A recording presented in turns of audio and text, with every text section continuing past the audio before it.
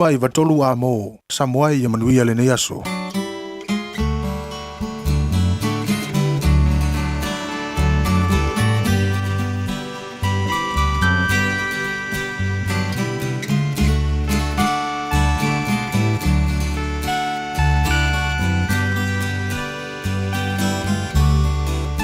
Eu tuku matangi liuoka o faa lave lave ua sao pe lava o le aso malo na ngangana pe o le lou malo na fuata se ai o ita e le po mai o nei mau mea ua tutupu mai ai ui I lea o te ono sa I se ia pele tai o le a matanga o le nei mafutanga na ui ala malama le masani le kerisiano I ana tu e fa alea manga na sao le tali se iai se aso ai tato no fo ma tau vai tatalo e pule le atua I le taimi olono vina ngalo awe o le alofa o sili le nai lo le aroma le te leo mea o lo o soi fua le whaamasino I o tātou tangata lilo o ia lea na te tofia o e tolua ina ia whaatasia lona fina ngalo ia o malu e male fia fia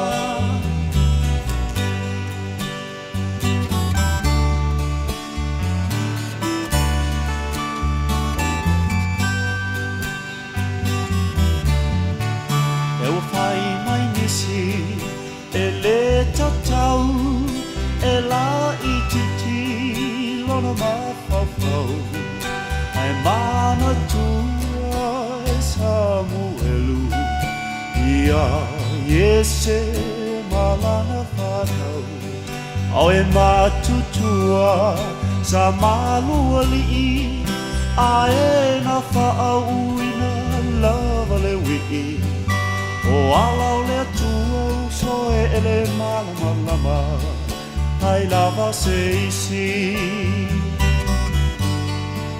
toe mana tuai fo ia kopo na fili o ia ilona loto I le teine la ititi o rasela o le na whaatau mai o sepa na whaatau atuai I ai kopito o le manui e le nasalilo o ala o le atua e whaale nganga e le whaale tino aue o le lofa o sili lea nai lo le auroma le tele o mea o lo o soi fua le whaamasino I o tātou tangata lilo o ia lea na te tofia o e tolua ina ia whaatosia lona fina ngalo ia o malu e male fia fia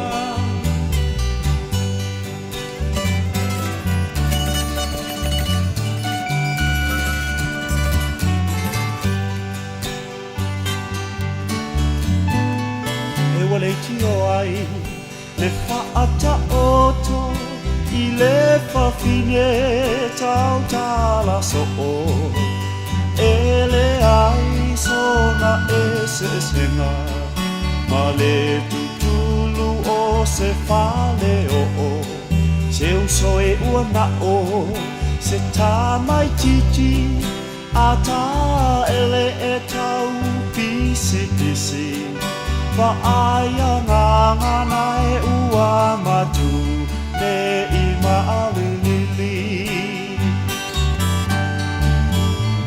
i tai wa ahu i le ino sia pe sela au e tu mai ai o ia o se suinga foi la uva ai toto no le e kalesia ai ui ilea o te whaamalosi awa o fuana o le alofa moni tau ulima o e mao mai le langi le tofi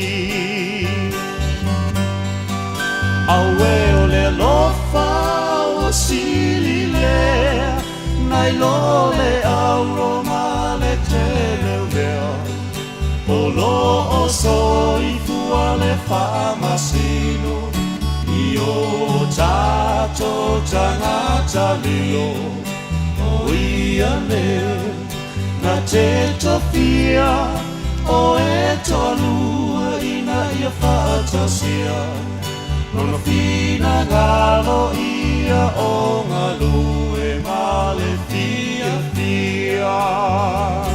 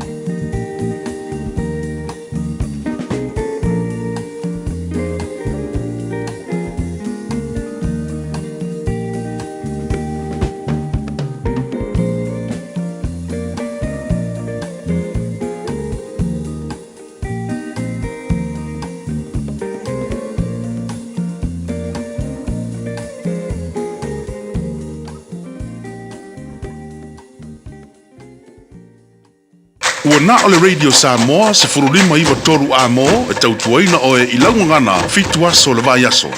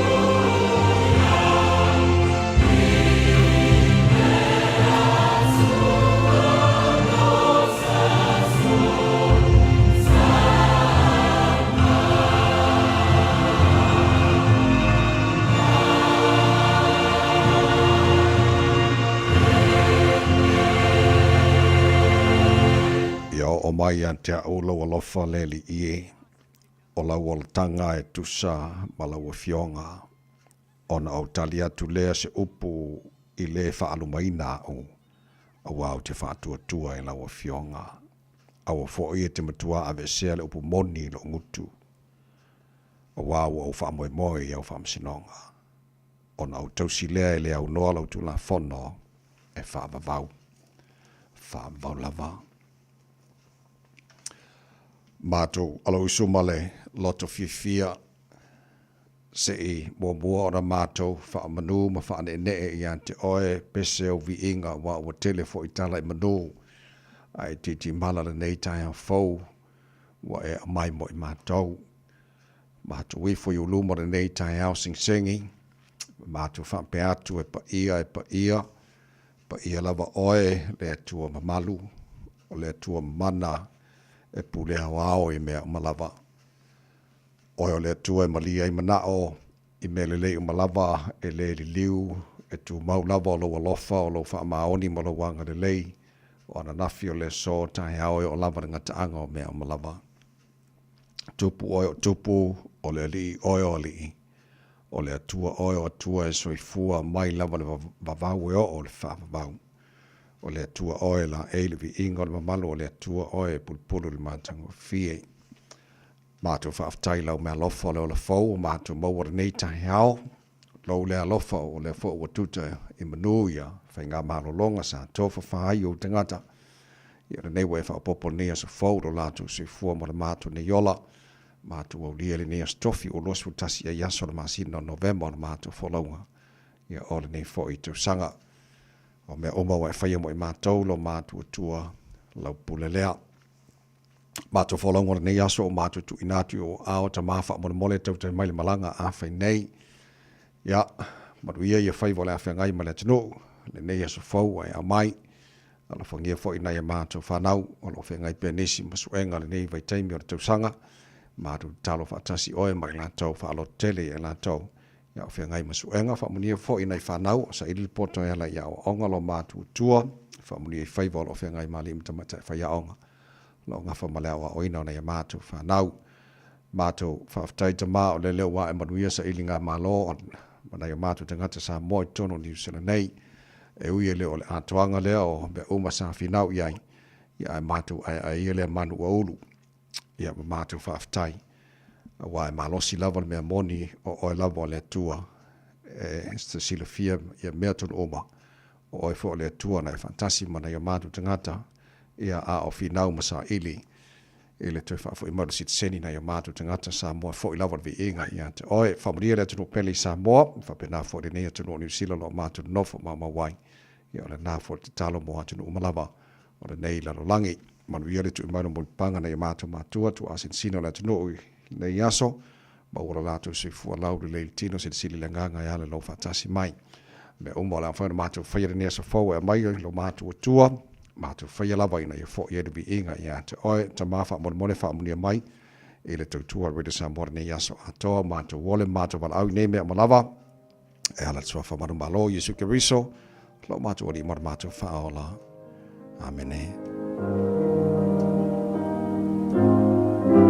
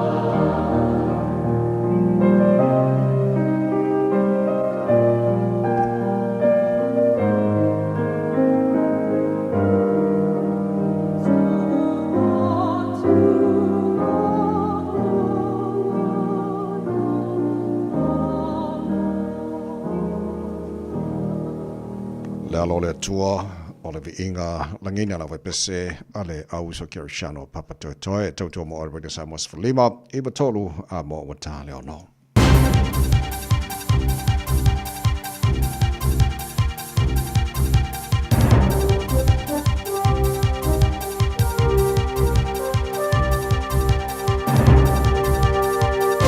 In this update, the Prime Minister has no regrets as his government rolls out its long-awaited gang patch ban rules. From today, wearing or displaying gang insignia in a public place will be against the law. Chris Luxon says patches are designed to intimidate members of the public and have no place in New Zealand society. Gangs aren't community groups, they're not Rotary. They thrive on destroying the lives of other New Zealanders, whether that's by peddling drugs or through brutal acts of violence that leave communities in fear.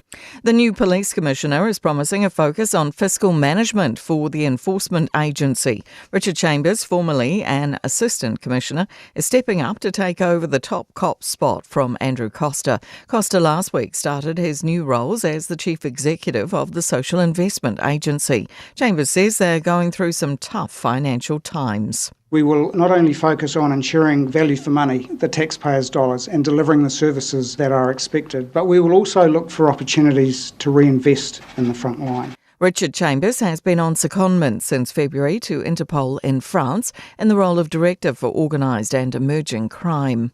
Firefighters are dampening the last hotspots in Bay of Plenty's Te Puna following a large shelter belt fire. Residents from 10 homes were forced to evacuate for a few hours yesterday from the fire that covered 3.5 kilometres near Snodgrass Road. 16 fire trucks and a helicopter contained the fire and 20 personnel have been working to extinguish it overnight.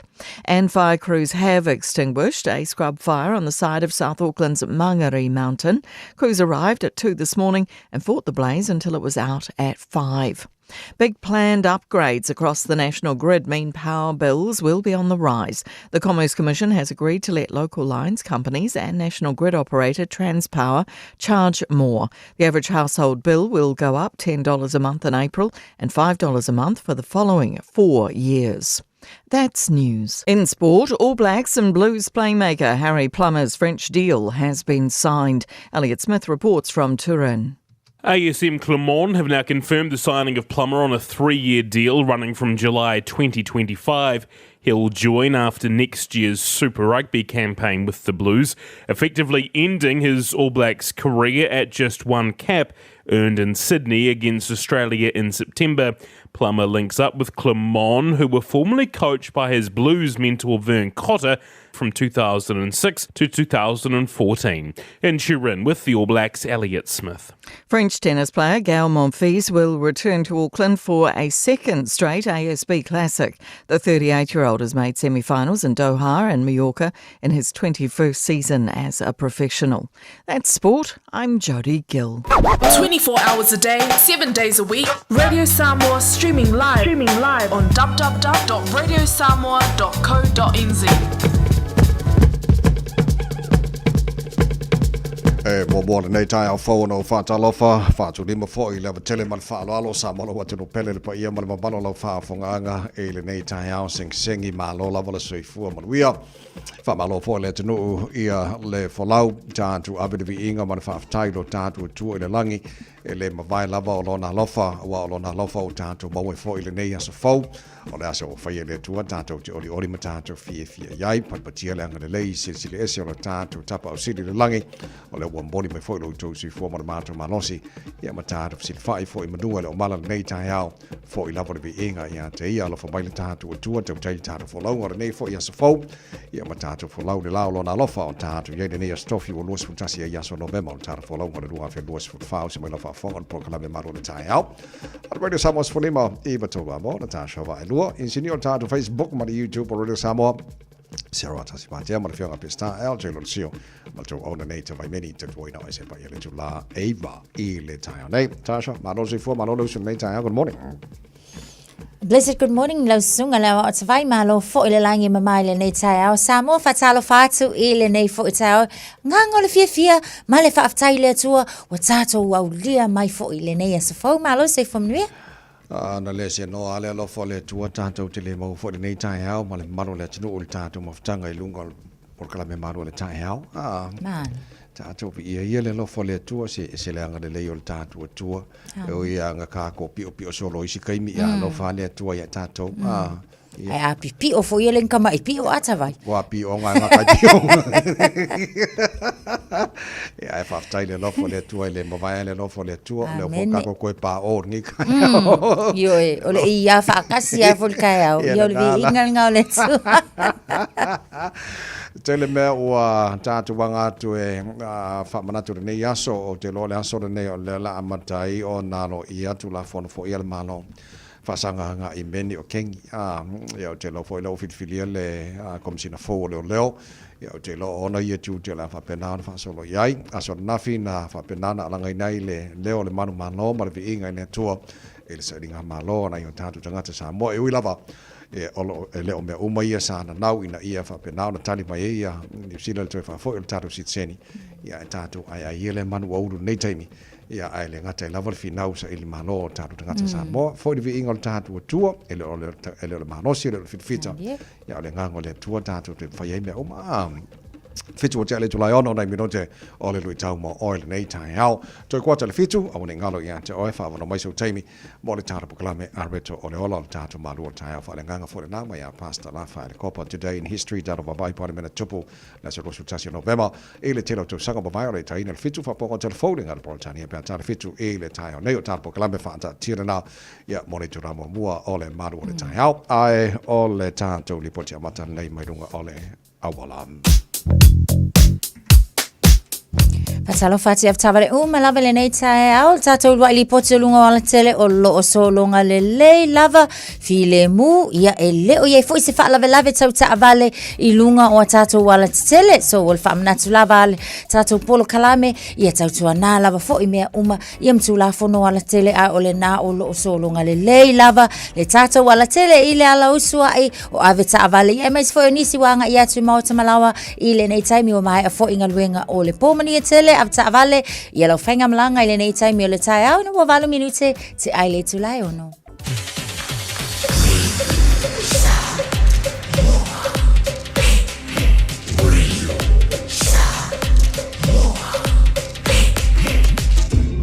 Moi votu amo Ua mawhai ana au ina atu le tala o le tau Iaso Taitasi ona o le lango mai a le Pacific Finance Limited. Telefoni o Valselau fitu whawha lua fitu. Mai ngā amata I le tala o le tau o nei fo I tai au fau tama ki makaurau au ki lani no whanga whaasa nauka Radio Sam Husford li molo I le mahanu lūna nei bainga o le tai au. Winga whamawino le tau mo le nea stofi o la vasola na awa o le tau e pa utimu ni so taimi langi le leifo inisi o vaenga o au kilani le sos furu iwa le morunga na maru o le ea mo tātou le sos furu tasi lona mawalalo au lia tai au o la vasola na awa o langi le leili tau telo vaenga o au kilani tutusa leile maru o le ea mo au kilani neima tai au vaenga yon tuantu o la vasola na langi le leili tau le sto na e papena fo langi le leili asas langi le leifo da songo fua masa lua marasa lulu o le nava yaso o luma na I yatu Whamamonga o mai alawa I tau tūna mai Ele nei foi tai fo tulanga masani a fanga solo foi le po kalami maru le tai au la mfa ntaro papa ai tulanga o ele tau tiro si vaenga o sira fa pena fo le tau I Samoa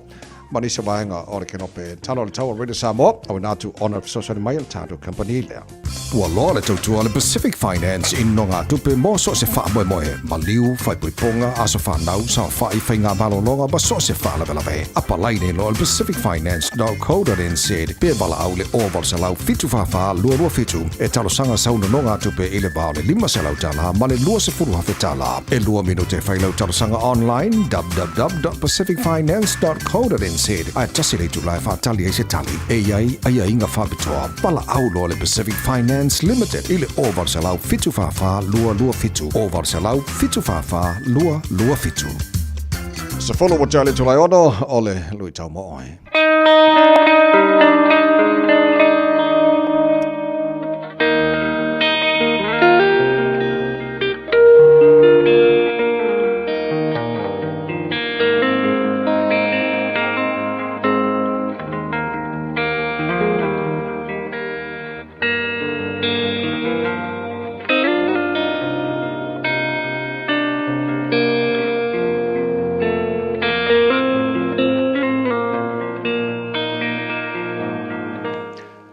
Ia ua alofa mai le li mo ua toi mo foi le malosi E me se fo le manoa e fa pena fo fa tau ina le tatou por kalame o le lui tau mo e. O tu se la apostolo Paulo le kalise Filipi, mta pu mo fa upe tolu. Mai tala la apostolo. O te fafta ia tu lo tua yo manatu uma ia te o to. Every time I think of you, I give thanks to my God. O le fata ua mo e ma le lui tau mo e ma u le nei tae. Po le nei o uli ma le nei. Aua ne i whaangaloina i la tau saanga le leia te oe. Aua le maua lo manguia. Ai ulu kua ngai ka isi. Vai oe la aposkolo. Filipi, Kolose, ke Salongia, Efeso, ma mea umai whelua i ai koe fo i Jerusalema. Ai whe me lankala, e le ngalo o tau ia tea. O lankala leng vai a Filipi. Walu i le mea, ma le mea, mori mai lang kusile. Ma i le ngalo o tau ia tea. E le ngalo lo tau walo lofa. E le ngalo lo tau wangalele. Ia, wha malo si fo i lai lo loko. Ma i alu i kauinga oe. Awangi i whaangalo inga lo ahinga i Samoa. Awangi i whaangalo inga o Mākua. Na i o uso mautua whawhine. Awangi i whaangalo le au nā le atua. Awangi i whaangalo ka i o le malo. Awangi i whaangalo ka i o le community. Ngaka o lo kausia lo wala whale nganga. O lo whaia kongu mo le manguia o lo ainga. Whafunga le tala le apostolo. O te whawtai atu lo watua i o manatu umai ate o tō. Mai vai. Me umau ke mafau e au kou, o ke whaafkai le tua. Every time I think of you, I give thanks to my God. Whaafkai le tua o loko mangaku mai, mo loko walo lofa mai, mo loko kakalo mai, mo loko sapsapaia. Ia vea lea mo whaamonianga ia te oe. I le ni aso, awangi i whaangalo inga awhi aisi o ngavau. Awangi ai ulu kua ngai ka isi. Ono le swafo Yesu. Amen.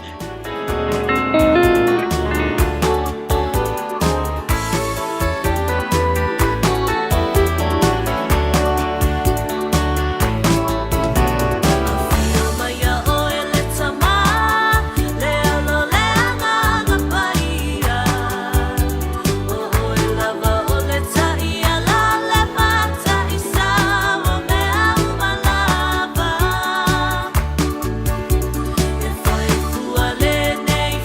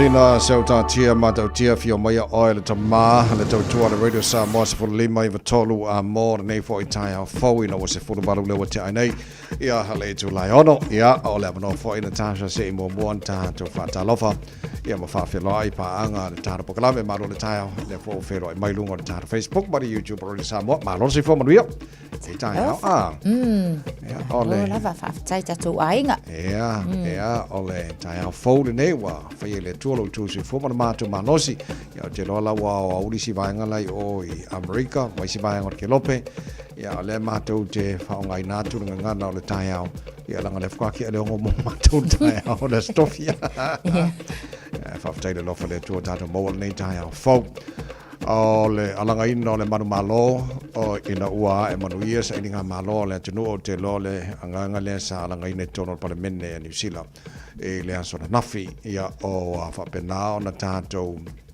se sila foi le tunu o tātou bawai e le fiu o tātou tangata e finau pea ia le ufa e ina foi e ui lava pe o na tāu fo le nei tai au e ui ai le o vaenga uma ia sa na nau iai ia le o tali mai ia foi famdianga mo nei taimi ai le o mai lava sa ili mano tātou tanga Samoa malo male le saunoanga foi te vai nei tai au ia tātou tau fai pi ia ma lava le anga le nai tasi tātou alanga lava le vi inga o le atua ia wai e moni lava foi e le o vaenga uma ia tātou whaafetai ia o le ua iai nei ai o le tātou sa ilinga malo foi sa whenga iai ia whaafetai ai foi la le sunga foi i le Green Party MP ia te anau tu yono e pei lava foi ona ia tau mawhai foi e whaawau lava ia le molinga o le nei pili i te tonu foi o le pale mene le la ua iai ua mawhai ai ona toe wha foi sia ia wa e pei lava o le finau sa ia toe wha foi sia mai le citizeni ai latou o e o loo i le vau tau sanga ia na ta ua i te tonu le pili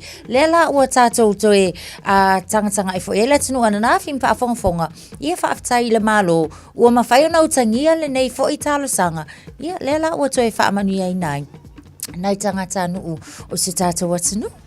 Yep, so titilo inisi o vaenga tā ua o nisi o vaenga pe o nei le sa roanga le whionga anai, Arthur Anai ia le sa vea foi ma se tasi fai pule national i tau sanga mawai i le ngana parataniana i sa noa injustice has been fixed to a certain extent but we've got to be happy about it. O le winga le alfamtalanga tasha le sa fai nei e uia e le o mea uma ia le sa na nau ina ia tali ai New Zealand i le toi whafo i mai o citizeni tangata Samoa ai tātou fia ia ma tātou whaftaia tana sa pai ele tūlanga wa i nei ia ai e le umalawarsa ili mano e whinau pea ina ia mawhai ona whataunu ina le te lo isi vaenga sa whinau ia le pili leo le toi whafo ina mai o citizeni tātou tangata Samoa Ngona fo le fle ngang whaftai i le tina fo ia wae o mai le sona nafi ua whaisiro le soifua o le na ulua i amataina lava ia le nei fo i talo sanga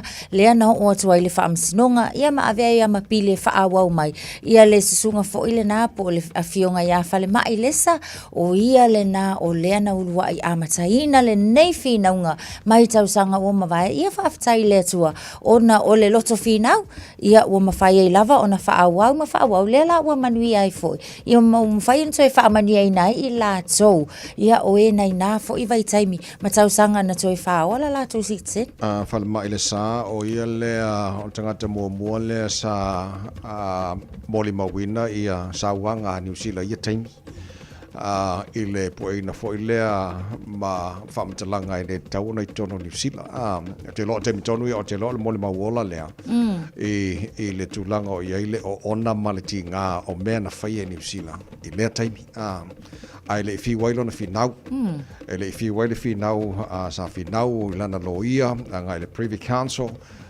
o le whamasinonga siri lea na maulunga New Zealand le taimi ia na finau wa o le almea o iai family ina lava ia le finau so o le tūlanga rana ia i fulele o le titelo atu a whapea wa tasile foi le recommendation lenta ina o lato umba na tarsanga mo titsenin talia lenta tongia lato tupe ma faim to refund so o famtalanga lo titelo atu i a sainia el ko vanasilia New Zealand la so fua o le vasa fau lona winga from that time o le mawhai ona toe refund uma e tupe lanto o le sa apalai mo la titseni tongi a me sal taimi lea le na fa mawina i le afe i vaselau dosu fa anga i le vaselau fa su man bat ya a tono la mo mai ni so tamari o le tino sa mo mawina le vaenga la so nothing ia matato baba ai matato talanoa ia mai foi le atuanga ia vaenga ai o le fa pupuina le mtaupu ia wala ina le o le nga fa aftai ia se nga malo sa mo tono New Zealand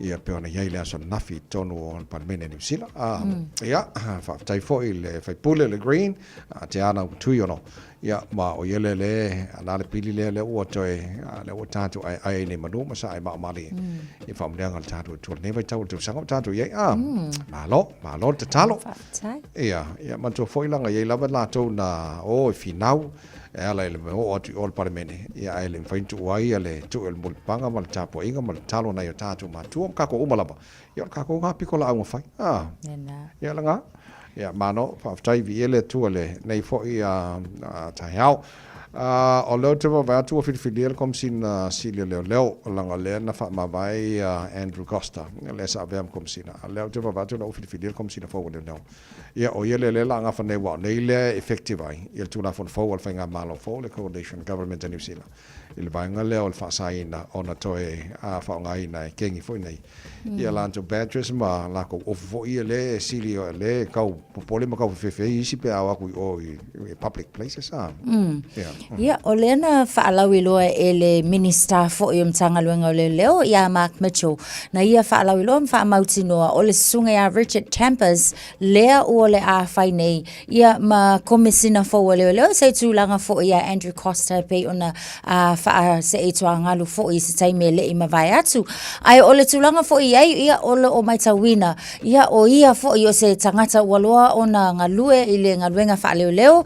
Tau sanga atoa sa ngalue ai fo i tonu o le malo falani i le tu lava fo i la le tau tau mawhaia fo i o i tu ina ia whaale leia ia le saunga le mu o tangata lau tele public safety. So o iei fo i la na ia matati a lea ua whaalawi loa i le taimile nei o le a tau lai ia la na ia fo i la au nanga pe o le vaenga o ia whaalia core policing focus o le vaenga la le na e peila fo i ona saunua tawai i le nei fo i aso o lea fo i wa mauti no ai le whaatawa ina po o le taumawhai fo i lea o le au mai e tutonu o le loa lea ale malo ia i latou ia whaatatau ia i latou o loo iai o latou pitanga i tutonu o kengi mai latou fo i o loo i tutonu o kengi ai o lana ia lea tūlanga i le policing focus crime prevention i le vaenga le na law enforcement public safety maintaining order, community engagement. Pe o ana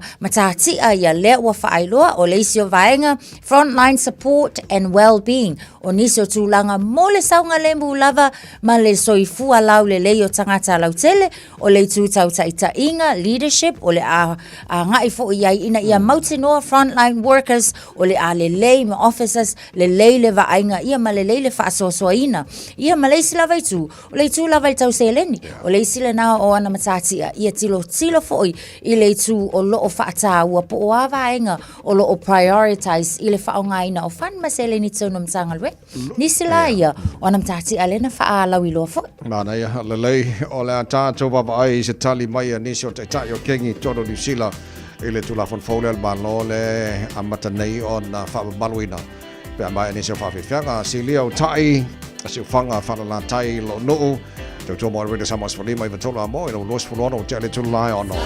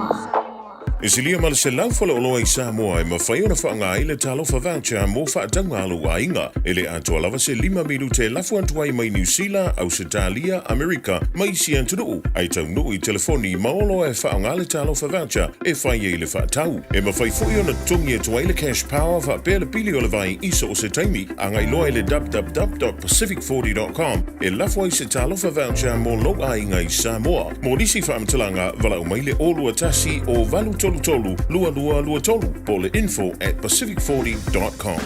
Sunga o whenga whakao ero kawa le fōu maunga Max Ila. Senga uka amilo e o kilangi. Mo koe foi mai lawa I o Tara I le Tire World and Auto Limited. Lea ma o aiso skoi ngā meg ma pa uka avar. A ole me piko sidi. E ngā le lua lima ka alalwa ia so le kokongi. Le Tire World and Auto Limited e te maua I ta avale ma pa utau ngō fia ia New Zealand antoa. Mo fo I se ti mag wheels mo so se tu ai ngā ta avale ma le telo isi au unanga. Warren of Fitness I le na ole se fulu tala pia I wha I lo ieina e wha afafonga le Radio Samoa I nei wha abitua. Talia wins quotes, cue cards, maisi. Wala le Tire World and Auto Limited I le lua fitu tasi tolu o mo pa uta avale. Po le lua fitu wha tolu lua o mo le fale inisinia. Toi lua se fulu ma le valu mino tolo talo le July fitu le porkalame malu le Tire Out. Wede Samoa's fulima eba tolu a mo nisi o pa anga le tara porkalame fta fata si mai nei taima le Tire Out. Mahalo se fua manuia.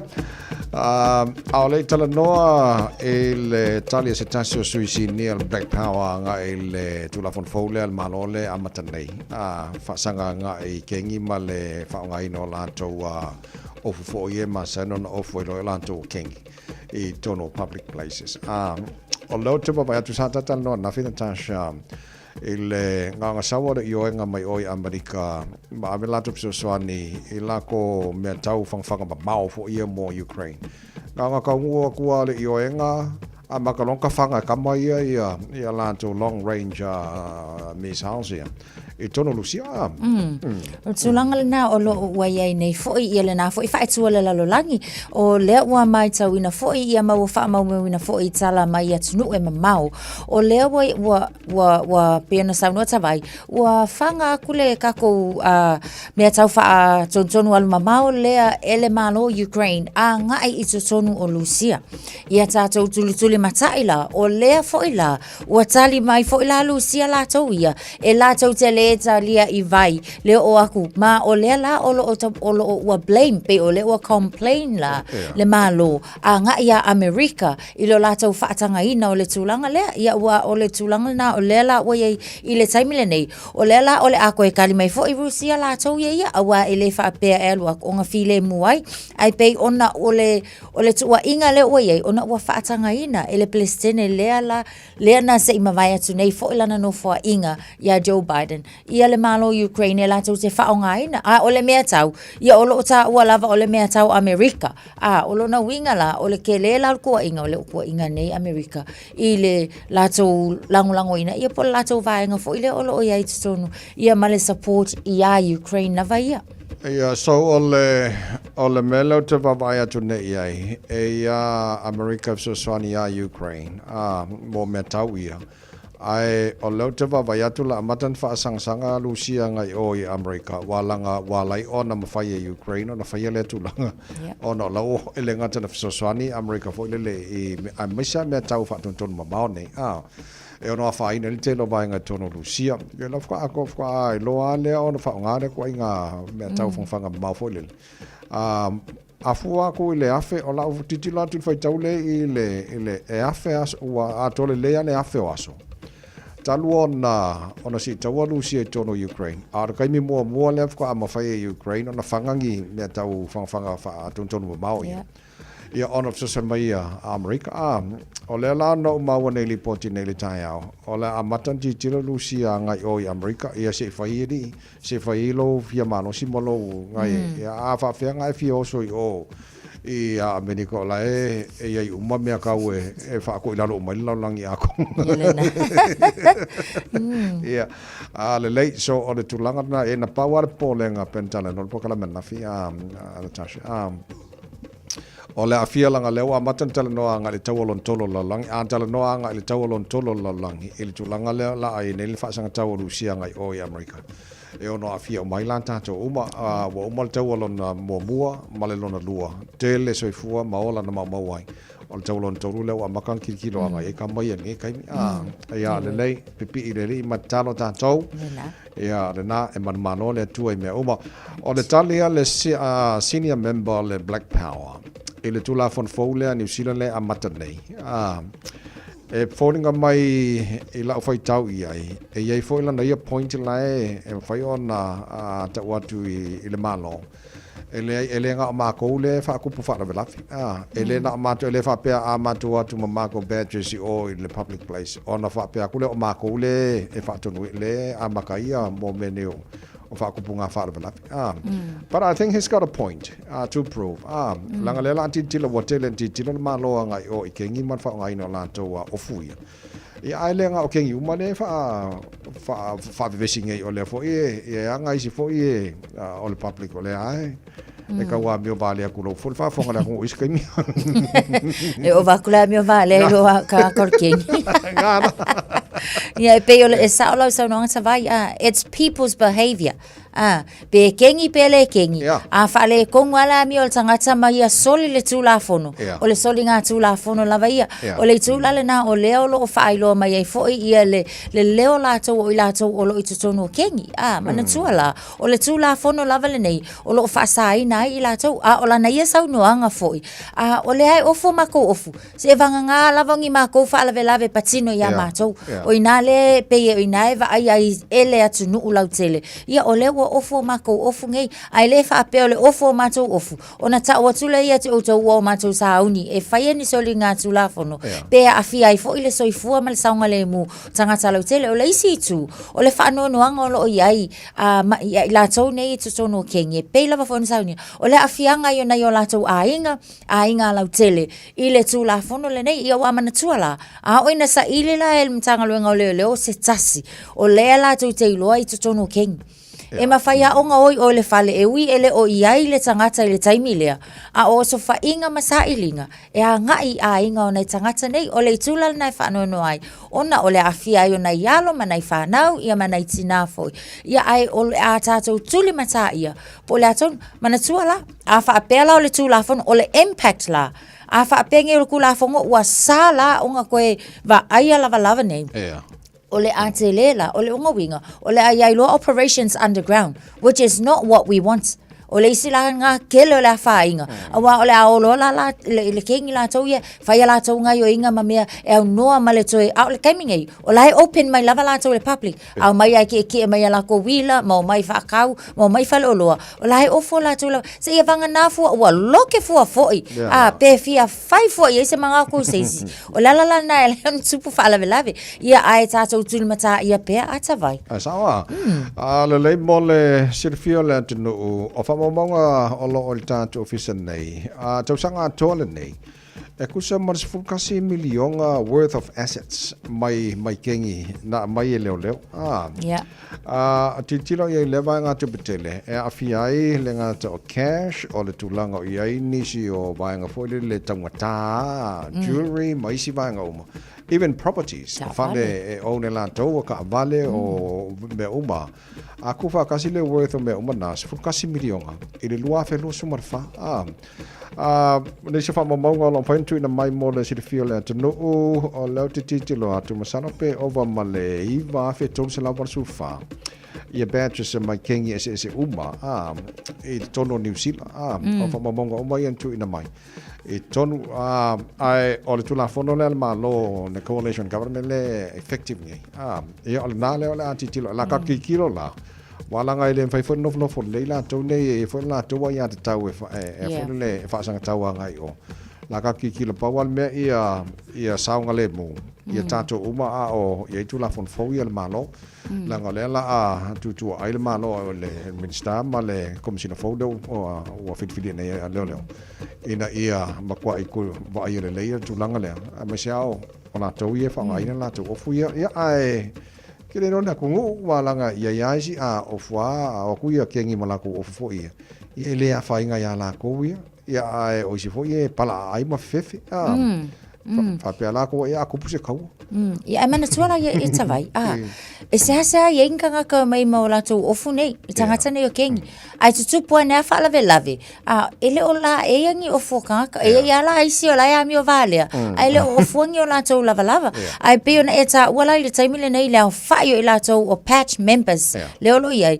mule sila fia fo ila e la tunu o lo whafongfonga mai pe ama le e ova tuma le 5 se lau tolu se fulu I la tau sai tutonu o le ale leo fai tu malo I Waitemata ai tolu se lau 5 se fulu male 5 sai nei au kilani ia ai iva se lau fitu su maleiva o ila tau sai tonu lava my counties Manukau o le lipoki lava lana ia a leo ia ila tau ia sa lono winga o nisi nei o tangata sa mawhai o na molia ia po o la fo iwa wha maumawina I le lisi le nei a leo ia ila tau o e patch I tonu le tunu ia so nei maingana na leo ama te le so le so su tasine November to say ma lipoti ma nisi fo o vainga o mino ele malo fo the Coalition Governmental National Act and New Zealand First I tono New Zealand nei ia wale au poloka la wala la inga temps band nei tai am fa vi fianga so Malaysia tanto li poti mai ngala wala ona bato lolo tanto manual tai am fa nganga reto leola mai pasta la fa le copa ne o tres curvalo e fito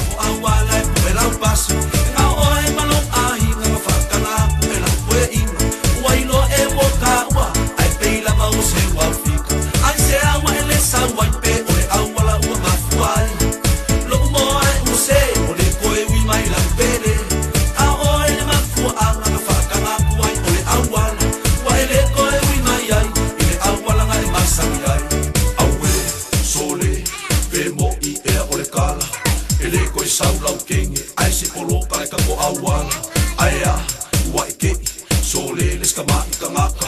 Wa uma lo ka fia aka, se polo kare ka ko awala. Sele ai, walaba, ka ko sole ma ko waya. Fasina sila ka fana, wa kele mo polo kare ka ko awala. Sele ai, wa kuai, wa poso wa ka wisami. Sume se mea ne o soile ko ai na ko ele pas. Sele ai, walaba, ka ko sole ma ko waya. Fasina sila ka fana, wa kele mo polo kare ka ko awala. Sele ai, wa kuai, wa poso wa ka wisami. Sume se mea ne o soile ko ai na ko ele pas. Ai lo ngai ke lo ai makinga o mama I o la poe inga. Ai fa asima I le munga la le awala mo le ko ai. Ele na oi, ai si ai. Fa kanga na o so mai I. Ile mako awala fasima, ai sama sama o mamoli. E fa se la umi kare umi, le awala mai le ko fale. E lo mo fie mo saule kanga ka ile male ka ba. Fa penga le ne o lala, lo ko lo fai so se kanga ka. Maria mai le ngai ku, o le apolo kare mako awala. Aue, sole, pe mo I e o le kala. Ele ko saulau kengi, ai se polo kare ka ko awala. Aya, waike, sole les ka mai ka ngaka. Wa uma lo ka fia aka, se polo kare ka ko awala. Sele ai, walaba, ha ko sole ma ko waya. Fasina sila ka fana, wa kele mo polo kare ma ko awala. Sele ai, wa kuai, wa poso wa ka wisami. Sume se mea ne o soile ko ai na ko ele pas. Sele ai, walaba, ha ko sole ma ko waya. Fasina sila ka fana, wa kele mo polo kare ma ko awala. Sele ai, wa kuai, wa poso wa ka wisami. Sume se mea ne o soile ko ai na ko ele pas. Sole ma ka ko le awala wa polo ka ila falo. Wa polo ka le mea ako e mai tafuna I fala to. I fa pena Amerika, Israel ma Palestina. Wa polo ka le kua oi, ele ai si fa sawi. Aku mai la ile mesa, o ke ke foile a malonga ai. Fa ngale ma ko awala, e o sola I Amerika. Aue, sole, pe mo I e o le kala. Ele ko saulau kengi, ai si polo ka le ka ko awala. Aya, waike, sole les ka mai ka ngaka. Wa uma lo ka fia aka, se polo ka le ka ko awala. Sele ai, walaba, la ko sole ma ko waya. Fasina sila ka fana, wa kele mo polo ka le ma ko awala. Sele ai, wa kuai, wa poso wa ka wisami. Suka se mea ne o soile ko ai na ko ele pas. Sele ai, walaba, la ko sole ma ko waya. Fasina sila ka fana, wa kele mo polo ka le ma ko awala. Sele ai, wa kuai, wa poso wa ka wisami. Suka se mea ne o soile ko ai na ko ele pas. Sele ai,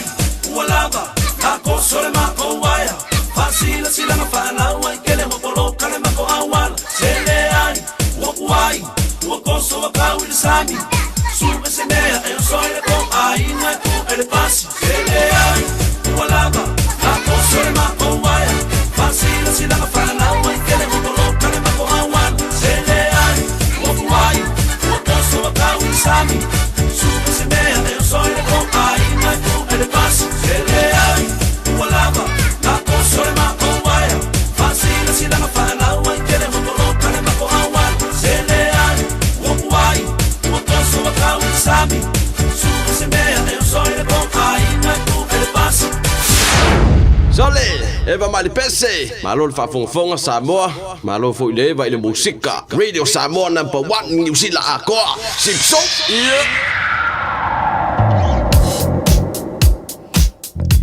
Huel Road on State Highway 1 southbound i le taimile nei o le nā o lo ua le mu foi ia ona o le nā ua whiololo le pisi. Rosedale area on State Highway 1 southbound o lo maitau atu ia o le nā foi ua amatona whiololo anga i atu la i le vaenga le nā Constellation Drive. Q-Mill on State Highways fulma le ono lo maitau atu ia o vaenga le nā o le tele le nā o lo ua whiololo le pisi i le taimile nei o le tai au nisi nā vaenga mswinga o le ala tele le nei taimile le tai au. Tu e se fulu ma le tolu minuta na tale o le tulai fitu. Talofa, we're the Katinas, and you're listening to Radio Samoa on 1593 AM. Bread of life sent down from glory. Many things you were on earth, a holy king, a carpenter, but you are the living word. Say it now. Come on.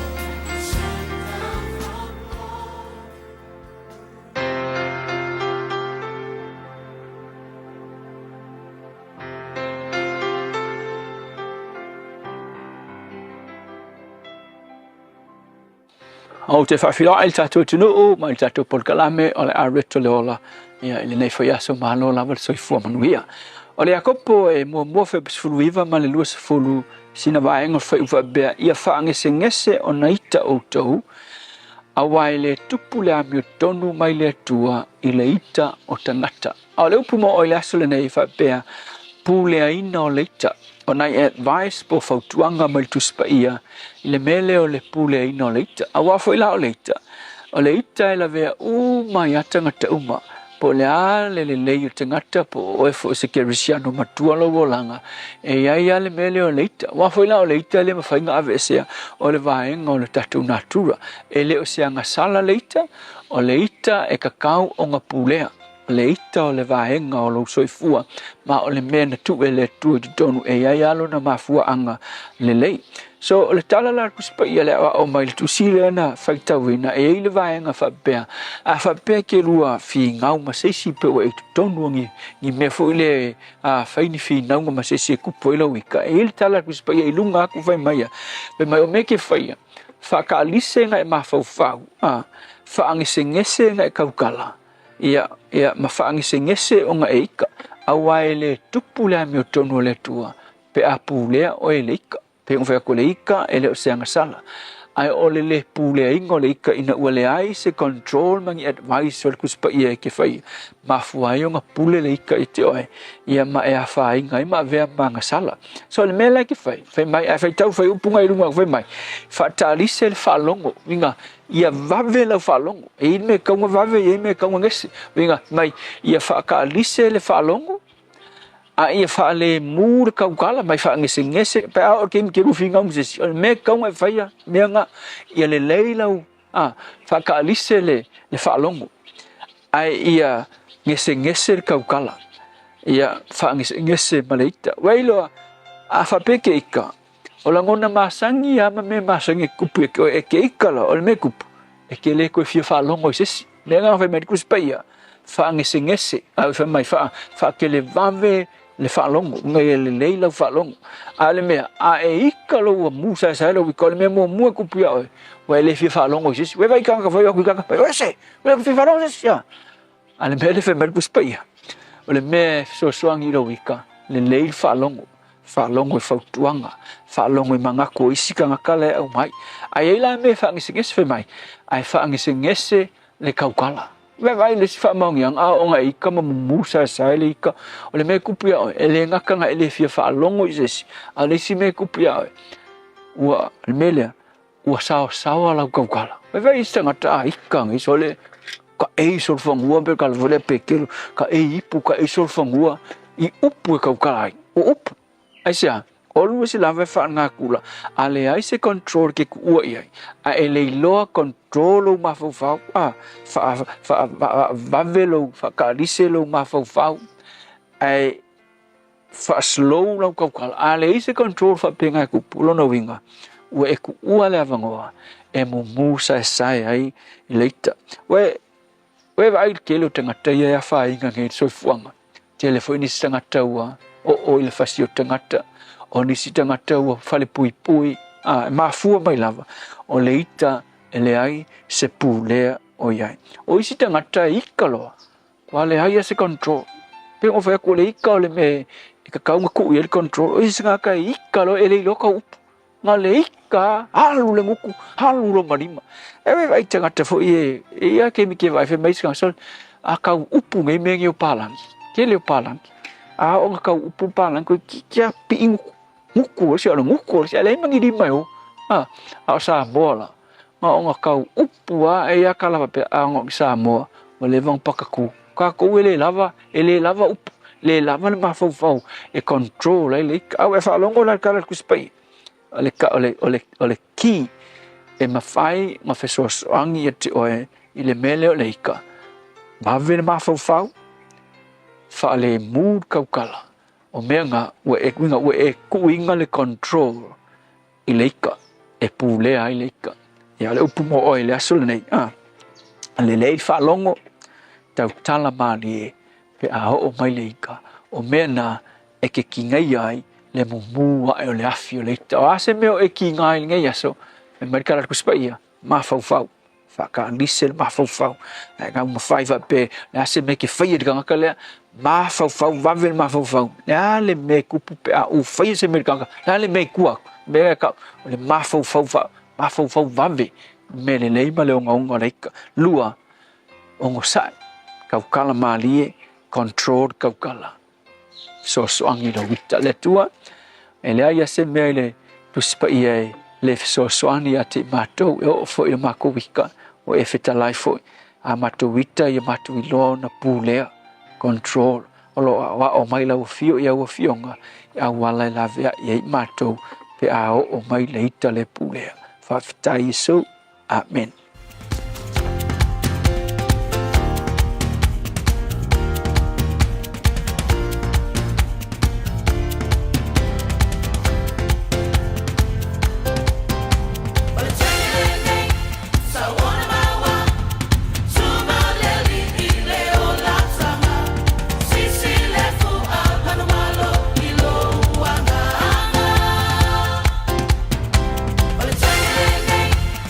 Wanna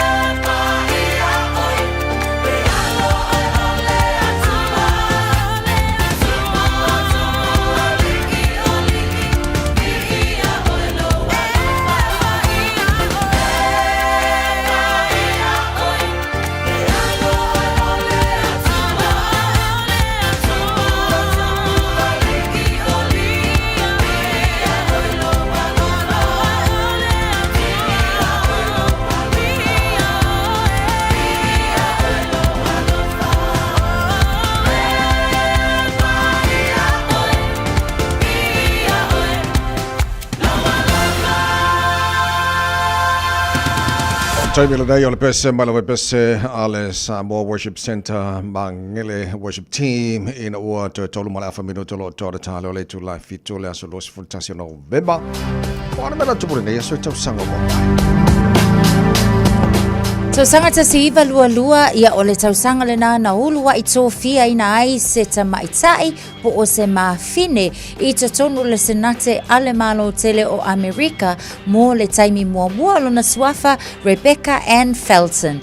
I le tausanga lai ta siiva tolu ono ia mo i lato e sila fia le ngase le nei tau mai fatu lea ua iai se tonga fitinga lea o lo o whaatino ina mawhaonga aina le artificial heart valve o le aso naula le nei o le tangata na uluai a mataina ia mapionia inga ia le na fo i tu a inga o taotonga o lona suafa o Victor Chan o ia o se Chinese Australian. I le tausanga lua afe malifitu o le isi tausanga le na o si aile na toi usui aile fono a le North Atlantic Treaty Organization po le whaalapo tutonga leo bata ua o le NATO malato vala auli ai nisi nei o malo iti ina ia awai i totonu vea ia masui o le nei whaalapo tutonga malola nei pe o Bulgaria, Estonia, Latvia, Lithuania, Romania, Slovakia and Slovenia.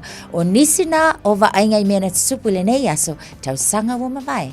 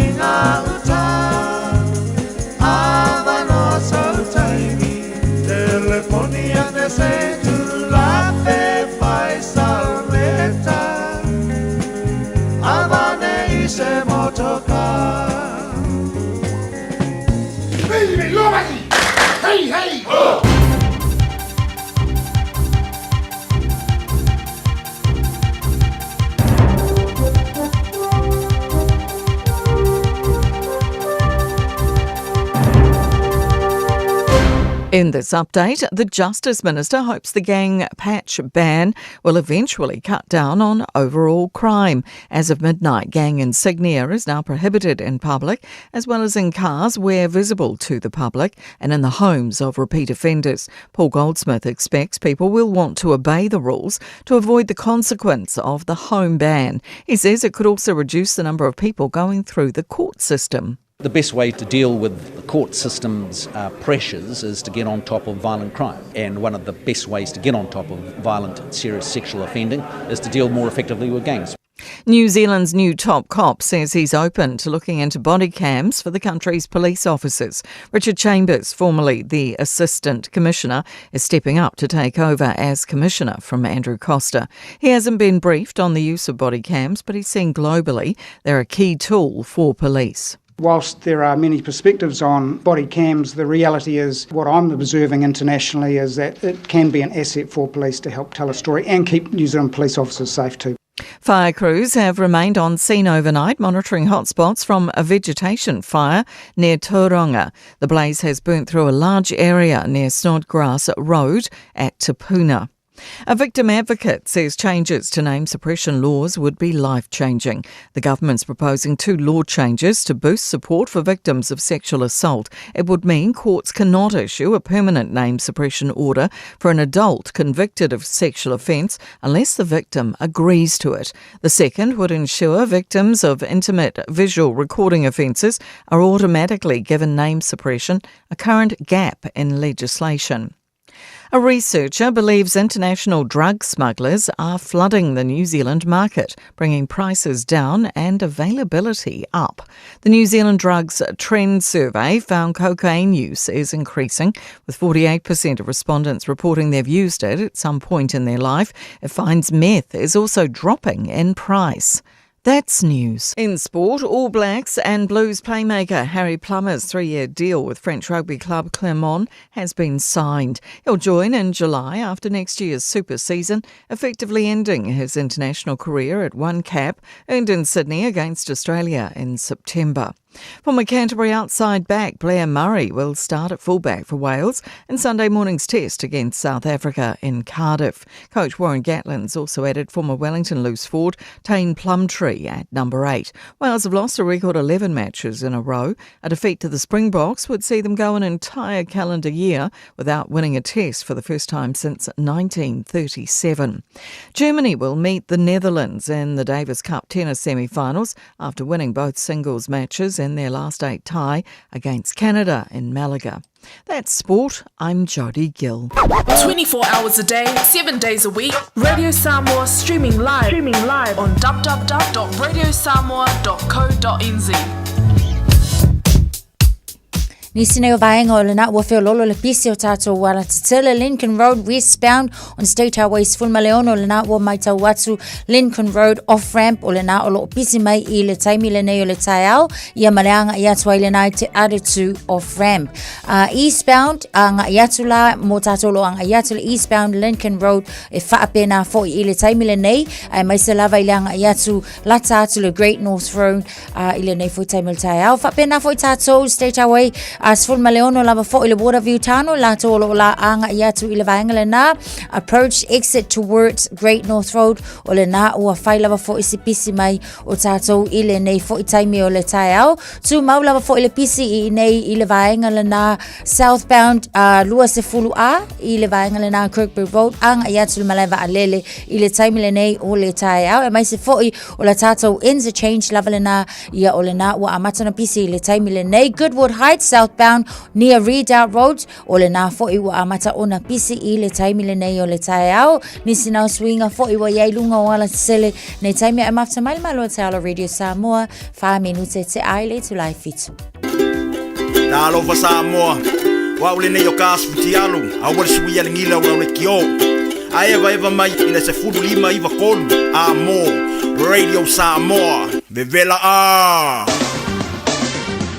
Ua mawhai ona au ina atu le tala o le tau Iaso Taitasi ona o le langolango mai a le Pacific Finance Limited. Telefoni o Valselau fitu whawha lua fitu. Malo lava se whamanuia le tino le nei taimi o le tai au le vainga la tamaile nei le tala o le tau tāntu amata mai Samoa I le nei fo I tai au fau o lau te wapai atu lua se fulo I le mawhana le e Samoa I le nei taimi o le tai au la mana I mai langi le lei Samoa I le so winga whamawina le tau le tino o le a whasolo ina awa langi le lei ni so taimi e po I maenga o Samoa la pa o timu le nei yaso faisi velo le Samoa le so tolu se fulu tasi degrees Celsius mo runga le velo le Samoa le so lua su matfai lona ma walalo o le ngalo le tino le fata fiti o taru tala mai Samoa nei ba yaso e le ta o le balu e le tai o nei te mai le talo le tau e New Zealand nei tātou amata mai le motu saute whatalo whai paanga le maro le tai au so se vaanga le motu saute le nei tai au maro lava se fo manuia langi le leile tau i Alexandra e le taimi e pa wai nai wanga nei le tai au se fo whara maurunga le maro lu whai se maro lu li bo ko wori Blenheim maro se fo manuia langi le leile tau mo o tau e pa uti mo ni so taimi la wauli ya mala fia na nei se fo valu maurunga le maro le ea wha mawina mo nei fo yaso e le papaya tu i Queenstown la fa solo ina pa ujimu lang le lei fo iniso taimi se fo lu sole maru lu ke se fo lu mo lu malu lu lang le lei tau Wanaka le nei yaso fa solo pa ujimu le tele vainga Westport se fo lu mo lu malu lu Nelson la fa solo fo ina lang le lei tau pa ujimu iniso taimi ya mala papaya tu Dunedin o la fa solo ina Awawa ya pa unai wanga ni so taimo le sos fu luar maurunga le marulu ya male ayo fungala aule ayo kariso karestete o mai tato le nei tai au malo se fu pa utimo e mafa timunga ni so taimi ya ba watu mafa na timunga le fia na nei fa solo nangi maria marsabili mai sauti sifo fu le maurunga le marulu fa mawina mo karestete so ba kwani fa si marulu dio ke lo ba ngari mo tu sauti le ya so le le fa mai le talo tau le motu matu Pito la lunga le motu matu kai taias fruiva mo lunga le maru le ela matele na awa pa o timo ni so taimi lang le leila fia na nei le la mo Wellington ma lo la versi fu mo le nei tai good morning o le afa solo pa o timo ni so taimi a me se la vale awa uli fa solo in malo si sabili ni so taimi lang le leila fia na nei so sabili angi mai matu fa solo nangi mai saute e le fasolatu la holy ya mala fia na nei fitu mo lunga le malu fa mawina mo Wellington e le so spruiva mo lunga le malu e tauranga la fasolon pa utimo e le so lang le leila fia na nei tau po spruiva mo lunga le malu le so pa utimo ni so taimi lang le lei fo ni so taimi le so rotorua spruiva mo lunga le malu le so fasolon pa utimo ni so taimi lang le leila fia na nei telo vaenga o Palmerston North wala fasolon pa utimo Maro sit savili ni so taimi lang le leila fia na nei fo no malu al malu fa mawina mo Palmerston North le so ba ko dia fesi malu do le kelo isi mango New Zealand ni Plymouth malo se fo maria ala pa utimo mo to le nei fo yaso ya fa solo mo watu le ma fo timunga le fia na nei nei pia lang le leila mo to le so Masterton ala fa solo fo le pa utimo mo ma fo timunga ni so taimi fo balu malu al malu le fa mawina mo Masterton le so e le telo bainga o Hastings la fa solo lang de leile tau pa utimo ni so taimi lang de leifo Gisborne pa utimo ni so taimi la wauli los fulor malunga ma fana ya makiri ki ro ha maltone malo la versi fo manuia fa solo pa utimo lang de leifo il tau e le wauli se fu fitu malunga malo ru fa mawina mo kiri no ine so tama ki makaura o kilani no fa fa sa long radio Samoa se fu limba mo ele malo lu de nei bainga le tai hao baba ti fafo ya le fa maru mai ya ai mangai no pa usi timo nei tai mo tai o winga na tau le so la fa sona awa pa timo ni so tai mi lang le leifo inisio baengo au kilani spruiva al mo lunga na maru le fa ma wina mo au kilani le so tai au pa wi la fa sona awa lang le leili tau tu sa le maru le nei ma tai au fa pena fu mala sto nai ala lang le leili tau le sto nai lang le leili sa fa pena fu la so fua awa la so lua lang le leili so lulum ola mai so luma na tu fa ma mo wana la mai tau le nei taimi o le tai au Ua loa le tautua le Pacific Finance in nonga tupe mo so se wha moe moe. Maliu, whai puiponga, aso whanau, sa whai whai ngā malolonga, ba so se wha lawe lawe. Apa laine lo le pacificfinance.co.nz. Pea bala au le oval se lau fitu whawha, lua rua fitu. E talo sanga sauna nonga tupe ile bao le 5 se lau tala, ma le lua se furu hawhi tala. E lua minute whai lau talo sanga online, www.pacificfinance.co.nz. Ai tasi le tu lai whatali e se tali. E iai, ai inga whabitoa. Pala au lo le Pacific Finance Limited. Ile oval se lau fitu whawha, lua fitu. Oval se lau fitu whawha, lua fitu. Sefulu o tele tolai fitu mana o whaftaile tano malau whafunga angare nei taima le tahi au. Lenga te leo le mai mo mai le tano iso se tafora nei ke lope. Ilunga le Facebook, mari YouTube, rore Samoa. Malo la varsi fua maruia. Nei tahi au mātango fie. Ia male aso wa mai le tua mo tātou uma. Tasi le aso nei lalangi a tō male o langa lo tātou ienga o ngei. Wa foi la wo ke a kwa ngafi a. Ya. O so la kwa ngafi. Male le mau ki ngoi ka ko po la ko ka ya. Sa ole leita pa. Ai mine fai a ka ko fuanga la kwa ka ya pasi anga o la sko nga pasi ak male sa. Ya ele lo. Alele umangi. Alele umangi le lope au dia tai au. Ia le nei aso, ia le aso la wo fai le tua tato ori matato fia iai o ani mele le uma tau fai le so kwa pingi uma. Wai le loka ko pe au dia kai au. Ia malo fola monu ia le atunu. Ska ko ki manga ia ngia skofia. Ma ngai ala se ka ko lai salone. Sek. Ko lai sa ia ma singa toast. Umarna. Au foi song fa ma fa au fa lo loa. Au foi song fa simalienga. Ai awala le ngalo. Ia ole lau mol ia le salam welcome. Ia. Ala. Ana ia ole ko lai sa. Ia wai alfa kasi umai la inga wai ba bia kule. Le au lai ki el fie ko lai sa ngai lo au matu. Fa ko foi le fie nei fa na ko lai sa ko pai. Mana ia. Ja, fiska ko le sa manga yone foi astofia. Ja, foi. Taru no ma le fionga pizzo mai o le tunu le o Azerbaijan. O puka e po ferka o be o le alama la kurangi lo iai. If so swani wala ngole na manino o fono le final COP 29. Ele o se fono foi le fa pe tara no atili ai ia le fa titia. O le tarsanga le ave tato Pacifica. O tupe o kulang kau kupe. Se fale le ia mea already o fale ngaina. Ona o le swing o le tau.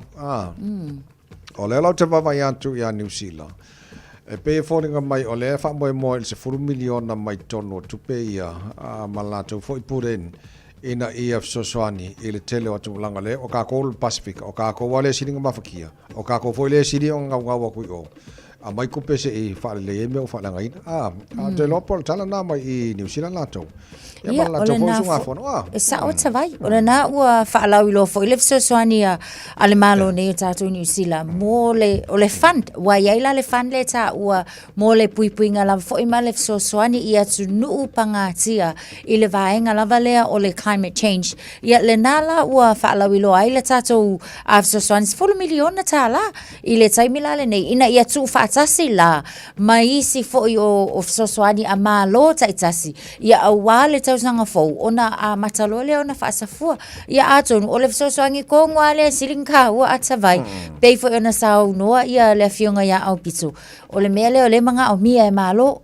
iti o Pacifica ia e manga o mia le sau o le se lengi inga ia mwhai ona whaatino na ilo o le fono fola ia ai le ei se vaenga mwhai ona whaataunuina au le tūlanga lana ia whaaftai ai fo i le tātou fo i whainga malo ona o le alava fo i ia o lo mawhai ona so o tau au i vaenga ia mo le sosoani nei malo iti ia so ole uteno fo mo mafo a fua tu wa ole fo ole se 4 miliona le New Zealand ole lanto contribution i le vaenga already existing 1.3 billion climate finance commitment ole lua lima no winga la atitilo i tupeia o tupeia ole kusa ole tu fatasinga umai of sosani amalo umalalang elon ko mai kupeso ole mko ki kele o tupeia ye nei yes a fa pela 4 miliona le contribution in New Zealand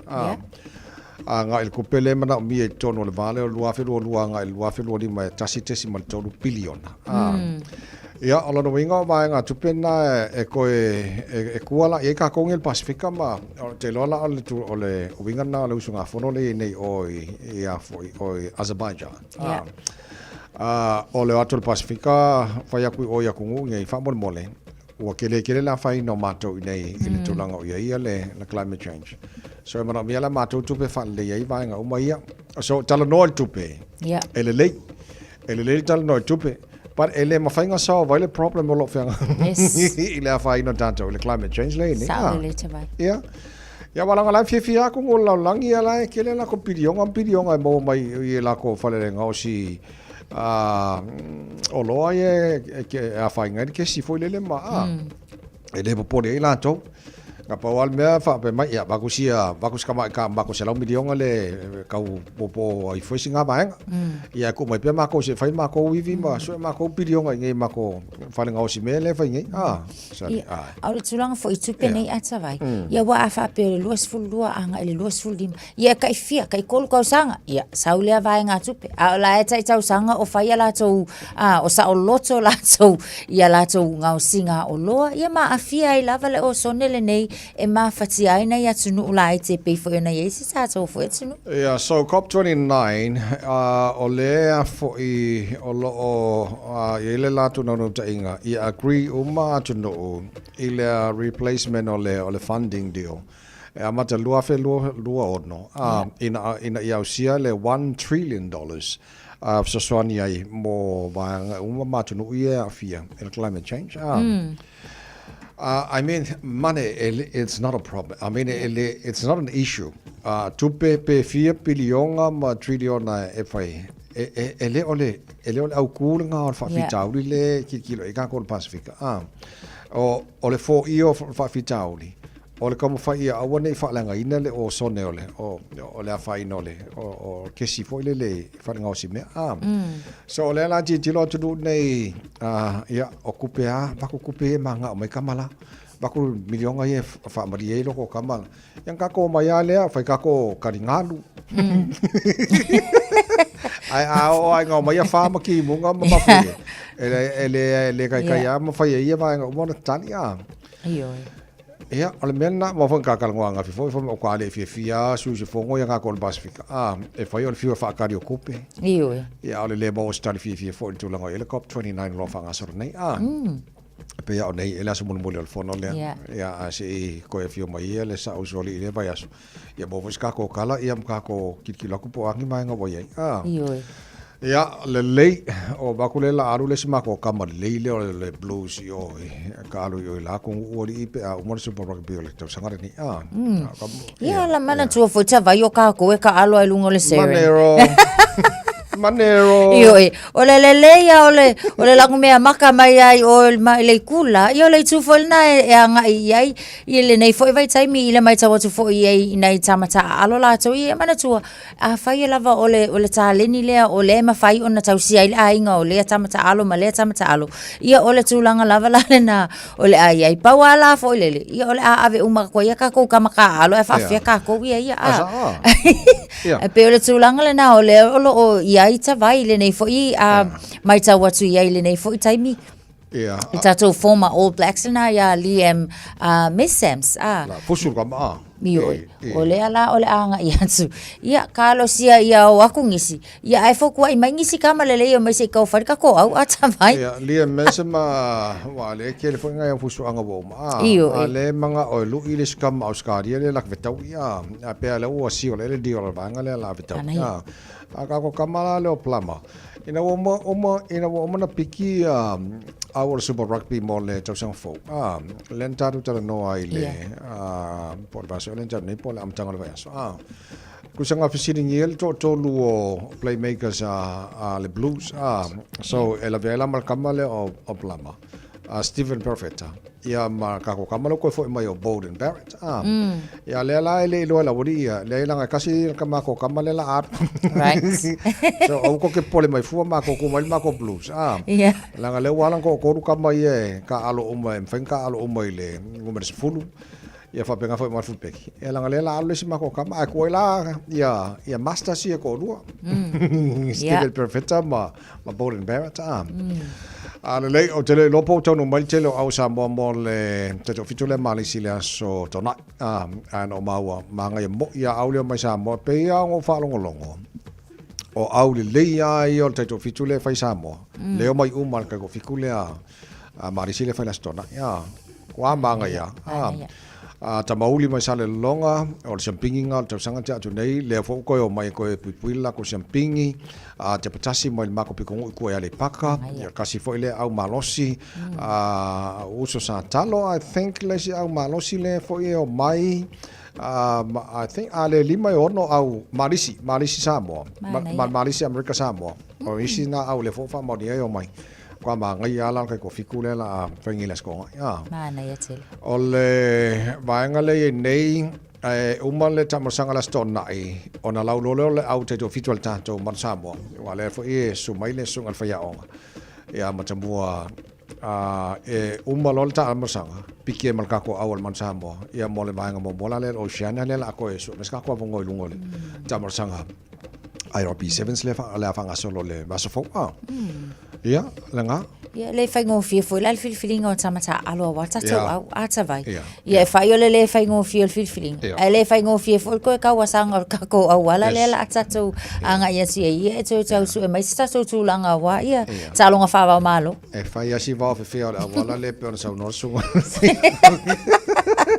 ka ko ya salva fe se ko su ka ko vongo lunga la leng fa de ko men ka ko tau sanga tu nei ya le au tau no mal chelo tanto au fa tala fa tu nei tar po klam nei tai au ma lo la versi fu va venga o ko lengi fa masangi ka ulanga le ka maru la kikia ma ko nei e de ku sa mar vela o ko sa mo ma na ya au le ngalo a le fa na pa watu la no ile Manuka Rovers Rugby Club e mangele o la fa na e mai mo ma fa sa longa radio sa mo longa Facebook ma YouTube ile asto nai aso akoa se yo la foi na mai al tamasanga ya poil awala sampini ya ma fa fo le no ya poil alo sa mo la fifilia mo le te fitol tanto no ya mai al tamasanga le so astona ya na fa fa yo le ki la kule mana ya mal tau le astona alo ka sanga kia bunge sole ke fa ko ki mu sole ai le fo ye kam se fa se engala ka mo ya kama kimu ka mo ya kama le fo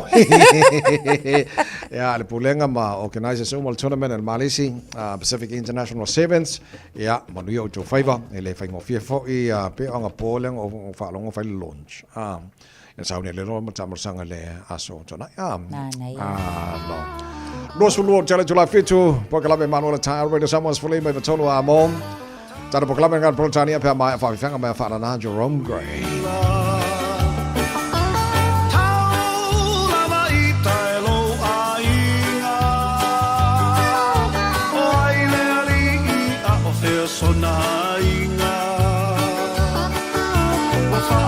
Salona si ufofonga italinga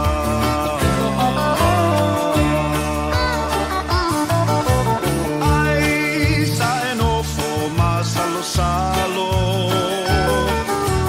le lo fa si au line ingalo le rosa e tuta si pango pango tate to e fata se aso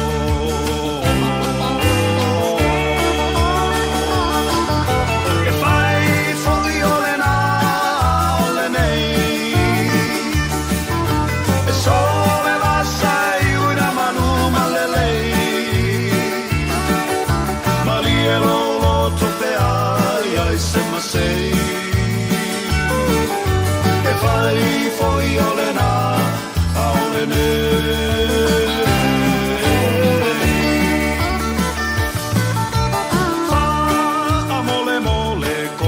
Sili ma fai o Natali o la ufesili na ma fu ai sea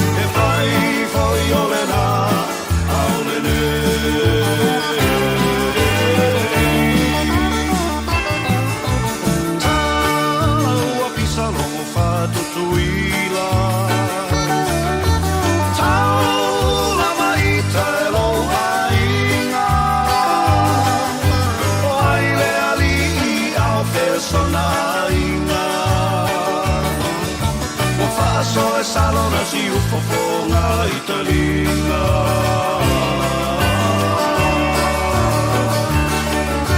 e fai foki ole na ole nei sole masai unya manu malelei malielo lo topea ai semasei e fai foki ole na ole nei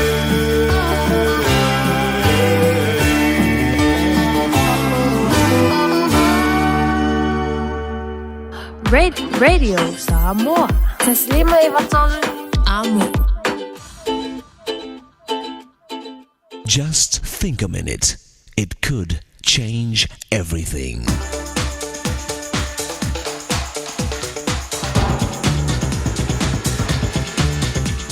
Think a minute. Love at first sight is often cured by a second look. A popular song said, "I'd give everything I own for just 1 minute of real love." Deep down, we know we haven't really lived if we haven't loved. So if love is what life's all about, why aren't we better at it by now? Someone said, it's amazing that after thousands of years, we still haven't learned how to love better. Part of our problem is we don't spend much time practicing and actually learning how to love well. We seem to make time for almost everything else, and whatever time is left over, that's what we spend with the people we love. Remember, working overtime pays more because of what you're missing. The most valuable thing in life, time with the people you love.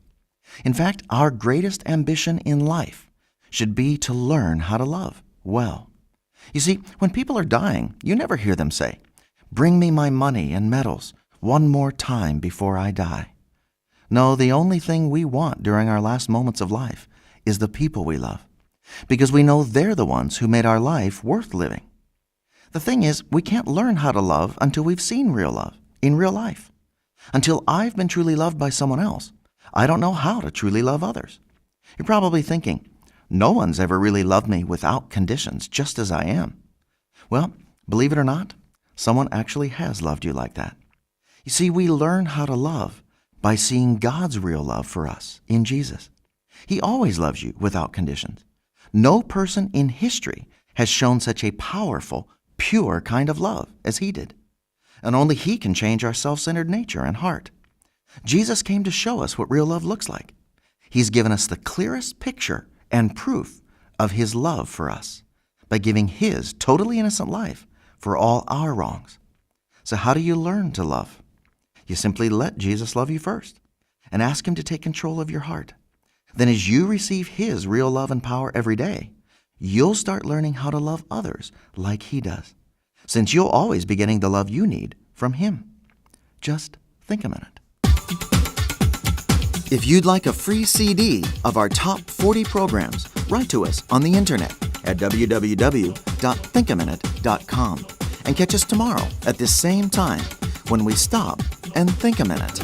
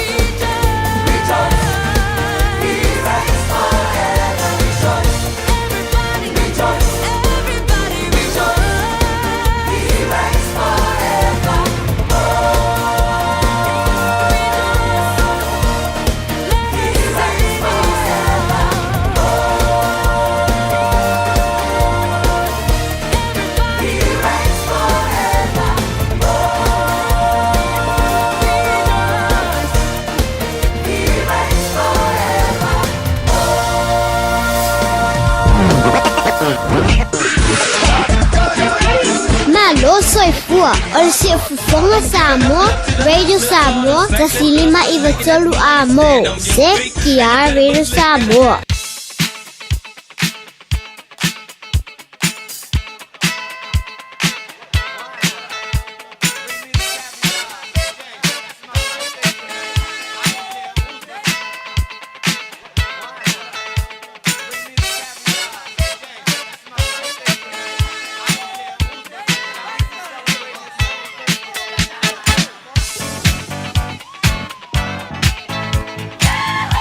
Ngas fara ola so tofi nei la so luas fultasio November wa matala le telefoni pe ama fai ona e vala mai ma mboli se lo fa anga se tasi fa manuelo na so fa na ole so tolu fitu tasi lima iva tolu olo mo fo le no dong tanto email on air at radiosamoa.co.nz malungo tanto Facebook mali YouTube Radio Samoa awala mana o mai lo fam liang on nei tai au pa li ma lo so fo manuel nei tai au vai ma do la worka wa ka ilo sunga le dia wa tai a do fo ka ku ni ka ya ba lo fo ku ya ngatacha alo soifua o la wa nga mo le ku ka ya o fa mo yanga al fa nga mo asfa nga o si o grand total le ta hiwe o lo ila lo ya o nga le lo ta dide ya ni ta hiwe ya ko nga ke ya o nga ka ni ala so nge fo ingai o le atua I o makua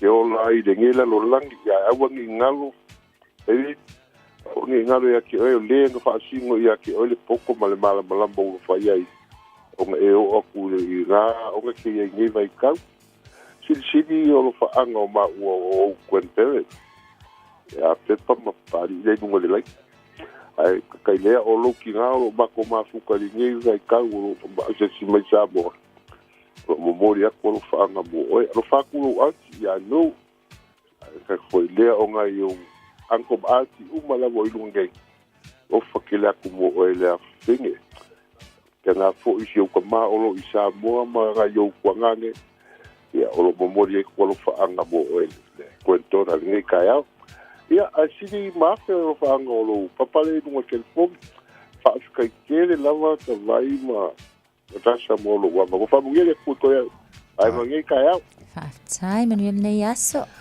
nei whamnanga na Yolo iei ta whamanianga I lunga o le emaili whamanianga mua mai a Nick Ili whamanianga mo le aso soifua o le tina o le nei ainga ia sala maua Ili ranui po tufui opa Whaaftai le tua ina ua e haulia mailo wasa soifua le nei, sa talo pia mo le ola manuia, ma le ola malo loina, ma nisi tausanga se tele mo lo wola.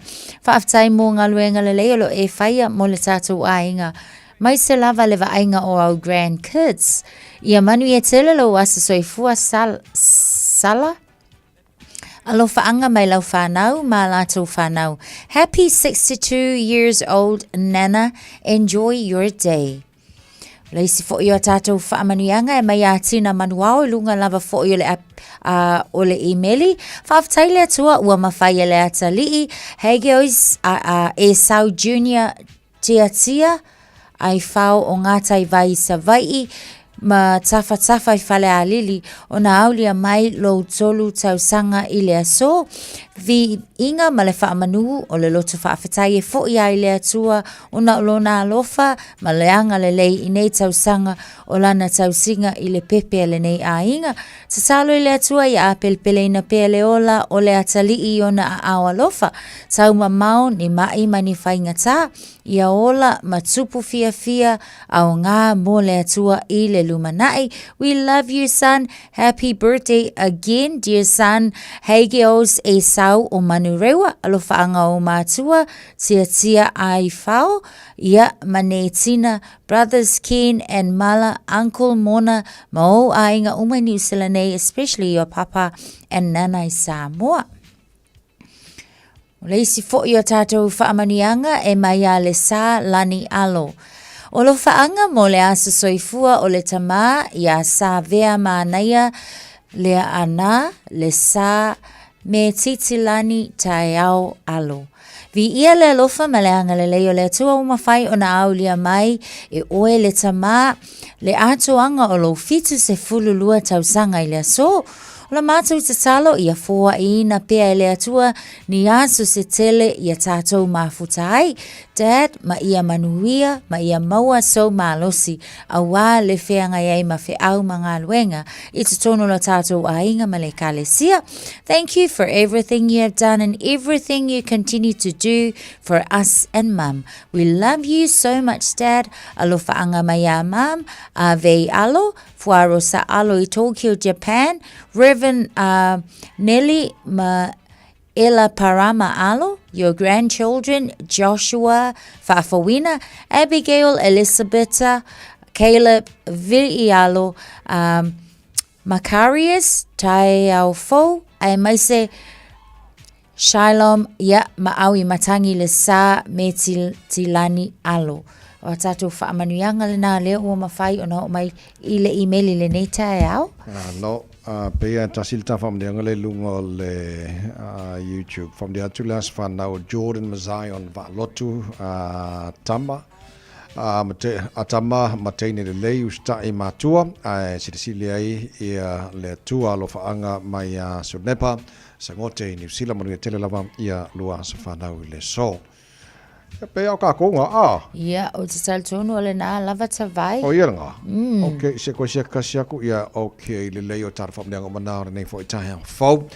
Ia, le malo le tano, ia, ele tu ni tu sango fa popo mo utou. Ia, le tama ia sa vea mana ia le ana le sa me te tilani tai awalo. Moniolo wa soifua, le la pesi aku ia lo san. Le sa lani alo. Ma le whionga ia pesta le sa lio tonai. Sa mo matalasi, angi mai se matangi family to le pulenga mana whenga renga rega sa mo poklami malo le tai au yo to wa soifua le so. Susulu mai, ma o mana tuai. La usamoa, le nuku o te nofo ai. Pe wha pe whea, na ngalo atu oi lewa ai. Samoa, o le penina, o te fia fia I ai. O solela, susulu mai, ma o mana tuai. La usamoa, le nuku o te nofo ai. Pe wha pe whea, na ngalo atu oi lewa ai. Samoa, o le penina, o te fia fia I ai. Hangi mai se matangi, e momoli atu ai. Hoku alofa I la Samoa, matalasi. Hangi mai se matangi, e momoli atu ai. Hoku alofa I la Samoa, matalasi.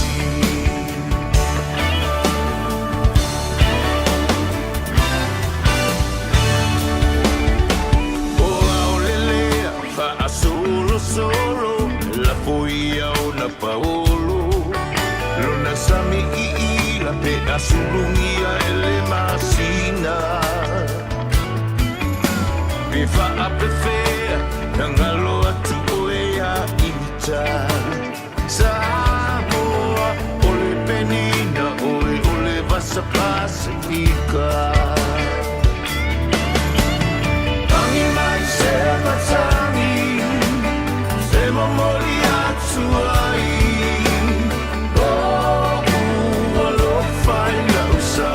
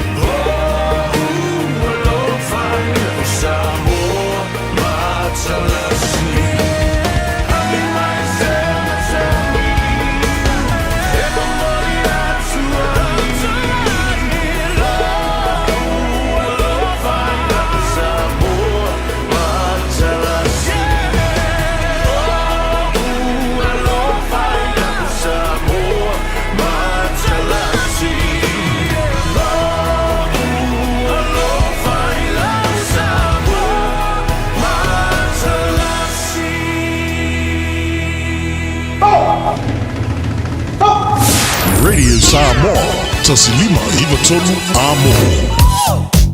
Whiololo manga ia tuna pisi tātou lunga o lana tele le taimile nei Cavendish Drive alo mai tau watu intersection na nga ia tu Lambie Drive ia ma nga ia tu ai lava I le vaenga le nai wiri o lo o mai tau watu faisi whiololo pisi taimile nei Lake Road o lo mai tau watu foi I le intersection na mai Northcote Road ia anga ia tu ai lava whaawa watu I Takapuna o le na ua whiololo le pisi Onehanga Road foi I le vaenga le na mai Mount Wellington Highway and Penrose Road o le na ua amata ona whiololo le pisi. State Highway lua se fulu e pei lava foi ona whaailo atu le vaenga e mai se lava le vaenga le na mai manukau anga I atu la ia lea I Wiri ma whaasolo atu ai anga ili malai valele northbound Dominion Road and Hillsborough o le na o loo ua mai tau atu whiololo ai le pisi o tātou. State Highways from Maleono Northwestern Motorway westbound o loo mai tau atu Causeway and Lincoln Road o loo ua slow down foi tātou le eastbound lata atu Waterview Tunnel.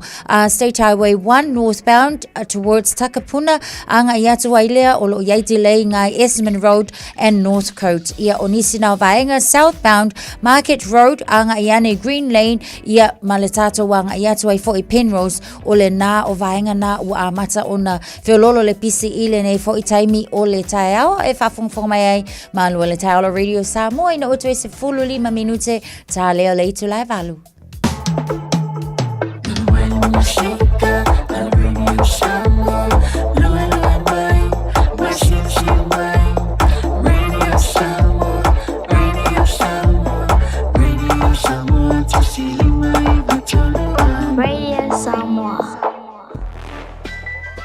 Awa ni MBC whaasala laua tu sa o lan Radio Samoa le tamara sanga teto fitu ale malisi Pacific Sevens lua afe lua sumar farm mai le malai o le Manuka Rovers I Mangele I le aso tona I lua se fulu tolo November tele au mai Samoa ma le Pasifika o le a waile nei wha moi moi ua mawhai ona au inatu ona o le langolango mai a company name Moana Rentals The Fono Kimana Wholesale Orders Pacifica Family Health Crew Mana tua le malisi Pacific Sevens o le lua afe lua sumar farm aso tona I lua se fulu tolo November I lunga le Facebook ma le YouTube ale Radio Samoa.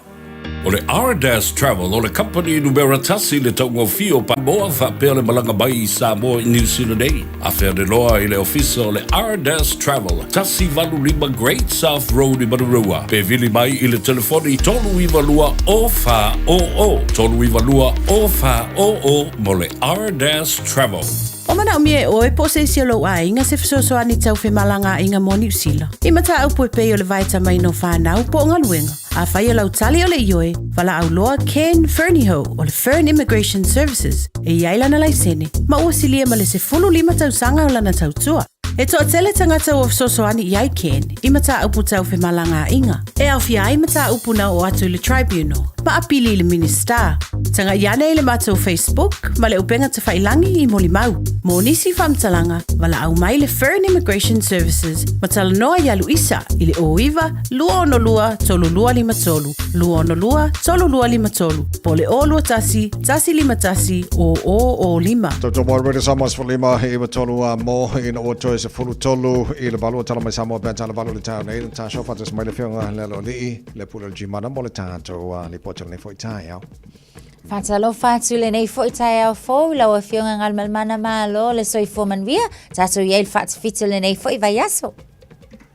Ia fa pena foi no fa feloi mo fa talo fatu le nga fa ftai le nga fie foi ya te oile tau sala ya le nga tai le ava mal fa lalo le sunga le o ya tavai so I fo manuia foi le tunu le nei tai au tatu pene ile lo fo le tua ya foi pela le vi inga ile li lona anga le to so I fo tau tua se ola vai ya mai se fo so I fo manuia le tunu talo pa talo falava Malo le sifua ana le si no ale lo fo le tua e le fantato pe nei pe na esa no lo sifua mo ia sifua lo le no e ma se ma to wola fo le nei tai au ka ko fa ka fikile wa la fo le fo va yaso moni le sa una ngata vai ana le si no le lo fo le tua o te le tu vai ya se umanu to e le ya se umanu ali pero ya no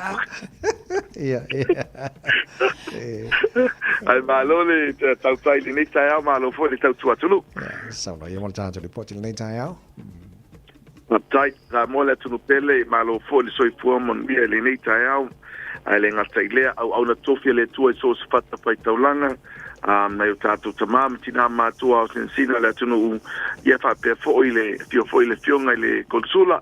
E lo fa un po ma le fionga le consula poi po fonga fo pe na ia ile taraino le tai tofi tu fa felo ai toile tatu unanga I tau e nei tai au manuia I la fionga ma le mamalo le tatu ofisa I mange tono pa fenga venga ele ngata ile lao mota tau singo tatu matua ma lo lava le tau tua ma lo nga lue ma lo foi le tau sia inga tulanga penele tatu unanga temsalo to I lava umal vayaso nei le mo se tatu fa talanga ona oni tutongia foi mani tulanga foi pena ia yani nis foi vaenga fo fuanga o le tai au ai o le taimi nei fia lava fa la lo atu to tele lava ila to o lo nga solo atu pea ile tulanga foi le pe ona ia la to tavale tu wai lo ia nisi le umana tongi tavale fa manino atu pea le vaenga le na o ila to la to tfa nga ina la wa onanga fata wina ya a tatu tavale ia ole ila to foina e moaina le tatu fa manuyanga le na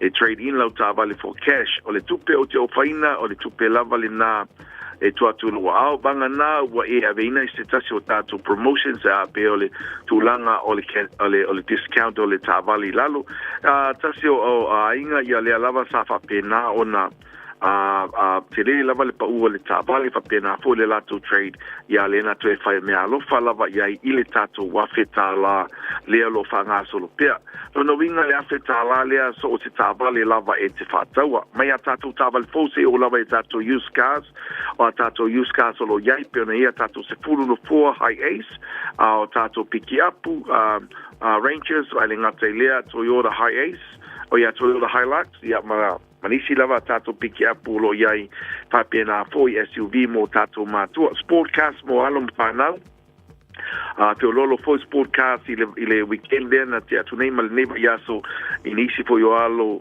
vai se lava foi autonga papai atua ya tato so atonga al fa ngaino le tato onanga tato taval folo il tato piki apu ale Mahindra ai fata wina le lua fa le tausanga le tavale ia lo emo wina le fa fetala o le fainga me alofa al tato onanga I nunga le tavale le Onisho tavale pionea tato XUV 700 o tato Scorpio ia o lopa pena foi ona tadia ina ia tato trading sai le ngata foi lea o le tulanga lea o le tato wafeta la fainga me alofa o lopa pena foi ona yanga vai tato referral tasina vaenga faftai atu e lato o lo pa pena na wina mai lato ainga ia po alo foi fa na o lo mo pela to wafeta la o le referral pe ai fina ngalo es sin mai se tasi fata wina se tavale tele nisi vaenga tu fata singo ai talafu fa ia fuolo wa onga le sene pe fa pe e fa taulo sa ia o tato le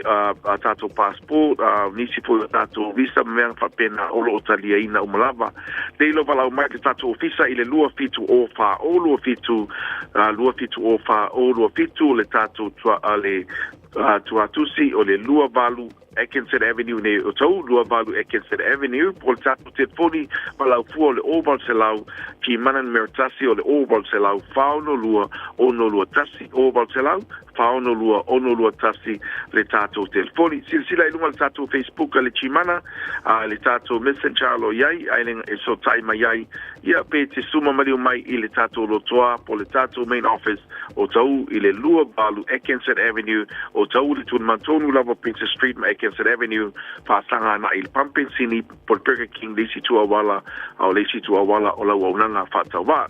Lau sunga tawai ma le tātou team le nei fui tai au, papatai tele lava fui le whangwhang mai le nei fui, aso ia e manuia tele lava fui whatawhiti o ngalbenga o toe, whapena whatau saunga Samoa, pasoi fui ia. Papatai mo le poti le nei tai au, manuia whaiva o le nei so tofi, toe ono mo le afa minu talo tōra tālo le tula valu o le whatawhiti o tātu tala mai Samoa, pia tala valu i le tai au nei mātua le nei fui tai au fau, la pōfo i te pena nei whanau lea onga, ia le lei fa malosi au ifo nei fa na lo fe ngai malatu so enga le nei fo yaso halo ya ave se fe au fa malosi mo la to mo moni I lo si fo fonga malu io wa ki so onga aba ba ye ki wanga lo mo ya ya be nga study ka me ki so enga ai sa le le yana sala sa vai alulola ya manga kua uma upole okelenga okay ai ngalo ako ja, ala na matu ai. Ja, fa malusi automatic. Ono sa, wi lava na fangata. Ya ai, ono sa I lava ai ave lava le upu. Ya e fa file mu ai ola tau ma fau. Ya ma fa fia ai ola tau ma fau o anga ia tu. Ai ma se lava I le o atu su ela tu su engale ne yaso. Le si fo itu fai sina tatalo malato. Ya a ole io ese atu fo I male fale. Ya pe o tono ta avale kai milenga fai le tatalo fa manuia I mo lato. O ia alena. O ia alena. Yes, manto fo ia le fita le malosi a le ngango le tu fai me o ma. So le malosi na fa na study ai ma te pena mo suenga. Ia fa popo I malau te talo. Wa ko king or kampan ngi kaya. Ya le lei mo to fa na lo tu fa no mal po kala nei tai mo ni o tu suenga ile ne yaso. For ia tala no mene o fa na o foi tau atu le tala le fu fitu tau sanga le na fa o di ma I se tasi fo o nei matua I Royal. I think it's Royal Oak or somewhere. Ma kwa I le o ia kere le kwa inga kamai kiki fa pe ali le e ba kwa o nei matua li ai fa o di mai ia di. Yo e vai o se tala fa no fo le mai e ma o fo le ma fo se fulu fitu tau sanga I nai Balmoral I o kilani fo I le fa tu atu le na ai o ia tau fo o te fa fesili lo ma fo ona o le taimi o le ta ona tupu le fa la pe ma le tau le lua I le va ve au a o le fet o le feilo inga le na fai o le tamaititi ia o le ta o mai pe fia tau sanga po se tina po le mafine le ana la feilo I le taimi le o le tai au ona ia le o se tau nga upu po se inga a o le tala lava ia ona fa atonuina le o le ali le o kaunga ese peitsai na toia nga I tonu le wa afia I lona fale ai ko so fa ia kwa la o kamale so fitu tau sanga o le tu foi le fa no al ma fau o le kaimi po la me nga lo I fafu ia o ku pele fa la unless o le nga fa se la plan e feilo ai fa full time le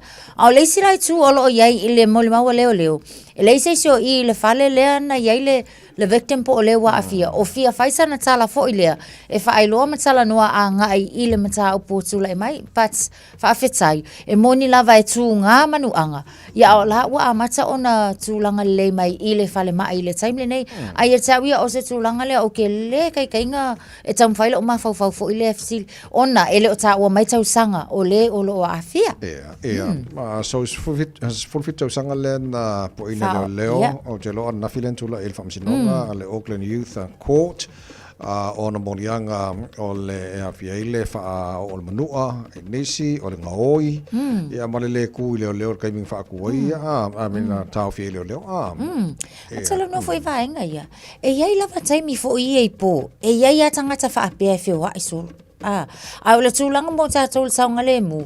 Au a lava fo ine i mawhau fua e wala au iai. Pe whai iai se tala pau lava. Ia saunga le mu te tonu le whale. Ma mata i tūpo ala ko wanga i whai. Pe o i fo kalakala ka avale. Ia walanga iai lava lako. O le malolo tātou. A le malolo ai masila ko po. E ale lei ang alu sufiku kau sanga le fai sanga fa manos kingo. Nga kongua. Iyo e. Le se pisa, le se vese kukufua. Fai le tatu fa manos tino mai alo le so matala mai Samoa nei tai au. E so iluma kako. Wow. Ale. Yo. Alu. Lunga. Iya. Haya. Alu ya lunga. Au tafa.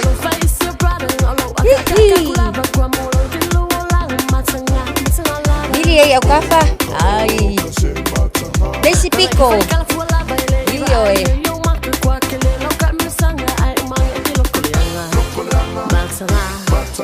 Iyo e, matanga.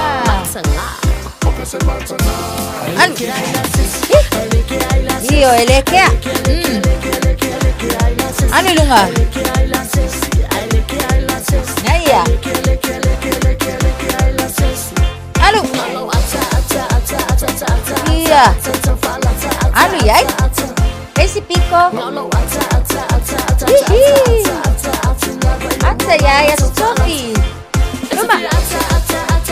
Dua. Luma. Anu. Anu yai. Ayya. Sabali.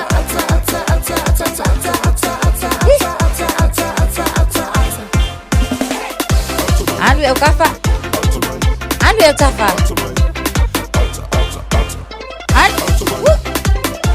Iyo e. Alu. Oso iluma. Yo. Anu yai.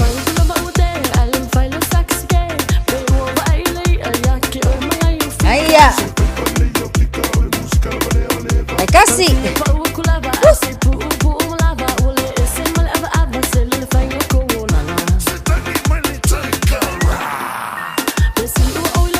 Billy. Ale.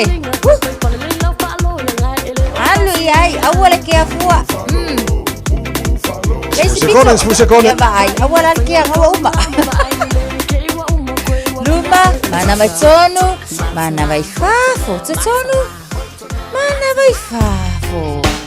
Ela Sophie. Samoa. Tasilima ibatolu. Amo. Radio Samoa. Tasilima ibatolu. Amo.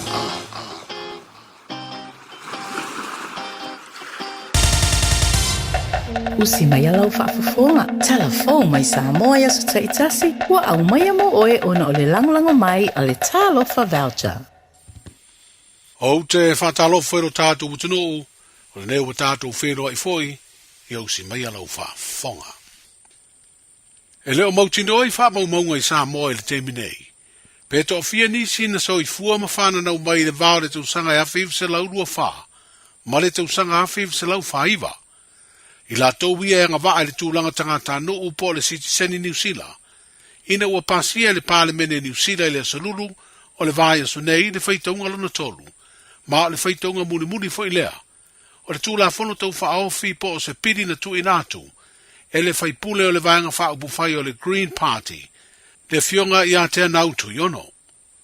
O le tūla whono tau whaofi na toi whina wina aide whaafoi. O le tangata no New Zealand o tangata Samoa. I la tau na soifua mai le vā le awhiv se lau rua whā, ma le awhiv se lau whaiva lea na ave sea, i se tū la whono le Parliament lava o Aotearoa. I le teimio pule ngā maro le li Parliament o se Robert Muldoon, i le tau sanga e awhiv se lau varurua. O whalia se li poti mai le leitio New Zealand, a whai a e sainia le Governor Sida o New Zealand le asunga fua, o le vai o sa fau lea tū la whono ma amatai loa na wha mamanu.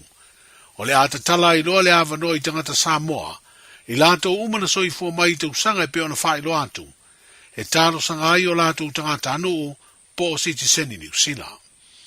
Wa nao i lato lava ia e ngawaa, Ai o lātou whanau e le o au fiai. Ma ua whaali ai le li poti e le i tio whawau malo. O le tasi leo la sanga o le a fina wai i lātou. Na tau la mua le fina wina o le toi whafoi. O le sitiseni New Zealand o tātou tangata e anga wā. Ma ua whaali ai e le fionga anai a wha anai le le tio a New Zealand. Se isi leo ana tau mawhainga. Whata sia i manisi o lo langolongoina le a fina unga. O le salau ono se furu o le pasese na wha mao ni a wanoa e malanga mai i e pia mai Amerika Samoa. I le malanga le Lady Samoa wha mai pangopango i le wha ingo le vai aso na tenei. E na le toa se lau le pasese na wha tanga i le vai ingo le puipuinga. O le saunga le mua le ngata i whale o le malo o Amerika Samoa. Po le US Coast Guard. O na malanga mai i le Lady Samoa wha. Na mafua le tūlanga e peo na li patia le tala nei news i Amerika Samoa. Ona oni wha le tonu na maua le Coast Guard. I wha whaola le Lady Samoa wha lea e wha pea. E le ola le afi o le isi wha whaola po le lifeboat. Na maua le wha le tonu le siaki masani le vaenga o le puipuinga o le saunga le mu. O le ngata i whale o le territory. O le wha le tonu na mafua ai na tuai o na tuua le Lady Samoa wha. Pango mo lana malanga toi fo i mai. Le ana fito atau nu i le wafu i matau tu i pia. I le taiao le society, nei. O le ua unanga whala aptonga tu maoti o le to manga mo e popua ngā tia. Na suru i eise tau ne le amo se fesoa swani. Ono o le mamafo le tongi sala le pulenga o le lato nu. Na whaasala le tau le se lau au matua ma le tasi le awhita la, peitai, na te lenga whatia. E leo whailo ine le Palestine o le to manga i se li ponti le newspaper Samoa Observer, pe ai se ana whaasala i lea tamatane le pulenga matai o le lato nu. Ai o le whauntuanga le Palestine le whaletua i asiri niu Lina Jang, e te tau le nu o na whaonga nisi a wala e whaatino ai le tongi sala, e peo le ngalua i se whaatoanga se whaife au, po se isi ngā luenga e whesoa swani ai, i se a inga lima vai o le nu, ai le o le whaio whaasalanga ma mawhatu, i le mawhaio na whaatino pe a fua i le lima vai o se tangata, e a fia i se tongi sala. Wa wawe na maua e whanau o le tātu o tunu o lo i le vainga le no whanga o le Campus of Hope al Whalaptonga, o le to manga mo e popua ngā tia mea lo for kirisimasi, ma se tā whaunga fia i le no whanga le Rainbow Park, ona o le hanga le leo le pulenga o lea no whanga. Wa whailo ai e le to manga i se pepa o whaasalaunga, o se awanoa siri lea mo na i whanau sawa ina, i la tau o lo tausia le no whanga o le Campus of Hope i tōna i mato, ona ua maua le awanoa e anga i atuai, e wha fia o lātou loto, ma wha o ngā mea ta alo ese le Rainbow Park. O mamoli ai wha aftai el Palestine me leo whainga ruenga o le tō manga mo e popua ngā tia, i le pulenga o lea no whanga, i le anga le lei le mea alofa mo whanau sawa aina, o le a manatua i pere kirisimasi o le neitau sanga. O le wha au penga ina o sui o komiti o whono wha vai o i tūmalo palo te limas futasi o le tunuu, I to mai e whaatino ai alātou ngā ruenga le whaatino ina leo ati nae, o le polo keti tasi le miliona tā la mo le manui o tangata o lātou I tūmalo.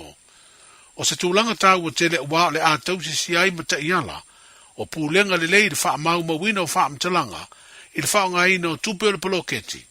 Ai o le sauni e foi o li poti e wha ino ai wha mtalanga uma, o le wha ngā ina o se leni o le miliona. O I tūmalo pālonto le vai maunga tasi ma le vai maunga lua na a wai sui o alato komiti fono wha vai. I se a o onga le vai aso nei na wha tau teia lea e le wha malu o wha laptonga tū maoti le tunu u le sanko. O le autu e pe o na whairo ai se pepa o wha mtalanga e tā ua le awa o ina o sui o komiti o fono wha vai. O wa o lato e ngafa ma le wha tino ino ngā ruenga o le ati nae o I tūmalo te tasi e tau wala mai I le polo keti tasi le miliona tā la. O le mai au le whainga palo talo na lua po le runoff election a le Territorio America Samoa I le asolua le vai aso nei teimi dei New Zealand ma Samoa. Ai o le asolua lea sifuru iwa November I America Samoa. Na mori mauina ai le tuu au whainga o palota, le furisia o le 5% o tangata palota o le territory, e whaia se suinga I ta I o lana whainga malo, mo le tofi ko vana ma le lutena ko vana. O sui tau vai to lua, le fionga pula ali ini ko lau pula, ma pulu ai junior, na tūlanga mua palota na o la maua, e lima afe varu se lau fast furuono, po le 5.7 tesi ma le 8%. Ai o sui tau wālo tu la inei le tofi kovana ma le lutena kovana. Le fionga le manu peleti maunga, ma la apui tala uenga ele a salo ale. E tolu afe iwa se lau 2.5 palo tana o la maua. Tu sa leo le fast furu tesi ma le 2%. E iwa afe iwa se lau fitus futasi, le au whaingo tangata palo tana whaia lea whiriwhiringa. Wa whainoi li poti mai le territory, o le whai unga watau nu iai, o se whai unga e le ialoa ia pe unofficial. A efto aloa ia pe a maea aso e fitu. O tala nao le nei aso, saifua.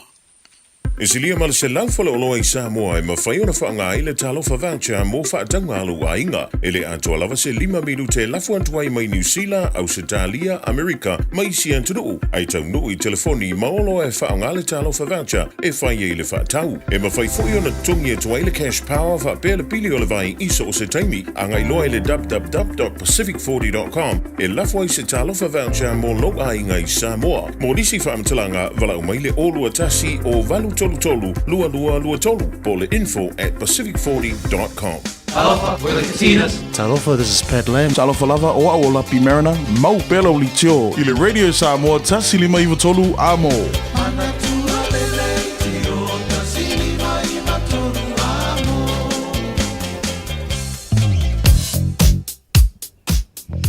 Ia, o le taimile nei o le nā ua wheo lolo lava le pisi o tātou wala te tele mo i tātou o lo whaonga ina Plunkett Avenue, le anga i atu le nā Junction and Beta Drive o lo mai tau atu taimile nei whaisi pisi e whapea nā fo i tātou o whai malanga i le vaenga le nā George Bolt Memorial Drive, ia o le nā fo i ua mai tau atu taimile nei ua pisi mai tātou Portage Road, ia o lea fo i ua mai tau atu lunga o le Great North Road, ia Great South Road fo i o le nā ua pisi, Great North Road and Romsley Road o le nā ua pisi mai i le nei fo i taimi o le Taiao Dominion Road northbound and southbound o lo mai tau atu le taimile nei ua whai lava fo i si pisi o tātou e whapea nā fo i on Patiki Road i le vaenga le nā Great North Road o le nā ua pisi lava i le nei taimi o le Taiao tu mau fo i le pisi o tātou le vaenga le nā Mount Wellington Highway ma le anga i atu i Penrose Road i le vaenga le nā o Onehanga Road Lake Road i le vaenga le nā Northcote Road ma le anga i atu i Takapuna o le nā ua malosi lava fo i le pisi i le nei taimi o le Taiao Green Lane East o le vaenga le nā ua iai tātou pisi foi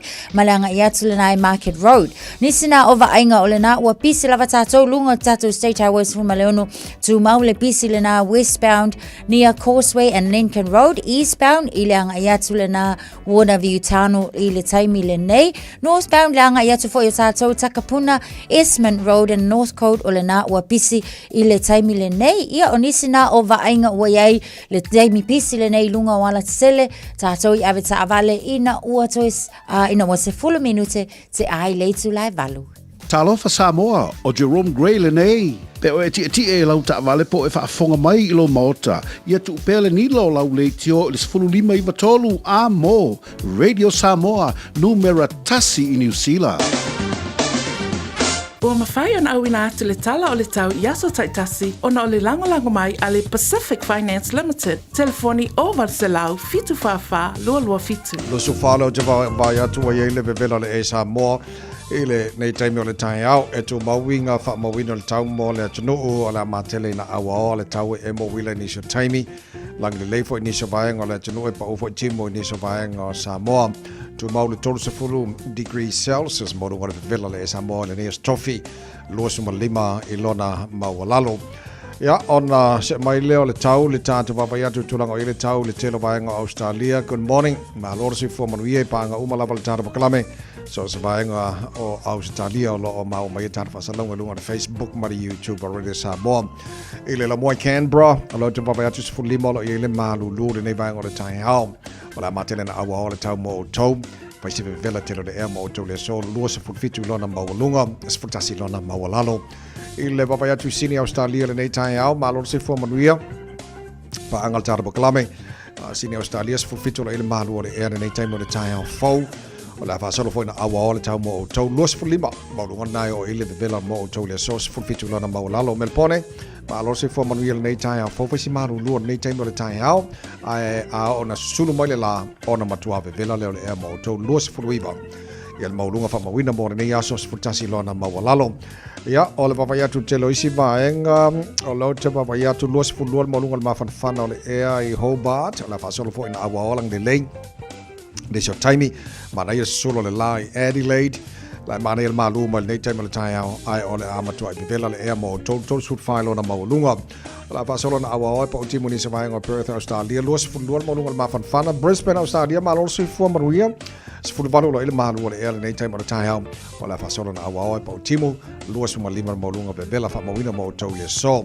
Paisi malo se savili pa o timu ni se vaenga o Darwin, tolu se fulutolu maulunga le bivela, o vaenga o manao Australia, malutulanga o ile tau, ia mo le nei fo ia stoffing, tamaki makaura o kilani no whanga whasalonga Radio Samoa, se fuluono le wa le malulu, le nei vaenga o le tai au, mana ia le wa matana tata mai langi le lei o winga na le tau le soe awa oa pa o timo ni so taimi la langi le lei po ni so taimi se ful ma reibo le maulunga na le malu le ea mo tātou i au kilani le so se futasi lona mawalalo tai apa au lio o la fasona na awa oa langi le lei le tau tusa le malu le ea nei matai au se fuiva lona mawalunga astonai le asonga le Malaysia Pacific International Sevens ma piki e malkako awa le manu Samoa le astonai lo ke vavakule mahanga i mai le tau ia fasolo fo lang leile aso sama la songa fua awa ola so lua lang leile so lulu ola va yaso o luma na yatu Ua loa le tautua le Pacific Finance in nonga tupe mo so se wha moe moe maliu fai puiponga aso whanau sa whai whai ngā malolonga ba so se wha lewe lawe apa laine lo le pacificfinance.co.nz pe bala au le oval sa lau fitu whawha lua lua fitu e talo sanga sauna nonga tupe ile bao le 5 se lau tala ma le lua se furu hawhe tala e lua minute whai lau talo sanga online www.pacificfinance.co.nz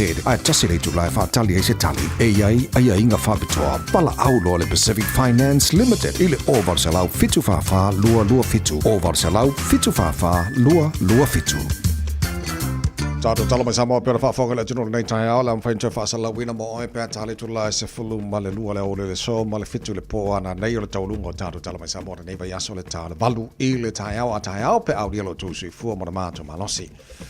I le tautu al Radio Samoa, e ole nau whaafonga fwoi le tunu, e a mātou whaalonga longo, sole, e sa oile whaukuanga le ngo o whaalonga longo kungi o aveli i whaasalanga nei e whai nei a inga sole. Ke whaia kua li o whea lunga ngaka e sua e maingi o makua se lau. Sali. Se longa au o mamai a whakoanga i Papua a inga wangin whaafonga lea kungu i Samoa a kofka a mor se lau o makua sali. Sa ole le tawai.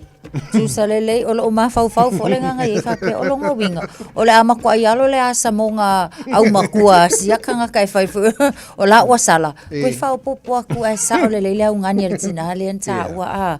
E whai o le mama le sala. Ia koe whao popua kula ma le a benga au makua. Oka. Oka e soli. Makua makau kia soli. Ya, le na, ya karsi o ngi koe kupu ia koe ngā whaasalanga i Samoa. A o sesi fo ia o sesi. Too much. O mana tua ia. Le si ko mai kiki ula vale hanga ole. Komu. Ia. Ai poe la ua fia, ai makai le aso. Whaasala lo. Ale maalia la le la kuloka malo ami koe makai. La kuloka malo ngofu. Orka kam ka ula vale orka. Ko folka malo pungo fa pero ele kilo i makai mal pungo. Pungo ka malo. Ba faia o inga makai. Faia o inga makai. Ia o lo inga fakul pulengo o. Sali. Pupula mai o maka. Ya. Aku lo o fia ngangu vo ila pulengo o la kamala alo kamala sa o sa le foi anga o aku pulengo how old are you ala ngo fo ka fa pe a pulengo e le lo kamal ka le fisidi ya o so mai lo le simakai ngai au ka fa mai la wole ku kusala ula vale malo fa vale akel au fisidi aku pulengo po le ngolo kama anga kere lo kan nga fisidi fa ngofi vai la ele fisidi Aga or kamale fai. Le o nga ki fa. Sale ai. Wa mo ka kia bo. Nga ola kama fai le. Oila le ngolo kama. Aba go ha o da yo foi pode ngolo kama. Sale. E fai fa le ia se. Ya a lo wingo tala. So le kalo si o ngi ko kupu ko fa sala ka fa pe sa bo so le a. Ya malo. Kari fa le si di pe fa ya.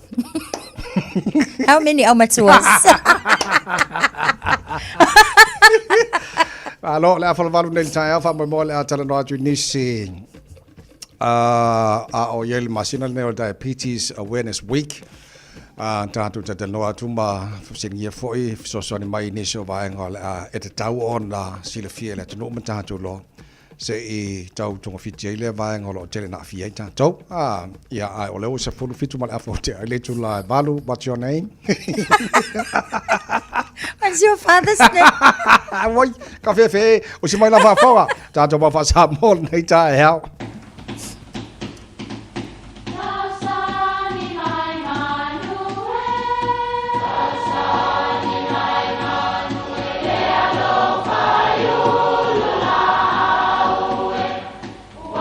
E o whanga manu I ululu o la au, awa e whawhanga I funga o la au. A o le tangata, e whawhanga I upu matala.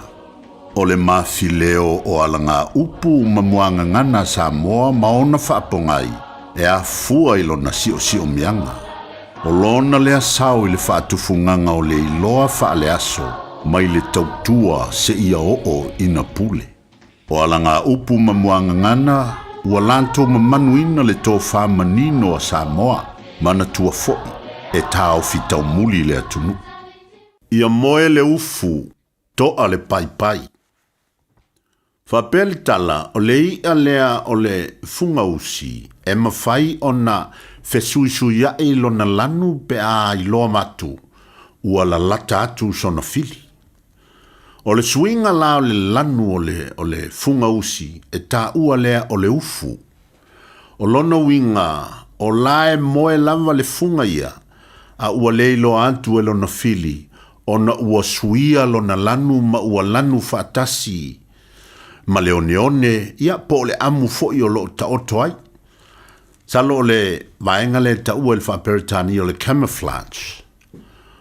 O le pai, o le isi le tu ai ngā paa, e fai maalie lana ngai oi, ai fai ngā tele I lona fili o na pue. O lona winga o anga nei fo I mea ola o le sami, e whaafolinga e le ngai oi a, e toa lava o la ua o langa. Ai mai se I teimi o le vivesi, ia po le teimi fo I, wa atu o la fili I la ua. Ua mai tawina lava le tanto e kalesia ma le tanto mafutanga. E so ona fela wa ia upu malangona I le tala whianga ia o le nei lava e tilo ma mai tawatu. Whauntu antu e le lei o na moe pea le ufu ma toa le pai le tanto e kalesia. Ia ma se itu ia le whai te tala fela ula wai o utau tina ma le vivesi o mea. Manuia lau whaasonga le nei aso Samoa. Alo, yo ko kinga. Ya vai a bevesi a me fai to ale ufu mal pa. Nga to ala a bevesi mai al se lau o makua to a piata to. Mas kali le fasili fa per kangia pe a fasili a fasili a kali fa le le kan sa fasili. Ya. Ba ngayon ta to mau fa sa mo nei tai a. Ya ale lolo la kali. Ya sa lolo nga upu. To lolo fi pai. Lolo kali vai all of the above. All of the above. Ale vai le sa ngo mai fu ngai sia ta pa ngai. Wo fia ai me ai wo fia. Wo fia ka ma família le fu ngai matai na taimi. Sao. Ya pe eu sei si mal ko ngu ta vai. Le ayaku le vai na fa mo. Ya le fata lo pai fo sia ka wo Chris le wo. Oh. Morning my friend Chris, mai ol ni tai au. Ja man yere lo fo de tora wo wa mi o chou ni fu tai au vi yere lo fo nang le yo de chu ni tai au. Tay ni tao fo tao le de lo fo le tua ma nei su lu me le la li frina fa tay de chu no na lo fo ma me wa ya fa ya mo cha cho wa de la fa me de le mau de mo cha cho ni tao fa ma ya ia o cho lo cho mau la lo ma nga ma lu ma ono sai ia o cho fa pale pale le tasi ile lo fa le fe vi ile tu ni teo le fe me le fa malo si le mo chacho ni teo fa me ia o jo lo to maulalu maanga malu ma onu sa ia amen na fa me ia tato lo to maulalu no wingi tato lo to maulalu me maanga malu no winga ma onu sa ia different no wingi tato onu sa ia different ren poa fa fita uli poa popuanga poa fo imele le different lai polo ko tato savadinga ren strategy oi tu uide tu tato wala different lai tato onu sa ia tu ide tu tato wala e fa ton winna e yo tato wala different pa mai dola ia malva nga muni tato ma fa mai ia o to fa pale le tasi ile alofa amen na fa me ia o to fa pale ile tasi ile alofa no wingi tato fa pale tato fa pale tato uso different tato fa pale atu fo ile tasi ile alofa different friend tato walo fatui so se tasi different friend ia tato mauna mo tato ni futa fa mani tera tore tu moto ka place la friend ne ya so fa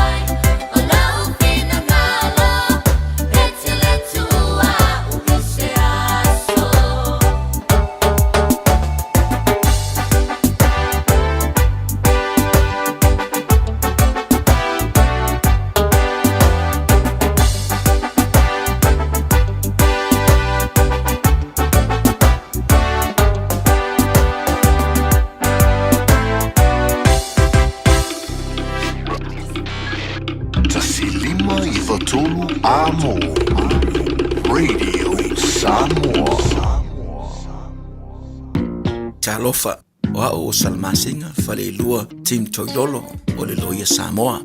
Fabitoa la o nanga I mta uputau immigration pepa malanga tangata overstayers so stoinga visa apena foi le taxation por tu la fono tau la fonga M5 foi on o tau avena mta upu fal tu la fono I Samoa famal mole vid mail numera o iva luo nono o tasi luo o iva luo nono o tasi luo faftai Whaonga le tautua le Pacific Easy le masina toa November. Ma mawailoa wanoe te manu malo ai whailonga tupe e fast food tana au saunia mo ana paanga. E luas ful whailonga mo Samoa, luas ful foi whailonga mo tātou I New Zealand nei. E se ina whailonga se fulu asto nai o yaso te tasi. Mana tua lo whawo pia tātou whabitoa nao le lima tala pia whaonga ina le Pacific Easy mobile app. E whaatino ai au tupe whamo moli mailau telefoni whabe ai. O loa wano foi le tātou direct transfer. E ti posi mai lau tupe le tātou account ma whamali ina fasili I lunga o le telefoni. Ma tino ile la faina o tupe ai nga whabetoa. Mo le tutongi no pili o le vai, mo li maisi au nanga I Samoa, o lo mawhaina whatino o le tātou au nanga o le Easy Pay. Asiasi mai lo I tātou ofisa I o Tara o Tāhuhu ma le taulanga whatau I mangele, pe walau mai le telefoni o Barcelau o tasi ono mo se la e lata hatu I ante oe. Pe whaonga le tātou app po le direct transfer, e whaasawa I lo teimi, ai mo se wa taunga tāwhoi le pensini Pacific Easy, o la paanga mo tupe whamo moli I Samoa. Talofa Samoa. I mawhai na fisosoani atu Dr. Chen pe a whai te a fiele mai suka. Tōta mawalunga, le maua se whanau, mai sela, whatu ngao, ti ngā le ua po tuli, whaalusi le tino puta, kānesa, ma le tino mangeso. Maua fo'i le kulini fulunifo mō nifo ti ngā, ma toi whaafilesi ai lau mānawa. Tele nisi o loa e fisosoani I lo soifua maloloina. A fione loa e ai Dr. Chen, I le tuatusi lua ono Great South Road, Orahuhu. Telefoni lua fitu ono tolu fitu extension numero lua.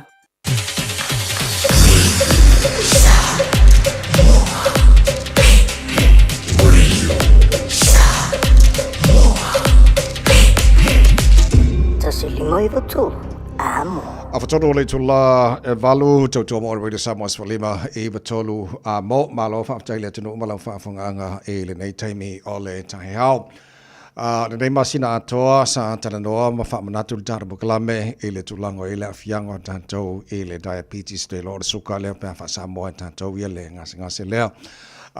So na o nei tu alalo na watu e bukalame ai fia ua mwhaina whatasi mai se tasi sili atu lona selfia nei lo mātou e mwhaina whaasoa le tulanga o iai ia le fo I vaenga. So fia lo whatasi mai ia Eliana Fusitua, Health Promotion Coordinator. Tara noa tili nei vaenga ia wal whaafong mai le tino le nei fo I taia fo. Eliana, talofa lava and welcome to the show. How are you this morning? Alofa lava, malawelele, and thanks for having me on the show. I'm good, thank you. Okay, excellent, Eliana.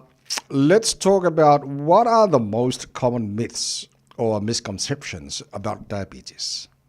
Yeah, so there are quite a few myths and misconceptions about diabetes, but one of the common ones about diabetes is that diabetes is for people who are obese and overweight. So in other words, slim people don't get diabetes. Yeah. That is not correct. That is false. Diabetes, being overweight is just one of the risk factors. Yeah. There's more to it than just being overweight. So there are different risk factors of type 2 diabetes. We're talking about type 2 here, such as being genetic. If it's it can be genetic. Yeah. It can if you have someone in your family. So meaning if you have someone in your family or a blood relative with diabetes, it increases your risk of developing it, but it doesn't guarantee that you will have it. One of the risk factors is that if you are Pacific or Maori, it also increases your risk. So that misconception of diabetes is to put it in an easier way to understand as a fat person disease. Yeah. That is not correct. Right. So even slim and active people can get diabetes. Right. So if you're being overweight and obese, yes, it increases your risk, but it doesn't mean that you have diabetes. You will have diabetes because of that. Oh, okay. You know better than I do. What's the difference between type 1 and type 2 diabetes? Yeah, so type 1 and type 2 are the two main types of diabetes. Right. Type 1 diabetes can be genetic, but it's an autoimmune condition. Okay. So what I mean by autoimmune is that our body own immune system destroys the cells that produces insulin in our body. So type 1 diabetes, it cannot be prevented. And it can happen to anyone at any age. Very common among young children. Some people are born with it. But once you are diagnosed with type 1 diabetes, you have to live on insulin injection for life. Right. Because your body is not producing any insulin or not producing enough insulin. Okay. Whereas type 2 diabetes is the type that can be prevented. That's the lifestyle related type of diabetes. And type 2 diabetes have those risk factors that that I've mentioned in our previous question.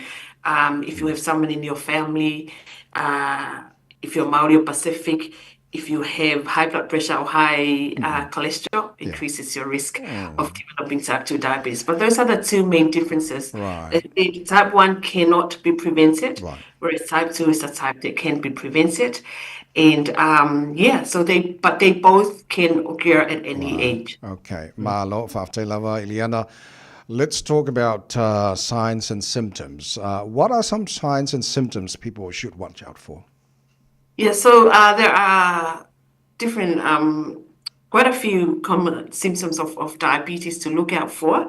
Tiredness and lack of energy. If you feel tired most of the time, feel like you don't have energy, that would be a symptom of diabetes. If you're feeling thirsty most of the time, and especially at night, that's also another symptom of diabetes. Going to the toilet more often or peeing a lot is also another symptom of diabetes. People have blurred vision as well. And if you have a wound or a sore that is hard to heal, or recurring infection that keeps coming back, also another symptom of diabetes. So those are the common signs and symptoms of diabetes. Excellent, Eliana. Okay, what lifestyle changes can people make to reduce their risk of developing diabetes?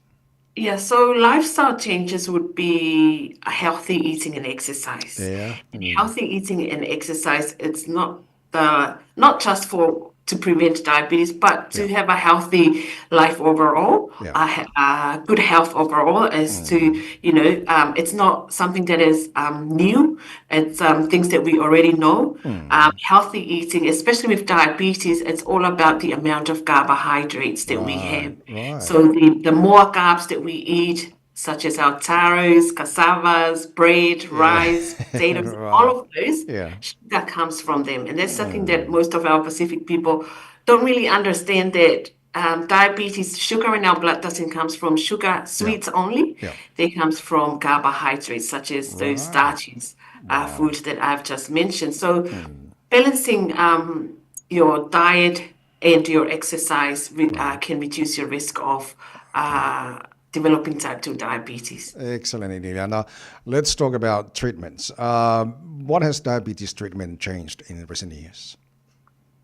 I'm not quite sure if treatment is the right word, because I can say that things that can manage your diabetes well. So with type 1 diabetes, we have the introduction of the glucose, continuous glucose monitors, which is, I've met quite a few people who've used it, and they said it's a life-changing experience. So it makes type 1 people with type 1 their life much more easier. So they have that. It's a device that can read their blood glucose level. So instead of injecting them all the time to check their blood glucose level, they have this device where you can just scan it and it gives you your blood glucose reading, but also the insulin pump as well. So some people don't have to inject their insulin, they can just use the pump. But also with type 2 diabetes, it's, we've got quite a few new tablets that adding on to the metformin and all those tablets for diabetes, but to manage type 2 diabetes, it's and type 1 as well, it's a balancing act of healthy eating, exercise, and your medication, whether it is insulin therapy or oral medications, you just need to balance those and you should be fine. Thank you, Ileana. I think you did mention something about diet and exercise before. What role do diet and exercise play in managing diabetes?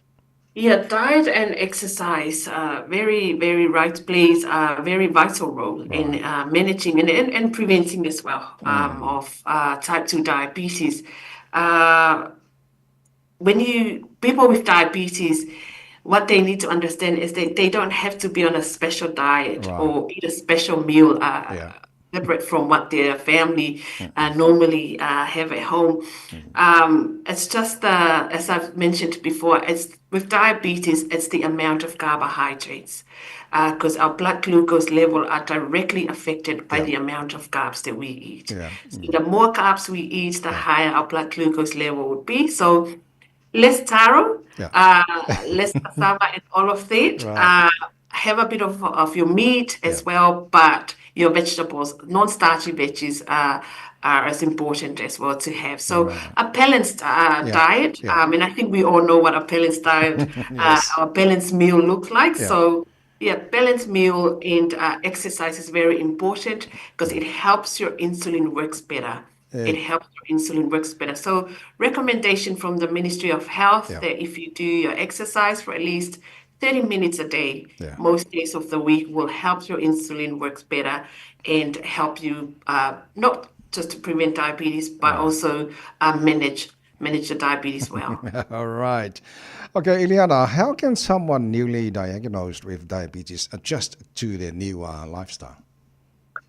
I think if someone with who's newly diagnosed, the first thing is that person needs to be educated, get as much information that they can from their family doctor or whatever health services out there, and their healthcare team as well. So get as much information as they can from about diabetes and how to manage it well, and not really have to change their lifestyle. If they, as I mentioned before, with diabetes, it's just like trying to live healthy in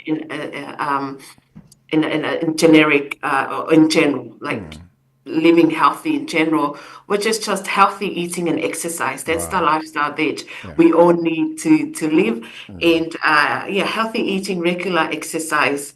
And if they are on insulin or on medication, they have to take them accordingly. Excellent. Okay, I think my co-host would like to ask you a question, please, Ileana, if that's okay with you. Natasha? Malolele Eliana, how do you ensure that diabetes prevention and management messages are culturally relevant and accessible to diverse communities across New Zealand? Yeah, so what we do here, Diabetes New Zealand, we do have programs that we deliver to at-risk communities. So when I say at-risk, so Maori and Pacific community. So we deliver our program and we want our message to get across to our target audiences. So we sort of like adapt the content of our programs and messages. So we change the language. So if it's a Samoan community that we deliver it to, so we have some Samoan Hope Champions, Samoan champions in the community that we ask for their assistance in translating those resources, making sure that the content of our program gets to the Samoan community, and making sure that it's cultural appropriate and also for them to understand as to translating into Samoan languages. So so that's one of the ways that we make sure that that our programs and the messages that we are delivering can get across to our audience. So it's not just for Samoan, but for other ethnic groups. We do the same. Okay. Ileana, what advice do you have for caregivers supporting someone with diabetes, please? Yeah, so if you know someone who lives with diabetes, or you're caring for a person who has diabetes, or live with someone who has diabetes, I think you need to remember that those people, they need love, they need kindness, compassion, less judgment, and because no one chooses to have diabetes, to be honest. Yes, lifestyle is part of it, but no one chooses to have diabetes. So those people need to be loved, cared for. And also, if you haven't been tested for diabetes, it's also important that you go and get your HbA1c done. And if you're living with someone who has diabetes, get as much support and information from, as I've mentioned, health services out there.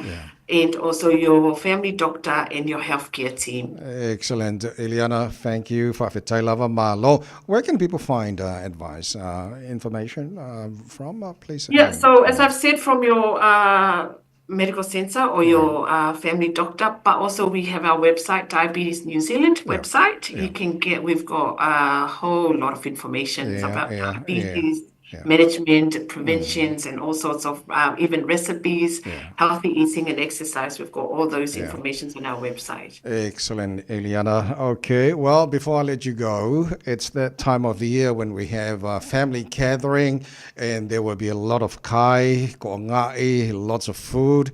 Well, maybe the advice, take it easy on your diet and look after your diabetes. Take it easy and just remember to have your vegetables. Okay, Ileana Fusitua, once again, malo, Whawhetai Telelava, thank you for your time. You have a great day. Thank you, Whawhetai Lava.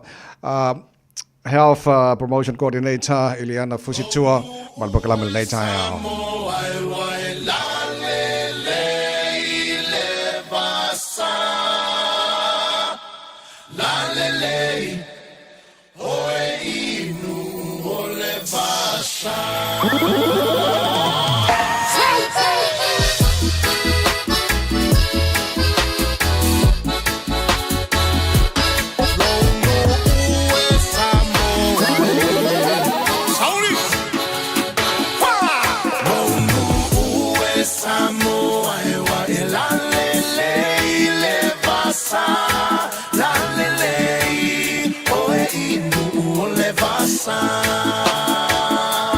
So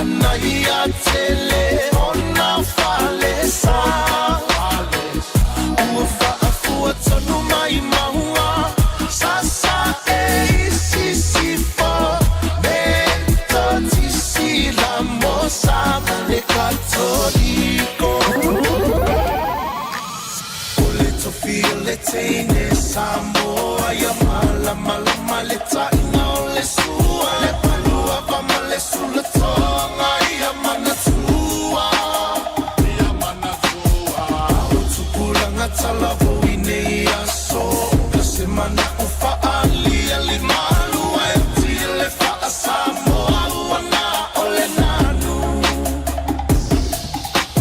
fa amole mole so te fi filo malu ole tu feel le tene Samoa ya mala mala male ta no le sua le palua va male sulla tonga ya mana tua o tu pula ngata la voine ya so ka se mana ufa ali ali malu e ti le fa Samoa wana ole nanu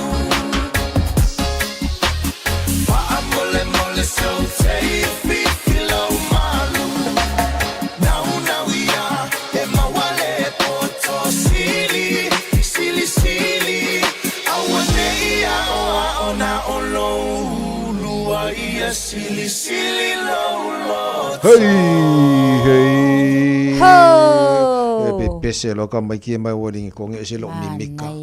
E se lo mimika.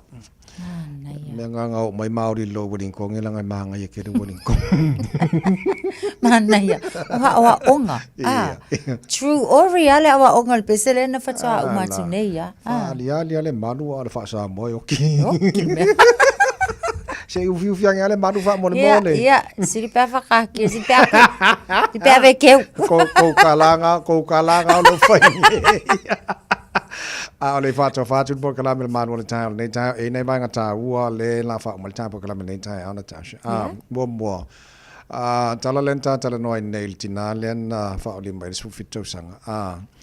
E fa manatu na yo tato matu amasana to lo no fona la to by ka lo le iva le po awonge ko kala fa ko sis mbako I make sure lo ka umma ya fa to o ai ku yaku fai ado sure me ola rinki awonge yo ko yo mai I ka pungi fa lo lai I mean se vangana la ina I fa na fo ola ya den le fa inga na amona yo tato matu lo no fona auto ka lo le valu por iva ko ai local le fa to aunge ko kala fa ko sis so sanga le mule na yo tato matu foi Ati sila fia fo tavai e o lava fo ia I taimi o laso aso no ai mai sa ia I lato no fo pena o lato ia o fautuanga o te fa opopo fo ia wi la fautuanga tu sala vai taimi nei o tu la fa inga mai taimi fa pena ia awa lava nei tatala ina le faito toa ia iso o sitasi lava tu ia o fa amalama fo ia mautino o lailo kalele o le vaenga mo fai pe tu fai to o le fasili po ai le fai to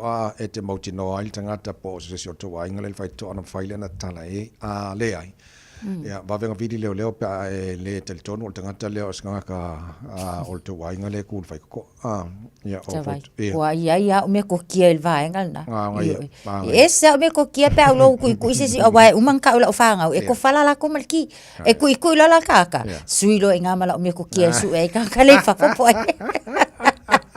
Wa ala nei tsaka fo yo mato tau ainga wa kali e la ye ka inga wa ko sa ka kala bulbul mai el fa ko ai ya wala fo ye tau te fa ye onna o le saunga le mu okay le lei o le siva nga la fa o mai le malu o le tai o nei tai o le tara noanga ma iliana fustua o le health promotion coordinator le santa no nei por kalame mana nei vanga yena na mai fole se tau so swani il tanto le ngasa le ole diabetes ia por suka apena silfe tanto o menta wo na mai ele o me sumal ele o suka po me sumali e mafu ai suka o tele o masoa me ai masoa ia manangao le tele ai ona fia tanto suka so o fotuanga le na mai nei take it easy ma ai le diet ia fai mal fa marstino o mai ngata wo simple right yeah so pe ona vanga na toe fona fa piel po kala me ile tananga ma iliana fustuale sa fa nei ma nei tele tu langa le ilanga le ma o tono New Zealand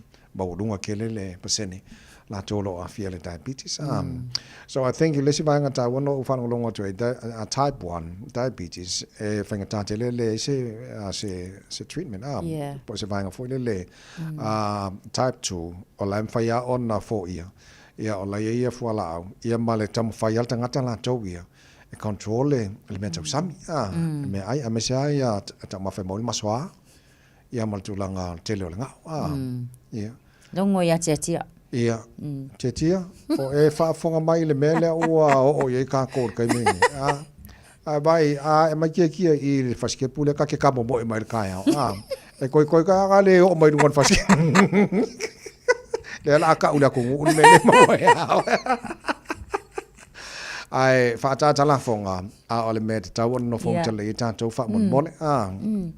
E tā wala tau mafa. A wafo i mana tue mo o miel a ia pālengi le lei. Ma ia tau mafa ta tau. A whapea la lawa aisinga whaspoa. Ia ovalang mea maka atawai. O le mako i la ua ia i marakamalang mea maka nga. Ia o mamanga ia. Umalole ka mo e lo la hien pusa meli. Ia. Umangi au mamanga ia fo isnas. Ia wa ole vaenga masani. E leo whapea mai au le tau mawhaine e utope ai matome ai o lae. Ai ia fuafua le lele portion ole tau mafa. E sili lona ta ua mao ngā moltino. E whaiana aisi na meat like titi. Ia e tele le kukama marka pisi. Ia maisi vaenga mawhapena. Ia ngā makua i seki ane o ka. Ma se whai mao e whai wha amalo si kingo son. Ka fefe. O le pool. Ia.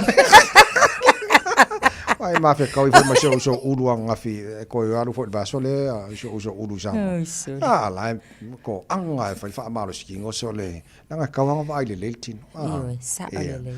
Wa no la ongal tus pa ile la fa umar ka po kala mi ka. Ola ongal tus pa ia ile va nga fo le fa pe ma yesu wa le fa pe ma ia le tala tus wa mana o ile tino. Wa mana o ile loto. Le tino o vai. Mai va aila a finangalo le tu ese me fai wa yele loko ka un fai ai fa markingo oki kako ala fa fa la avel fa auta wa le tu ye o lo mgambi a wa le ma fai kingo ka lu o avel fe o ka fe ma tu ai o le tala le na ia manu ia auto ma tu ai fa ko fa ku ma malo acha sa lo sul ta malo fa la sunga le o le tawata il ne ta ya wa malo fo ne ta ya ia ai sa mo manu ia tselo to fa valo filima tau taile tua ile ne yaso fe lo ai sa so mo le lo malanga le tua to so fua. How old are you? Who's your father's name? Fa so fua. So fua. With it. O te mana tuaina si o u ainga ile a matanga sayai ile matitiva si o utamama na mata fangota masi o utina ile umukuka masi o mato faleo o sayai e tau patu lo na fola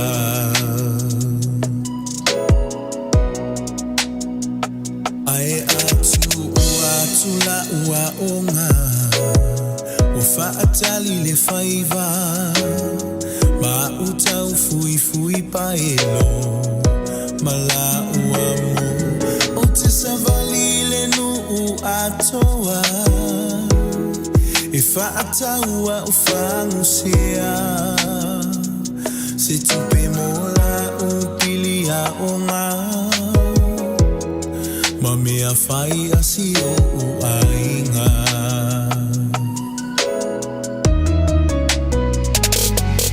ele alo le mativa le tango lima si o ainga tele ifia ai pe o te falo lona o sa ono to ile faleo na mativa ile tino ai sama o la maya ke riso fa fitai ile luanga le salo fa o mato ai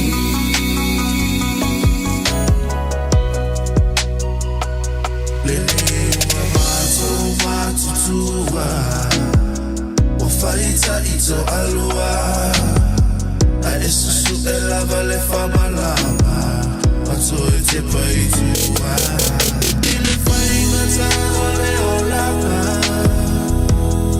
Natawa sabaye na imatua Ele kalulu wanganu wengna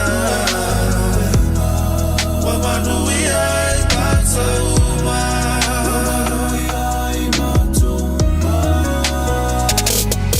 Ele malo le mativa Lele tangoli mausia uai Tele ifia aipe o te falolona Sa oloto ile faleo na mativa ile tino ai sama o alama yake riso fafitai ile luanga luenga le salofa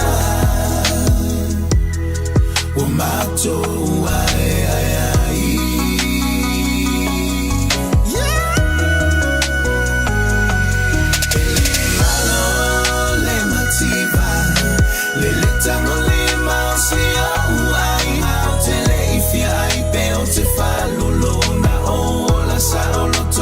Faleo na mativa ile tino ai sama ola maya jerisa faxitai ile luanga luenga le salufa umato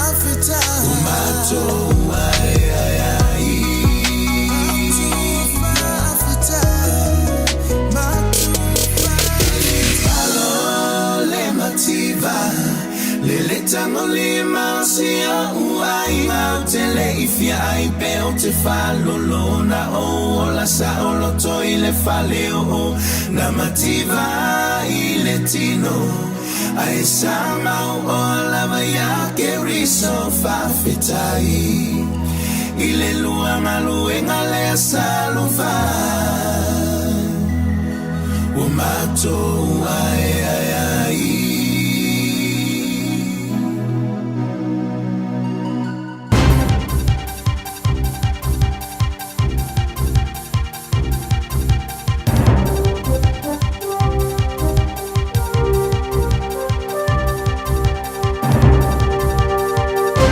O te whaafeilo i atu I lau whaafonga angaile nei fo I tae ao mā lole soifua manuia, alo mai o Talala Radio Samoa. O loo su e leo leo ma le Air Force le waafea lua I le sami e talitonu, o loo iai le tusa ma le fitu se lau kilo kalama o methamphetamine. O so enga nei wa whaia ona o popo lenga o leo leo whaapea le Air Force I le saunga le muho tangata, o loo I lungo le waa. Ma o ngata yane lava o Northland le he whaapea o loo su e ai. Wa sa waile mai a mōli o le toa se fulu I le amatanga o le vaiaso le nei. Ona o le tau mawhai au mai totono o le atunu ufua la au whaasaina. Ma o I lato nei, ma ua mai Northland ma au kilani. O le afoina ma ua I ma le se lau tolu se fulu afe ta latu pepepa. O la au ma losi, telefoni satelite e lua, ma le tele o telefoni fe aveai. O lo su e pia nei ma e ono wha au popo mōlianga o I lato wa tau fia ma mōlia nei. O loo whaau popo pele au whaingaluenga le immigration in New Zealand peitai. E le whaape a me o vave e le whaangaio I no talo sanga o visa. Tolus fun le tolu isi tangata whaingaluenga whaau popo e a mata I le vai asa fau. Ma o lea fo I watele ina sii le tau e whaatalo sanga I visa. Peitai wata utino le so o upo le immigration. E le tatau na yeisa whaamoe moenga o tangata whaatalo sanga.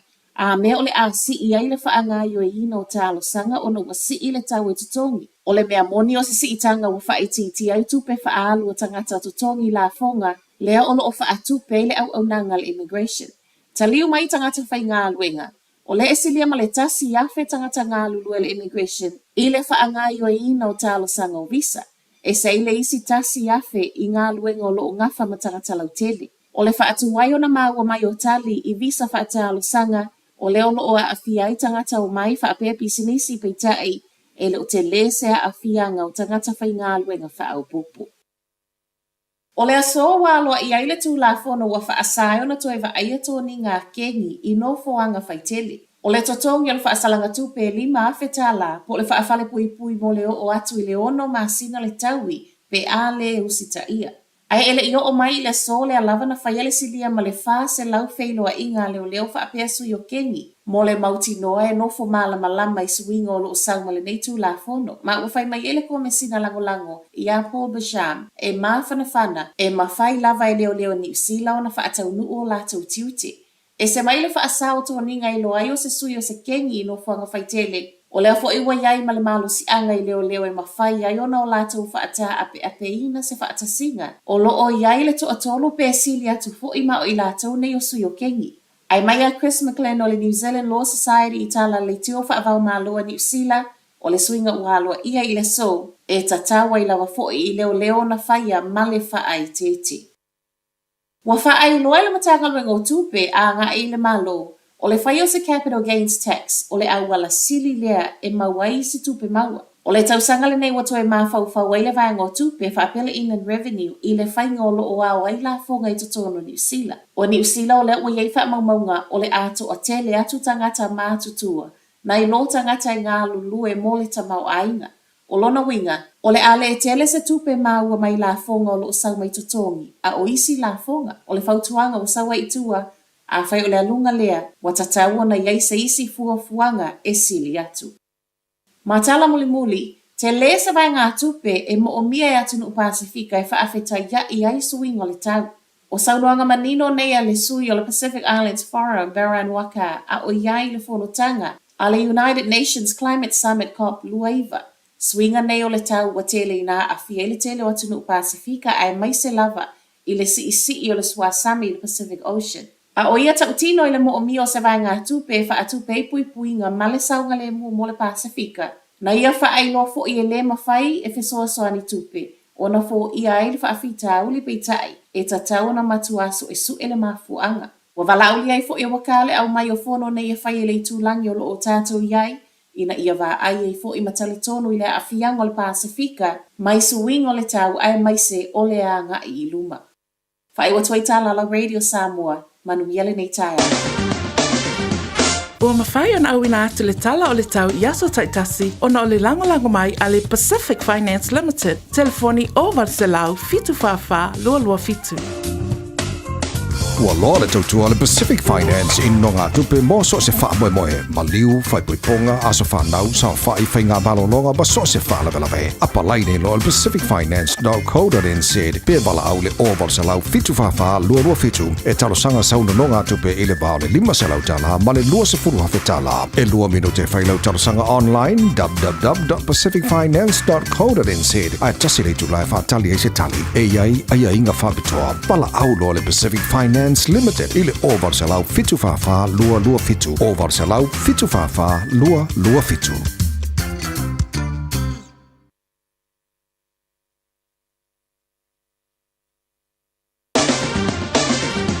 Ua mawhai ona au ina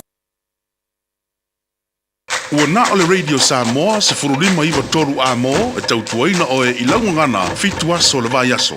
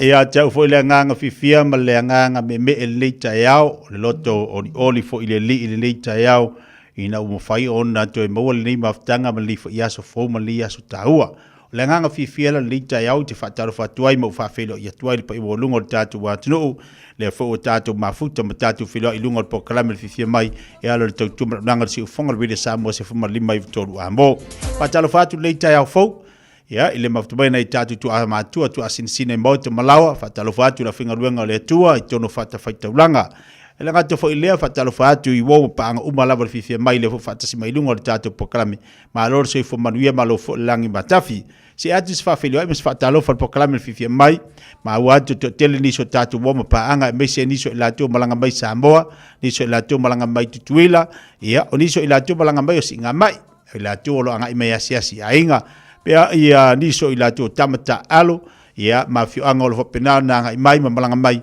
a wai fo tatu te fito malisi pe ona ta pena te fa ingol va yaso lato fa talo fa tu ile leita au malor se fo maria malo fo langi langi malor se fo laudi le leita au fo tatu ia de lo fo malanga le tatu mtesi langi ole po club fifi mai le nei tatu ile tatu wa tu leita au la tatu se atu po le tu mo tanto ya le upol poto fa tawina mo tato le mta pe lus matasi fa nga solo liso tato proclame ya mole ne fo ya so tofi mal mana to solo nga le manu le tayao malo lava fa malosi malo no sa itu banga luenga pe ona amtaria ya titu ba faiva all ne fo ya so malo lava se fo maria malo langi mamba Faitawina le upole poto no le tautua matavela linga fusi and Sons Funeral Services i mangele ma Samoa. I taimi o mawhatianga ma whaanoanoanga ona ole maliu.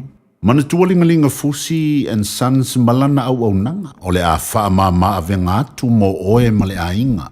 Wala au ile telefoni lua fitu lima tolu tolu o fitu.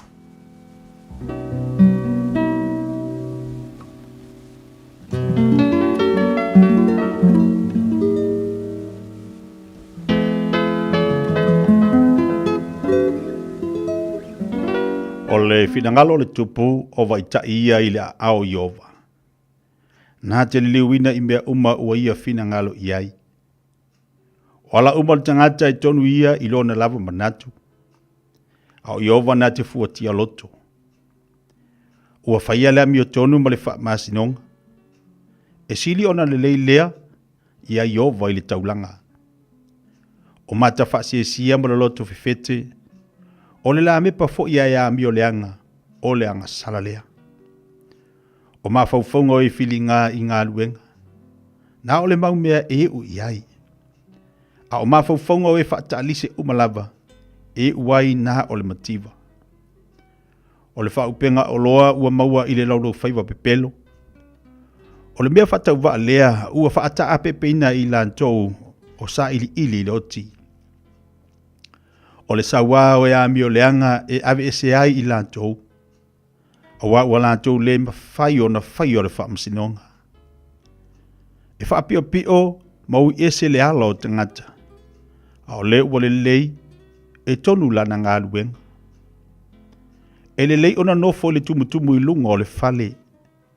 A e leanga ona nofo ma le whawhine whaamisa i le fale tele. O le loto o le ami o leanga.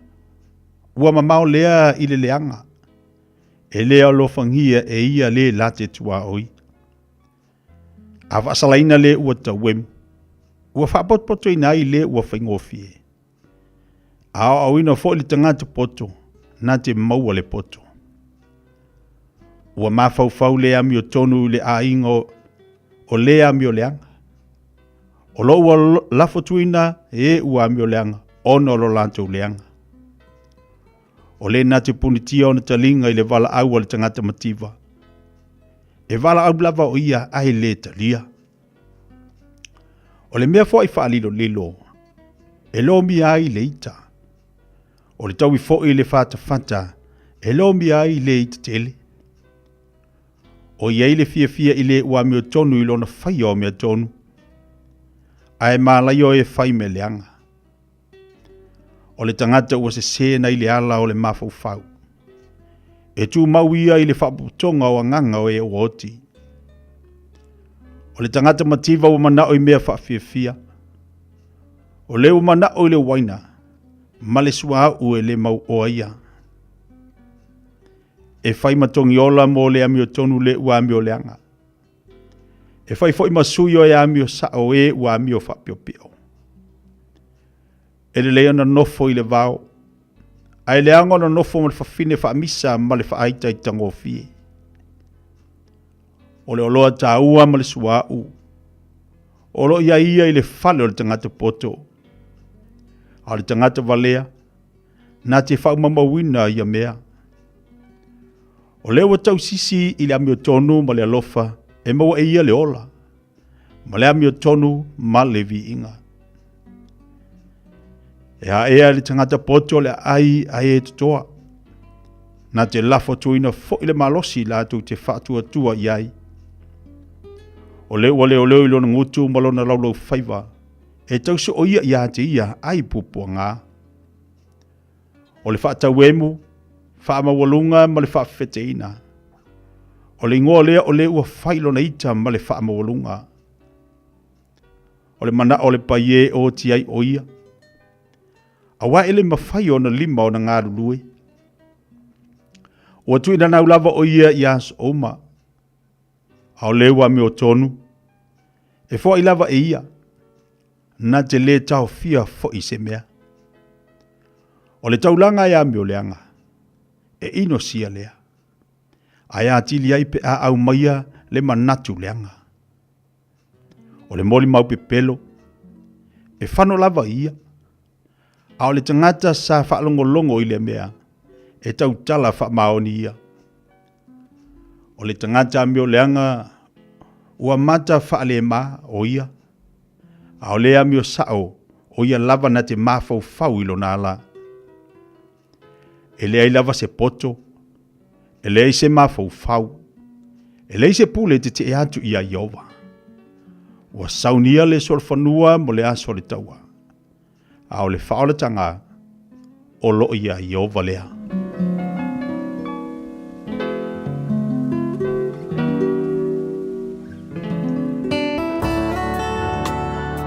Ua awina atu le upu o le poto i le nei aso o no le langolango mai a linga Fusi and Sons Funeral Services. Ua mawhai o na tu whatasia o au nanga tala whea ngai i ni tautau ngō fia tele. E fiso soni atu ai, a o whea ngai oe ma le popole ma le whememea.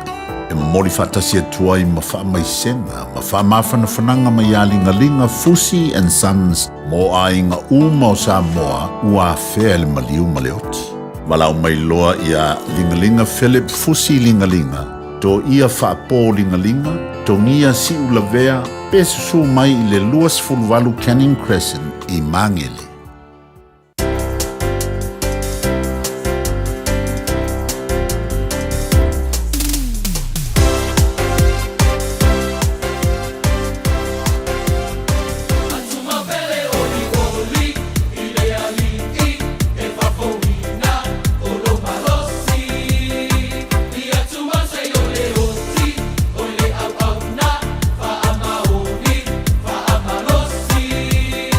Ia fina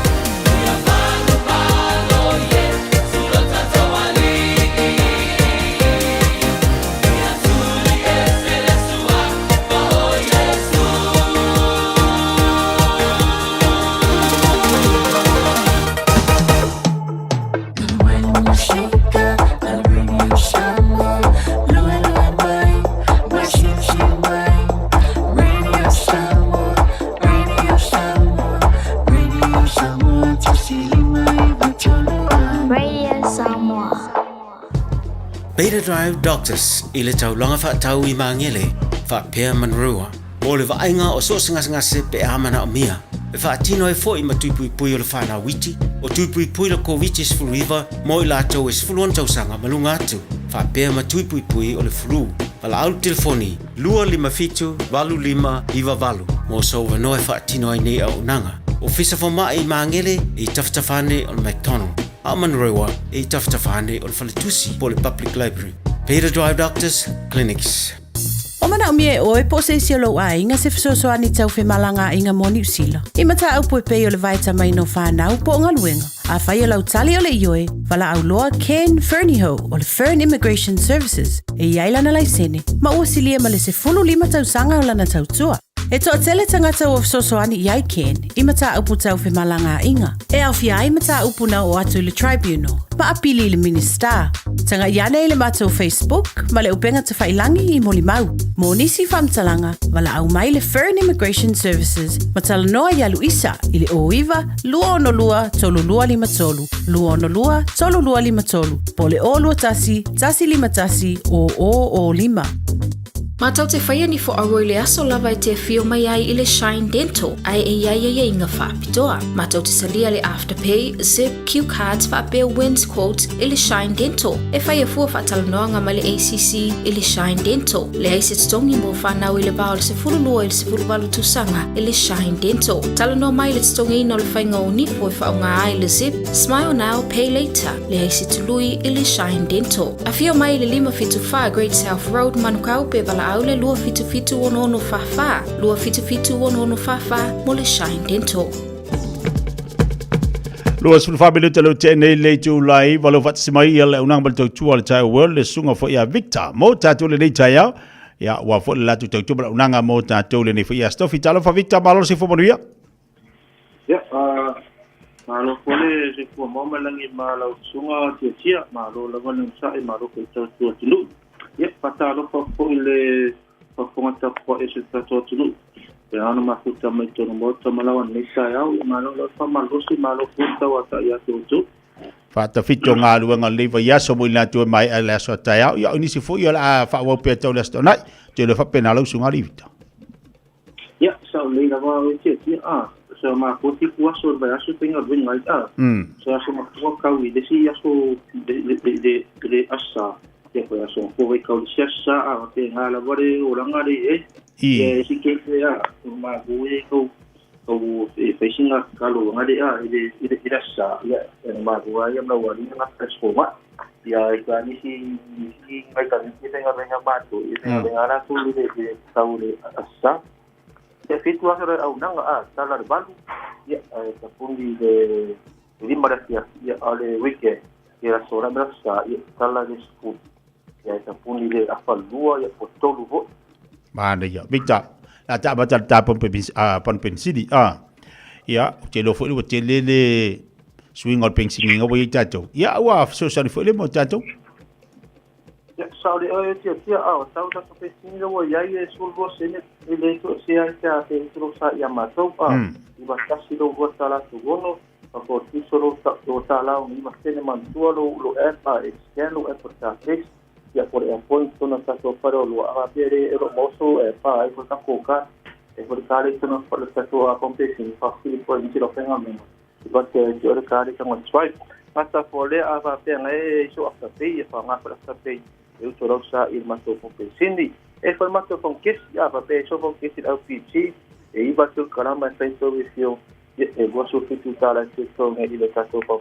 Cindy man solo swappa ma se fora un numero tu non caso impulso ma saunia e siamo va poi caso se iba ya so sai ta e tamma maro se si la e tu va su maro sa il caso con Cindy yang atas boleh kita formato apa dia yang so on ai oleh ila wata ke se tasiri motoris sama kivo pasino bato full service transmission service masa foi le so timo mata vale pale formato to non fa foro stava pe nel fare tonu yo non ana ta wo mo so di fina formato ta vale file go inisi to non disi mo do ama tua ana ta so yu lava finalisti termine pota so covid le orifina ta do ma sta vale na ta so covid lava o finalisti termine ile ta so parisinia for the live o le loing mo tato spoka ma le snoko fa fi ma pupa si asa to a pene to so pupa si ave sa mo ya tata no ko ni se lo que ngale sai to tu na tato tau ya mo tau ma sali fa fi ta so le player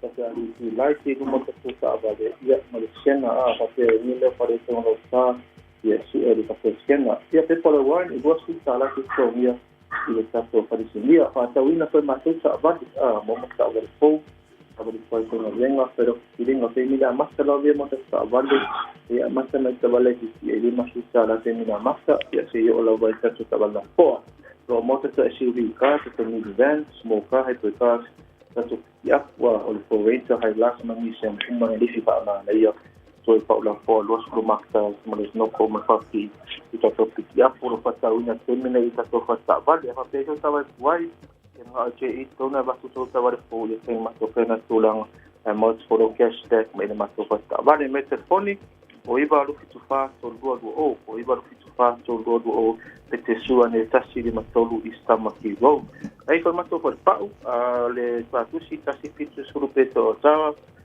o po wai mata mai sai sa subima si pa ile dua suru ngai bunga mo ko sikime yo se langula va se sai so fatawina I ka to fatau fa pena ka su asa sikime nga to mo tino ia ma ta va ka tau so sikime me de to fatau lo mata to fa o le to tasi na ta to tasi to lu si to bimba se brand la ko mo to fatau fa ke mo o ka mai pe ma to pena to la so la o su so e va ai ya ni si ko brand yo mo I ka to fatau Peko tato le panto I pia ka tena si siaki e o fauta. Vale, yo mo te vanua e mai siaki fauta vale. Peko tato le vi alignment na kapisi e fera vi alignment ya vili me da appointment I le tato a ofisa. Ia kalia tato le aftape si pe o le pai mana visto mantua e su valu masina interest-free tato finance. O fongai me tato la lai e tato falpa o na tato le o tato paresilia. Me telefoni o iba alu fitasi tolu to o iba alu fitasi tolu tolu no me telefoni ia te vide mai ai mo se so santo sai que se mara no ia to se mo mo le fori no te nei se fo me manuel Malo va te le suka Victor Boltato report le fa Stofi pala wane ile lua fit fato lua o pole lua fit tasi to o telefon fe bel sunga Victor o tasi o iva tasi o tasi lima fa ono telefon na tolo pa so ta ia ila una mo tua ale tai word pe ona fa fonga ba ia ile nei fo taiao afa tonele Julai va po kalamela tatu se atiai asu tofi la vala tau te fa fonga ia I tinonga tala fo ia le soifua sa yeina na tauta na ia tatu tamauti da matua ia I tonu fo o la tu fi anga po tonu tatu tunu Samoa o le pokalame fa ngoina le fatalo fo tu asin sida I o ne pokalame o lo fatawai le tapua inga ni tatu tamauti na matua e moto malawa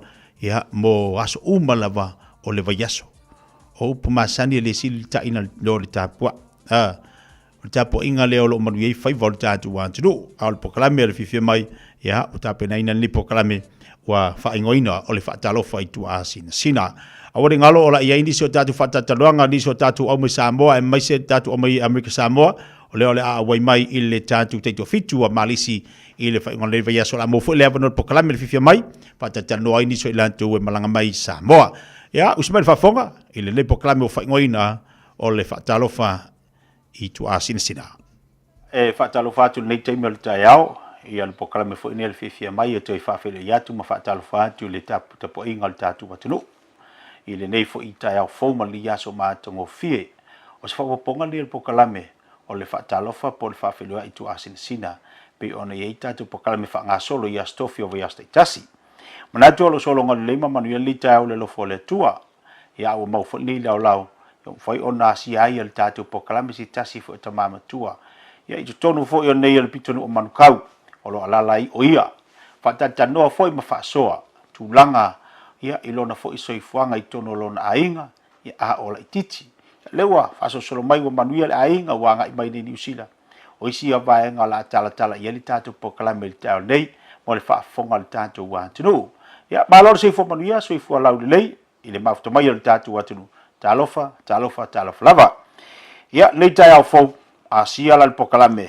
Ia te mamatua ia manutui yo apo.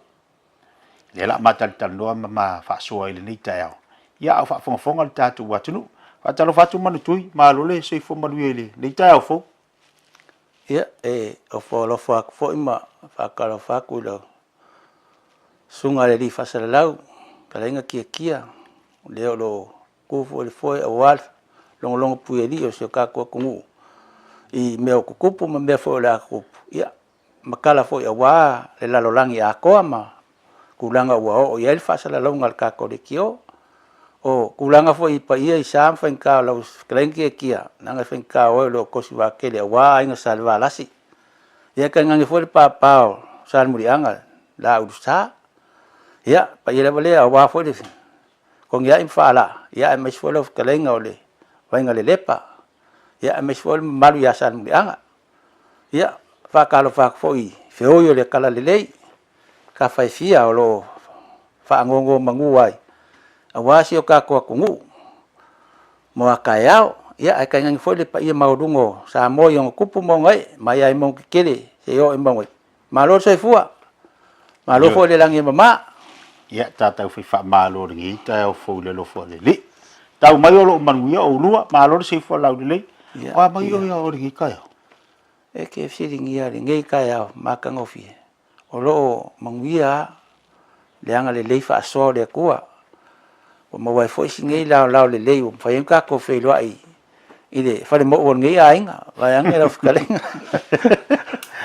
Ya malo faftai yo vi ya le li o le mo le malo si ma le ola ya te ulua man tu ye fa yo nga e fa ilo o le ale ka usanga nga e fa nga wo ka o fe fusco wa fi nga sam fafkai e kala fo le ma sango fa lo ngoi e de si va nga fo le fa mai e ka ke ma ka o me ka fa nga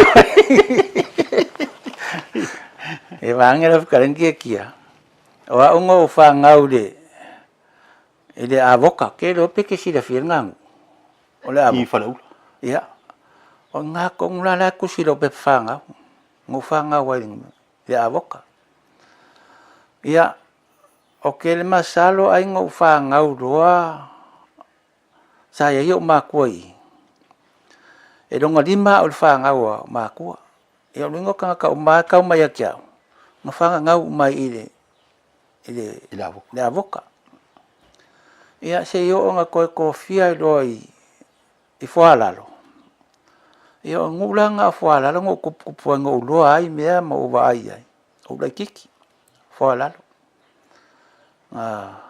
o ye o ma ko nga fa ngo fo nga ia maka ka solo ya nga bangere foalalo ka ke maka wale ngo e pai le ngongi ia mai lo la kiki okay lo pole pe dima pe o ka sanga ngai ngal mako o makua nga sila ye ko si akule I polu ile ngule o sainga ia fa ngo foile nga mako wola e foi ngai sainga awalu ile a ongai wa onga ka sa vali mai I songe sele ia sola ia ole o kilingi fale nga me ko nga vao a kole sa ngai I saka o mo ing mele ngeia de vaula saka o ia sola ngi we ka o me nga ia nga mai vao a ko mala nga me ka mai ia nga songe sele ia so ma ko em ses palong man tui ai le ka ke se ele pia ya mang e ke le le vai ngale ngai ka o la le ka usanga ngai soi fu ai ngai fa ngau ngo fa ngau le fa lima ka siva fa lima o ni o tua a o ni fai fi au ia o le la va ke kia ia le winga ngalo fa ku ngamo e ko lima ma ko wa longa lima o fa ngau lo winga la le ko lima le ngau la o mai fa ngau mai ila voka ia au ngo foi ngau ma koi ia sa va ia kenge avoka me penga ko singo la onga ma de penga ia se o lo ngau fa ngau wa wo lo I fola wo ma ko si ki sa vai o isu fa ngau ko lo kama o yapo ole akali ole mangkui mai sa ku fia sa pai kia Nea wa ngoa ngai fai ngoa ia ma ko ai ngai mangkui. Ia lo kinga. Or kinga longa kama, lo kama. Ole salai. Ele piko ngu foi le o siuku, siuku. Ya, siuku. Ole a finge la ole. Ai foi. E wanga la kelongo kwang alanga le ila takakia inganga ba. Ya. Pe ngana lo kinga ole olong ainga ole fale alili kafkafa ngo kafkafa ole finge ole lai muanga kafkafa. Fale alili ya lo kinga. Ya, pinga sa onga lo kamai ya onga fa ya nganga. Ai sa onga fo finge ing lo makoi ngai ya avok. Ko sa le avoka pe ngasa sa ai fale ko la fa ngalo ngela so la fa longo ya. Ya ai fa sa ngai ngalo makoi ya ngawa. Fai poi pama fa ngai fo imbo ngo fo ngai li. De ba inga fo la onga ma me fa penga. Ya to le ala ngalo nako lo wola e o ngudeo o de a onga le ole avoka pe onga ye lo ku pe fa ngau. Se yo fo langa mako sa I sawai I fo ala lo. Ya ta kausi e fo la le ngu ngai kalesia. A so ila lo ngu. Wala wole ko ese ngu ila lo ala boilunga. Ya a so langa ngu wola ilo le kiki. Ya bang ya la lewa o orka fa so I ngai fo ala lo. Ya. Ia ilme vuisa ia ia ngai ko afu ile sa ngaru ngale. Ia si fa wo lo sa nga fo ile nga wa le sa ila ume ia bise fo ole marie ia le nga. Ya. Ole le fa kai mo le siri kia. O ngai ngure fo ala lo. Alu faiva fa foi.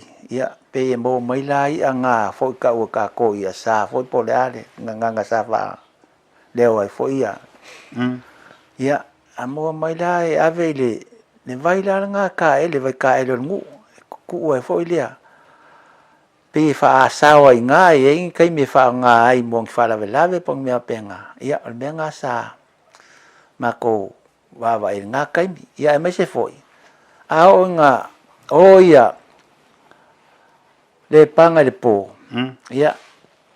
Taela va anga pe kudula ka nga kai mi. E o ai pe kai ko ongo ko fiel au fai va nga po. E ma sai fo nga lo ka mai, fai va nga. Mo nga mali. Ahora le va ve agua e mai kai au. E ma ke va ku ro wa, ia ma ko ka mai ki nga kai. Ma ke karu ku ri fa kalile. Fai va. Ia wala o mai loa ba ku ia a fo ele. E ila kama I anga I pa ko benga o malie. Sa ka wa nga so kai uli pole. O ka nga sa mako ka wa mako nga me nga kai. O me nga mako aku ka fao. E kamaki mako. Ia lo va ve ai o me ele va ia mo fo nga o kai uli ngai. Ia pe mako ka fao ai ma fa ia mako fo I ma ke kai ele le ngonge ai fa ku fo le ai fa ma ke ka alwai ya pe o menga sa ko pur nga kai I a ma ko ia ngai ngule o fa la lo a se ngu fo I ma ngai ya ma ka ngo fi nga vai ka on ngu a so suru malela ya e ka le fa nga e popula le pa le ngonge ngu ya pe o menga ke mangko ai pe nga ngu o fo alalo se yo nga mako sikia mai o mako I sainga ya mako ngo fo nga sainga mako a ongai oi siong sele a o faila onga siong sele ngai e mele wa ko kia va sanga me mele nge fa sa fo I fa le ula kai mu vai a ele nga sa e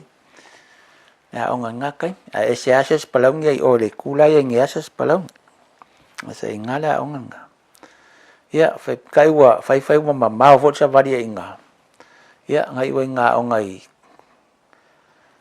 ngo mako si mai vai moso Ia. Wa mangao fa malolo ka masenga. Ia si mai loi vai moso ma con ngo foi lo. Ngai vai moso. Ia lo ko mai ko fa li fa kwa. Ia pe ngala lenga. A o ngai loi vai moso fa solo mai la o ngale ale fiku. Pe ka yange nga maliu lo ka manga wa makua a fo so fu ai male. Ya nga maliu lo. Pe ka wala wa lenga fakia sio kinga ka si mako.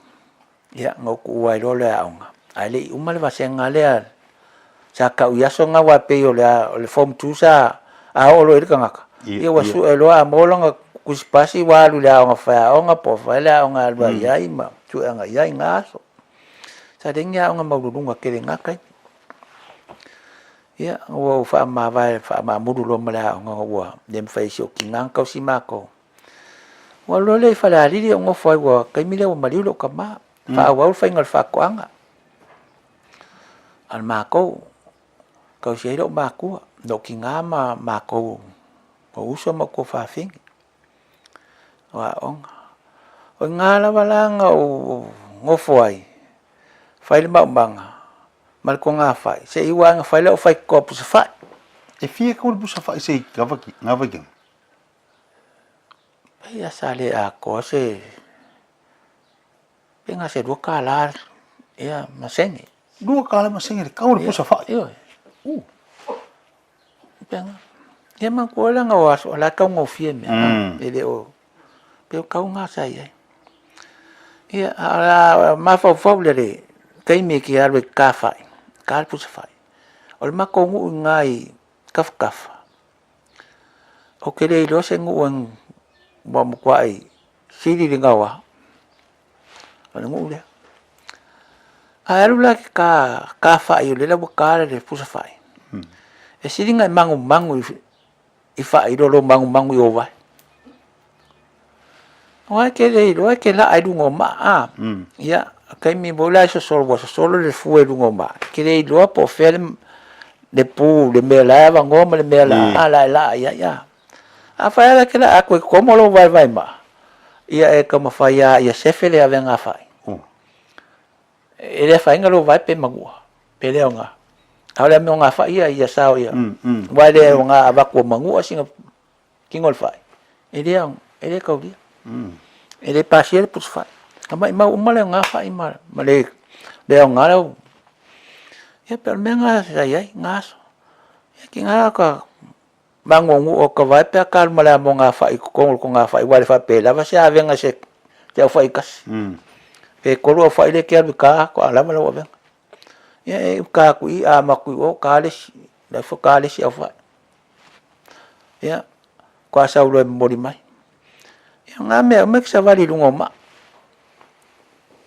vai ala ko molo vai se vai ma ya ke madia wa mangongu o vai vang fo ile ia sawa fa i o ngi fa i mangu ku pela nga mo nga pusa fa i nga vai kemi nga lava ia le fa so mo ko ai nga kemi wai bodi si fa ngor banga ko so kinga a me vola nga ke fa ya ko ele kai la fa io la ka usanga nga mala mo ingisi o ka usanga nga sa wai o le fikas asi fikas so io mo sa le ke sa wa wai u kolua o le i u le ri dai vai podi ia malisia vanga la ki wo ko kolisi tam ia ngo so le ngai kongkong ya ko ia penga lu ngama ai so ngi o la so ka lu nga so ngi fenga lu nga ngo so o fenga lu nga le fenga lu nga le fai ai mo me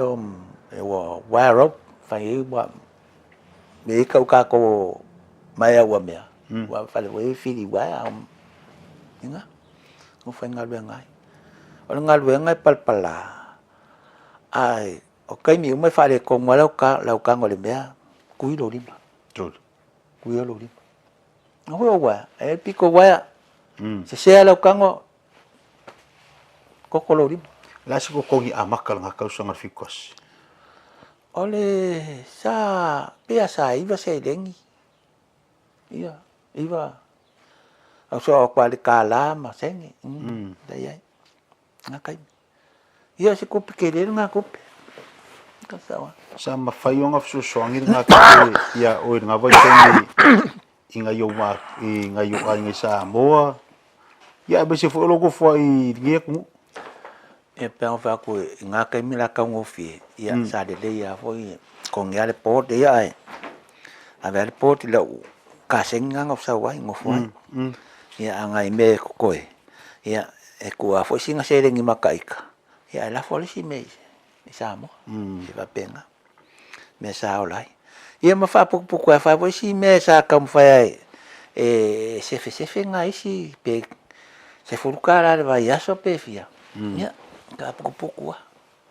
Se yo ai ngā fai a ua fa kauru mak fangua yukai vai vas. Ia. A o na wingi. Na ke ngi.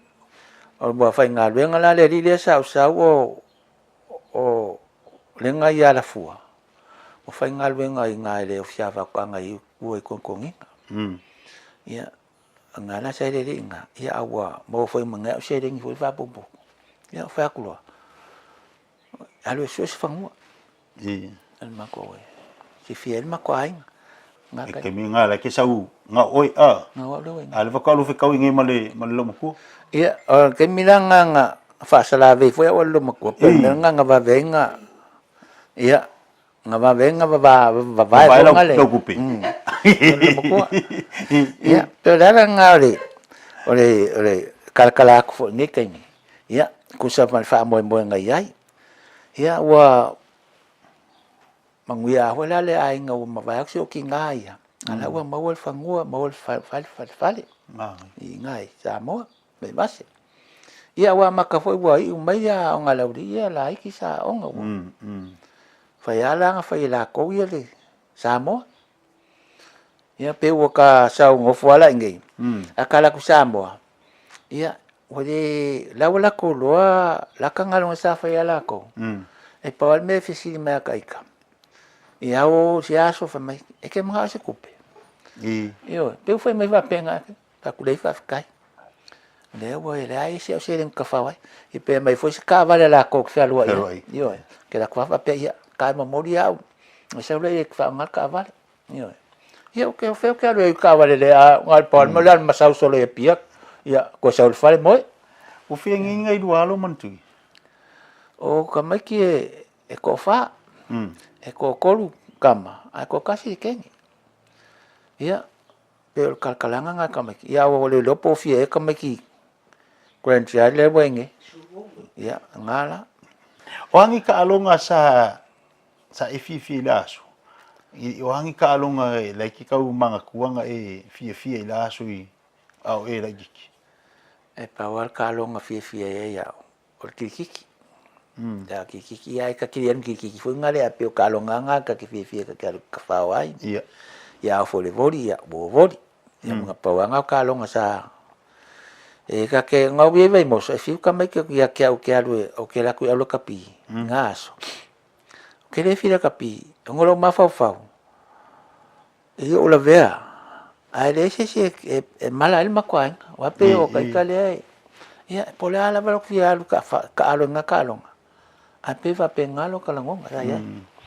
e ngi kalonga kala vea ia ma wasonga akava is ka nga ka alo le anga o ka nga ka voi ka ki pa ka maka ai kalonga pe fie fo le ai sua se ka ka longa wa oi ala ve vo ka kon kwala ve le nga ki nga ka la kai ka nga va nga kai ia va pe le ai e si lo foi lo wa nga do ki nga ma lo de bele o calo fi la capi ai de ela vero la capi vole nga e per menga nga ka le fi kai ka calo man tuyo le nga ku fio i hu wa ma ngalu nga yu ku afo ile i ku nga kalisia o angi bea nga kilo le vai ke minga fai ka ulanga ku ai ia ngu ia po e kalisia fo i fai fia wale le fa kai o ngu ya sola la ule maka yai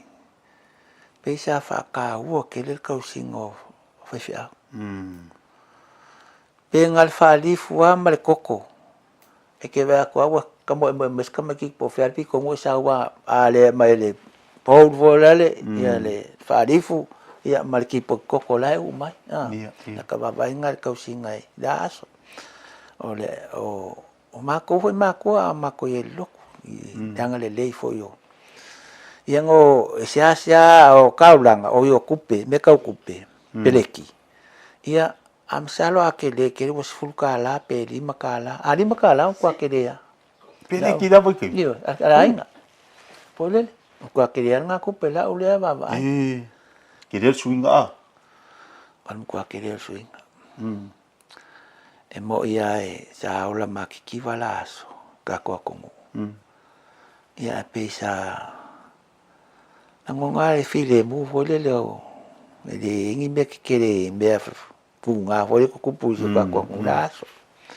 e solo ngale le ya me uma e ole pe ngi aso ya ka ko vava ai ke lo me yo fala au fasa inga ma me fa pe ngale ko kupu e mo sia ka ko ku wa ka fe foi la ko songa ai se falo se si ai ngi ka mi pa ko el samo wa ka le mang kat ko nga me nga me sa mo ngi ka mi wa ka wa ai ke le fala vela ko kupu mai na ka le ma ka uso ka ko ngi ka e pe ora nga ka le fa el ma ko nga pe ka ko por me ka ko a mo ka le fa ka mo le ya ka ko yu ka kala le ding yo le ding ya pe yo le mo sa nga las kasi le dingi ya fisi mare na la mo nga ai seki al kamanga oi pai fala yesi fala yesi kasi le dingi ka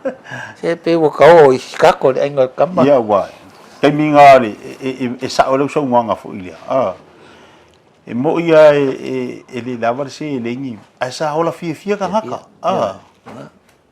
sa ola fia ka haka ka usia i fo ka haka nga ba kai mi sa ole le ya wa ma yer ka fa so ngi yasu ya wa kala fo il tu langa pi o nga ye lo vai kai mi ya me se fo yo lo so i fo nga sambo ya ba ta ngo fo o le mai mor ka ko ngu ma fa ngolongo fo ngi yasu ya e serka u or ku vai kai ya e kala inga ia mafai o nga kapenga ai a inga mafanga e whakusa ngi vai kai me so i whanga lu o iai i li whaingo fi ia lewa sa ngor ka ma i ngi fu yasu ia wa maka ngo fi fo i lewa veo se nu i kau ma se wha mali si au ia mo whanga ur kai miringi e kapenga nga ia ile lumanga i ola ku fu i olanga ia ai o se lau le ngi wa wha mai ali tapo kalam ia la whaku ia ki o ka ma lo sila le ni so awainga ya me si fo yo pa angal tatu le tio ya molina yo lo fa anga ni va angal tayo ya fa kai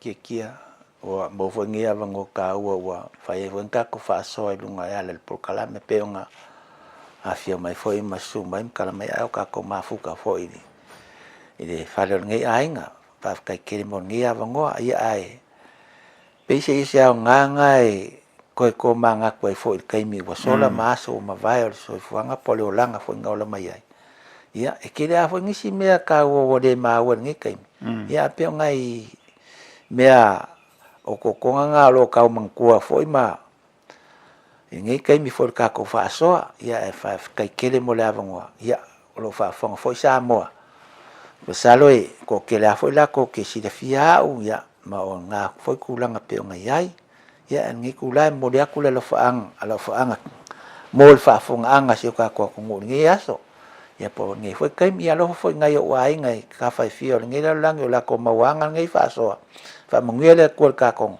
kai mi ka ko fe lo ya mangu kirenga lo kirenga ki foi de fio ngai a pesca mo ro faiva ya ngal le de ko ma wa nga so do finangalo ya wala por kalame ma le fa so ingo finangalo ma ngonga ka ko ya mangu kelenga nge fiaf alo fa ya ile mai mai o tatu wa tunu ni tema le tayao se fa popo mal pokala me o le fa talofa por fa tu lima tu asina sina mo to malawa fa fonga ya tartala sa no fo ia le tama tua ya man tu yapo ya ilo na fo iso ifanga pe ona yai manino le leile nei vai nga le tayao tu li tata mai te oli tu la iva ya stofio va stitasi o lo whaasoa tuai tua sina i lo lātou fo vai taimi.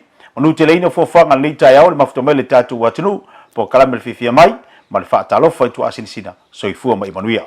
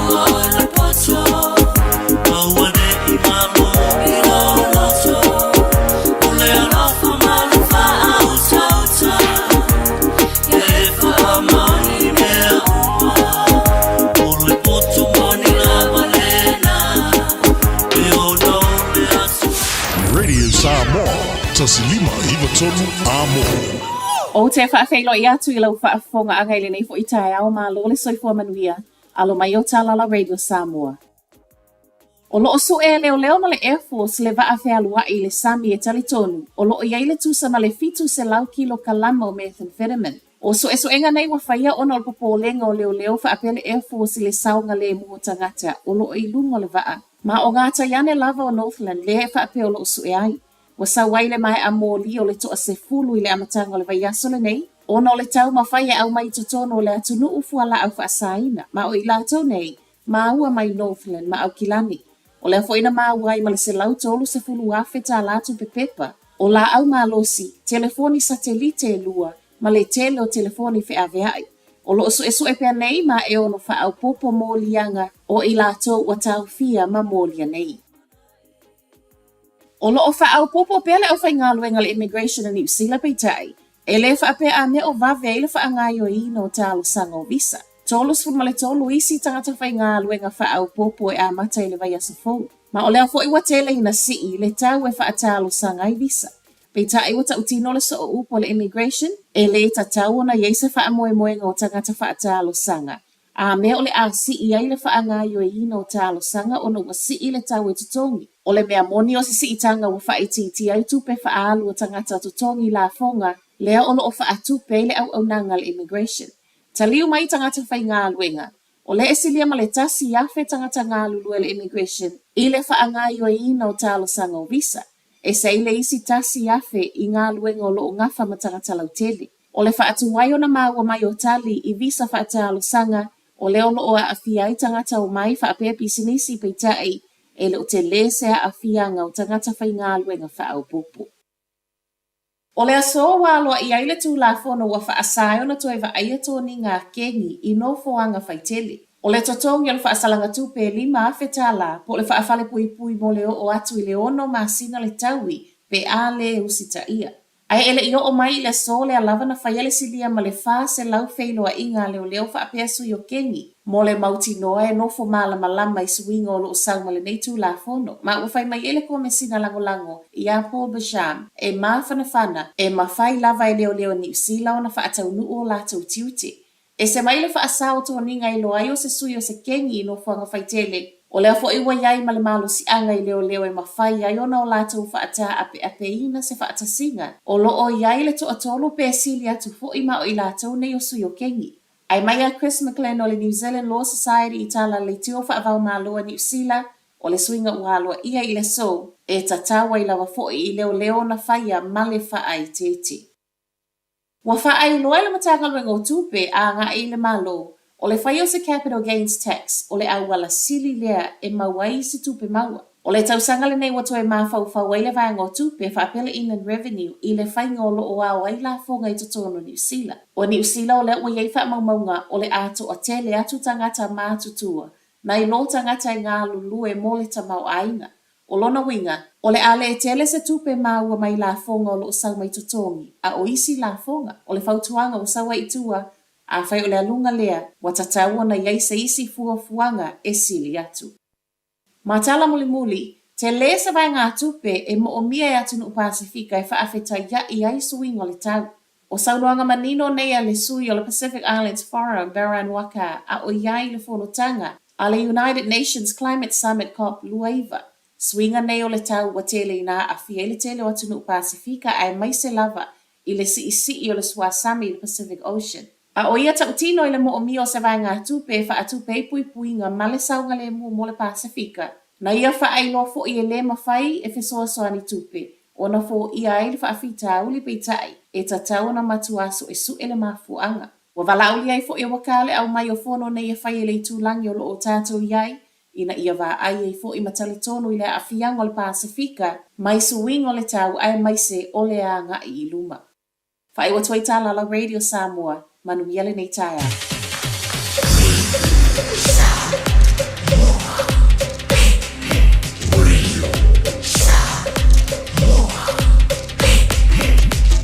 Tasi limoi votu. Amo.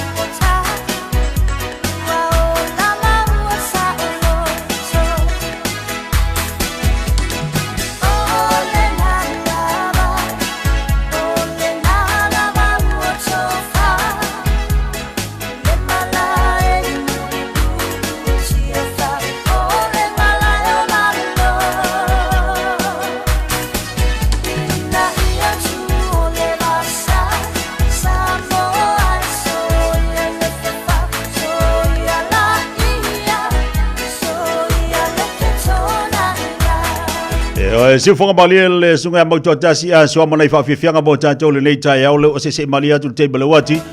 Was full minuto te nei le tu las full bene fa fonga ba inisi ne o tato po kala me fanga solo mo tato le tai au. Ya le mafuto le tato wa tinu fa fonga mai le tamam tina ma tu mo to balawa. Le ngata fo ile o sunga fa fenga mo la tu faltu o fionga pantele tu mo te sa. O ile tu vala wina nga luenga ile tu o so o se tovine. Ya wa panga uma lava fifia mai lo fat simai fe lava tafa ke lo pele fatu ai mau mai le tatu pokalame ya to fa talo fat ya oe tan tono na wa manino lau fa foka le nei fo ita o tu langa pe ona yel pokalame nei tu asin sina po nei tamam tina ma tu mo tamalawa tala tu ya ila tu fo vai taimi a o soifuani Samoa maua le ona i vaenga tau ia oe malu ainga o e o lai tono New Zealand.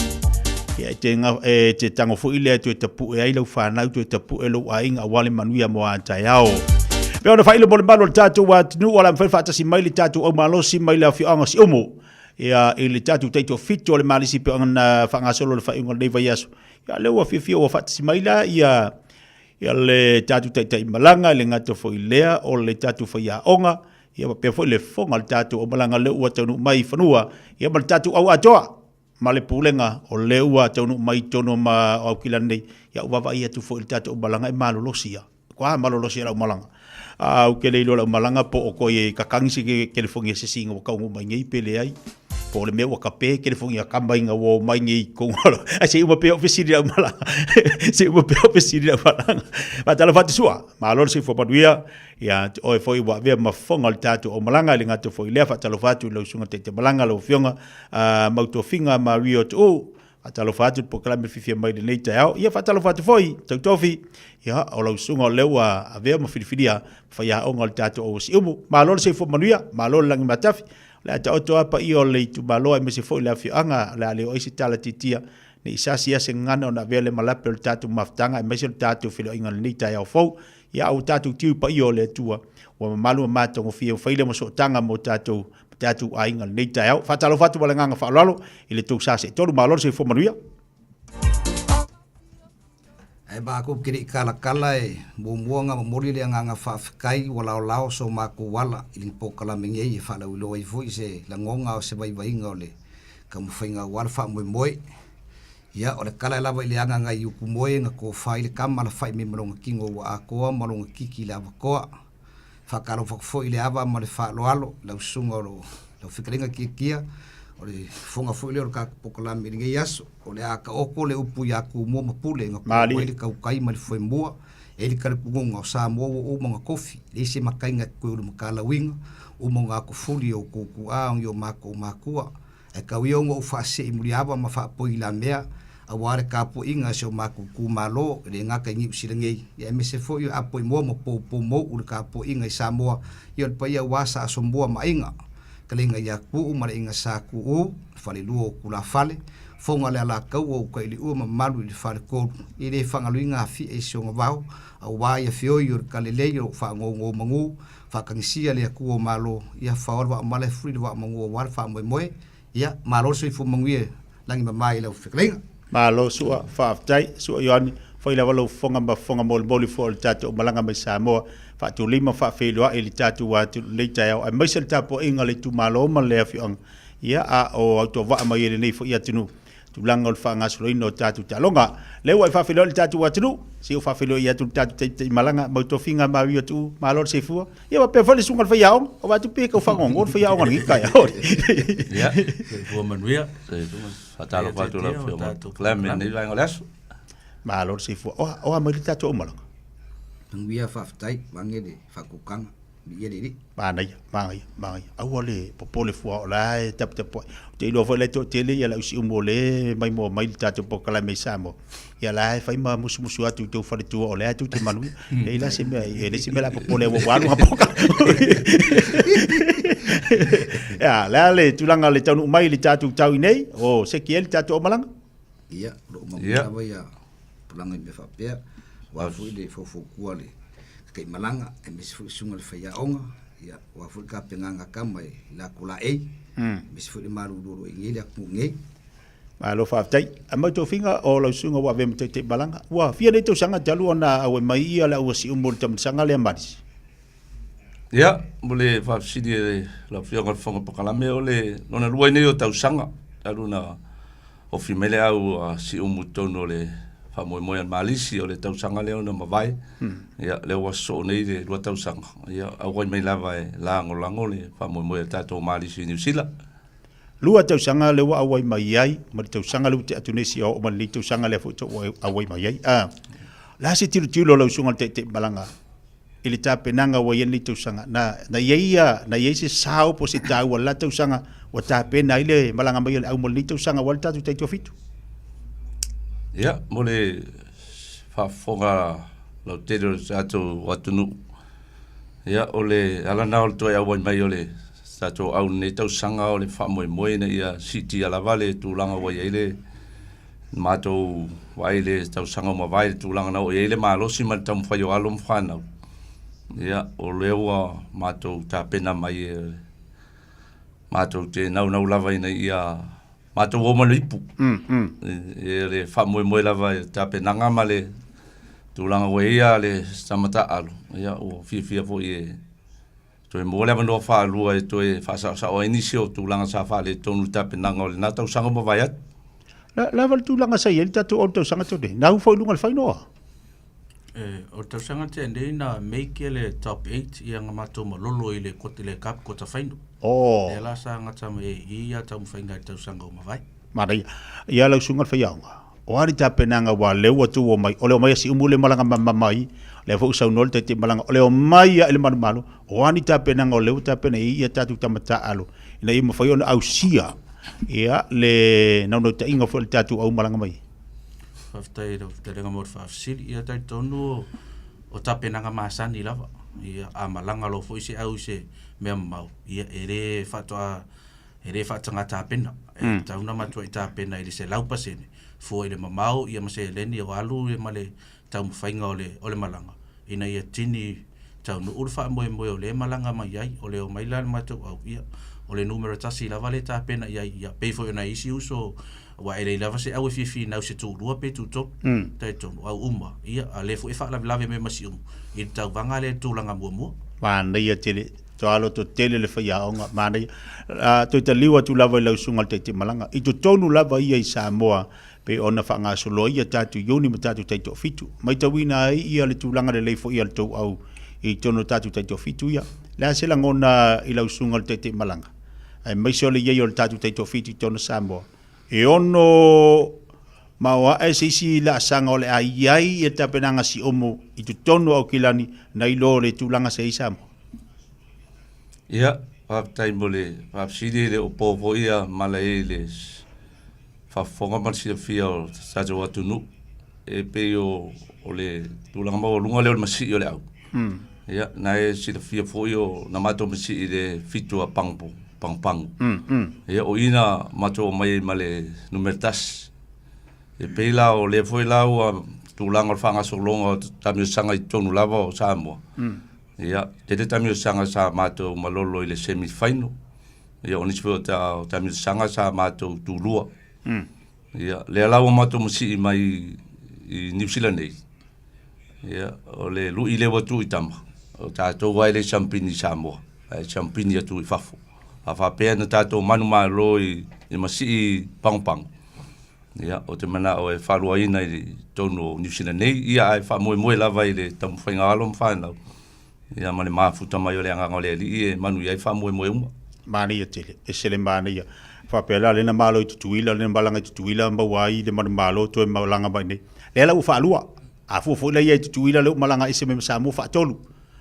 O lea si tāua o nei malanga male awai i ta'alonga i fafo atu o Samoa i tono i tatu tamata alo. Lea se tāua o nei a tabulisanga i ese maido Samoa. Ia i tamata alo le tatu wafi o ngaisu. Ia, o le tāua o le masi ese mai ma atu nui fafo. O le lui lea mo alo mwhanau e tāpena i le soifua ta'alo le ta'alo ka lakpi.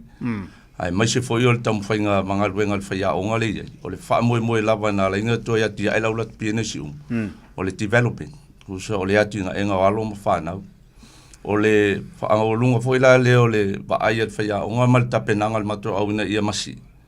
e tam fai e toso mai tonu pulanga la vol mato no umale afio anga o e yaile anga va amaltale ia ai ele langona falo le anga tai ko ling ia bale mafa vai vai a le masi mai lai fafo se pero se la sanga e to e lifia i lunga le soifua ta alo ia male olanga la kapia le tam ta alo pe o le fa moe ia alwalu lunga awane i ngata pe awane i puta le olanga ta alo ai ia wai a masi i satu i fa ia o si fo tu langa o tapenanga le mafau fau ia male loto e fa atino ile talonga ia pe o le ba ai mau le ile tapenanga le au ale una so tau sanga ma au mai ina ia ile loto fa tasio fa na o ye talin na ia nga lu fa tasima tam fa ye tu lunga le ngole tu malolo mato tau vena malenga fa lo Oini te mawhana o le tātu o awhi anga ua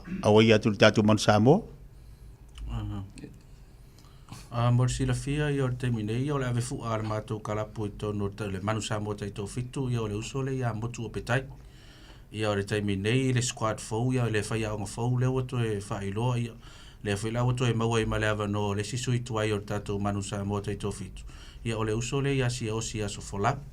Ia pe ona isi usona le ufa manu e ina tono le manu Samoa taito fitu ia ele ngata ina ia to a fale fa na le ufa manu e ina ile junior manu Samoa ia a se tasi fo yo uso ia lo avem captain o tato au le tamu sangane ia sa avia fo ima tamata alo le junior manu Samoa ia me se fo yo le manu ma Samoa pe oni sina o fa na le o fa manu e ina ia onor tam fainga lava tai malanga ia me se le fonga le uni malau ia to e tawatia e mai laka pi tu asi o mato i tu malo. Na ye ni si o alum tama whana o si umusa i ele tatu te to fitu mo E sa ole le lava le saunoanga ia pe o le uso le ia si Maika Mikaeli. Ia o tauwanga whafuk. Tauwanga whafuk. O neone whafuk.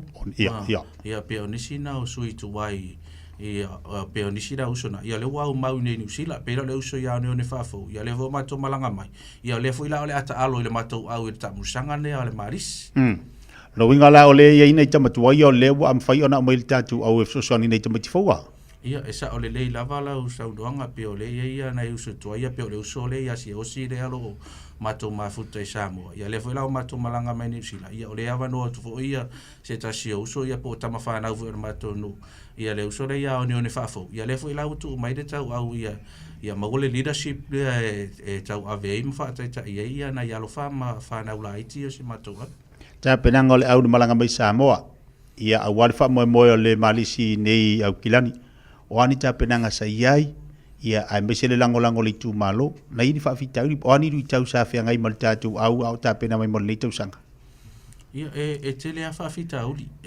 mo de sila fia ele fa ngofia le malanga mai New Zealand e fai lava sina tele o tapenanga e tapena ia esa tu lava ile ali ia fa pele ngalu fa ta sir mato lau ia lango vo ia nisio tamali ia le o ma fai on fa tino ina le mato fa mo ia o ke lango o ma masina o tapena ia le mato au malanga mai New Zealand na malo ta musanga te to fitu a mato Samoa ia o le main focus a le wala ta pena ilo ia o New Zealand e tamusanga le malisi ia re malanga mai le mato au ia tasi le vai aso le na mo tasi e man no tasi e mato au ia mata pena mai e New Zealand ia ko lengir ka ia ko lengir fiafi ina ia fata uana ia vanoa ia au alum fa na wa tonu nei te wa to e mo to inisio vanoa mo le au al manu Samoa te to fitu ia ale ngata foi nga ia ka kongole ia ngai selecta si e ka milo sori nge ke wa mo ko ai boy pe ole au nga fa mo le malanga mai New Zealand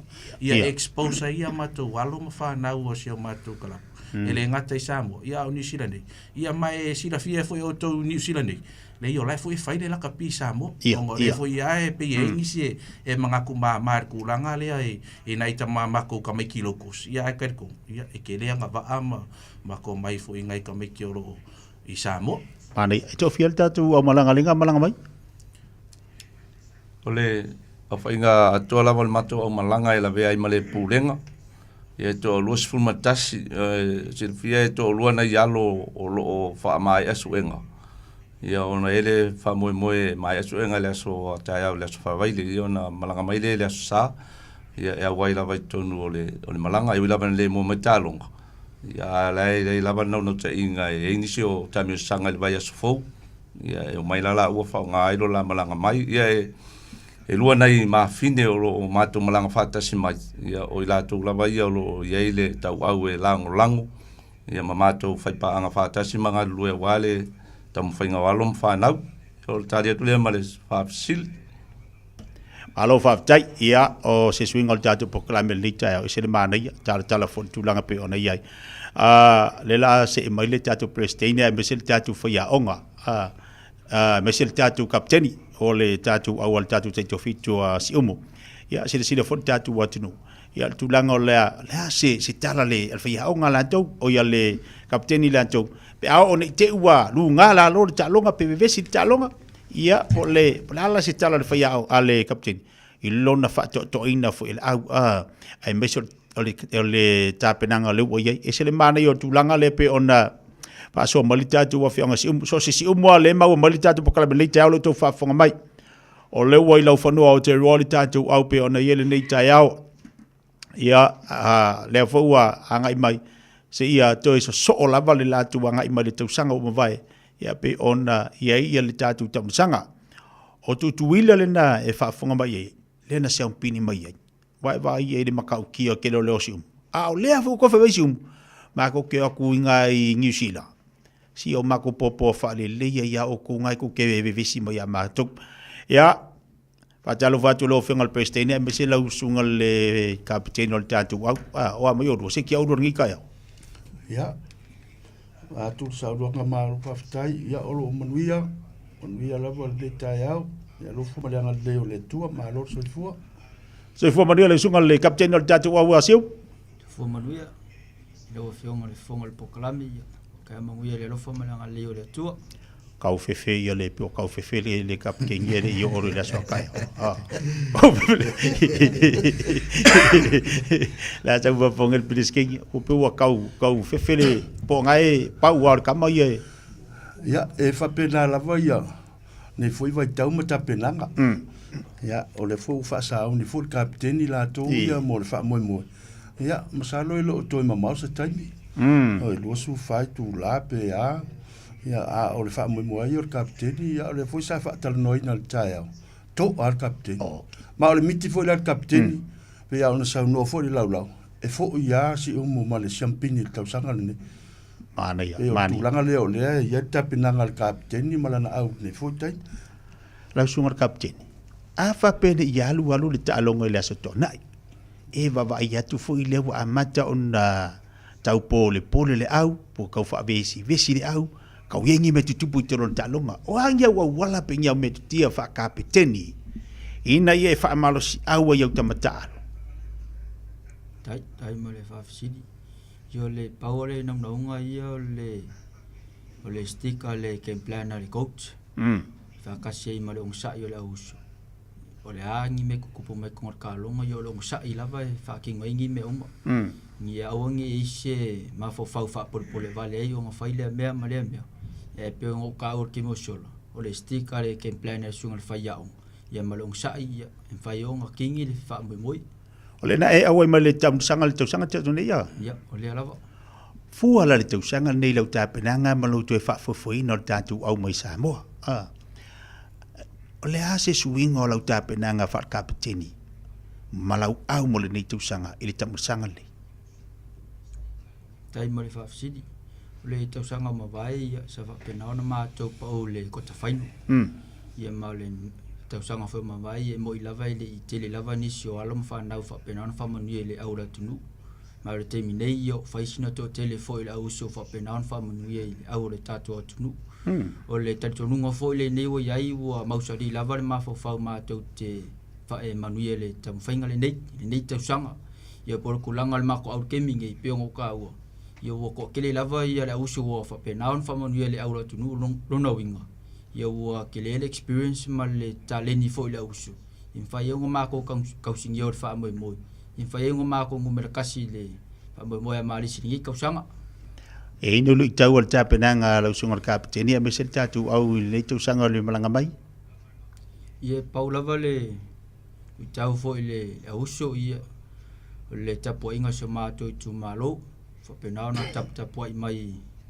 i siumu i o le naunga ia o le whaisinga ma mau fo i le mea sa mātou au wala sa uia i au tupe fo i ma tau fo i o le nei whenga malanga whailawa singa tangata ale uri kaua ia kau ko ngā le kapu inga se mātou tu malo pau lava re kari māko ke kari akoi o le numero tasi le nei wha moi i o na wha maria ina le o le tapu inga se mātou tu malo Tele au yo fa longolongo mai le tai au pa ua le tala si umu tasi. Rono winga o le tele au ia nga imal tatu yo tam sanga amali si stona. Tala noa le lua mal tonu mal nga ilalo. Ya war kala mo yala. E wa le saule le fa ya o kas. Saule kai malanga kas. Saule kapiking o ya le kapiking kas.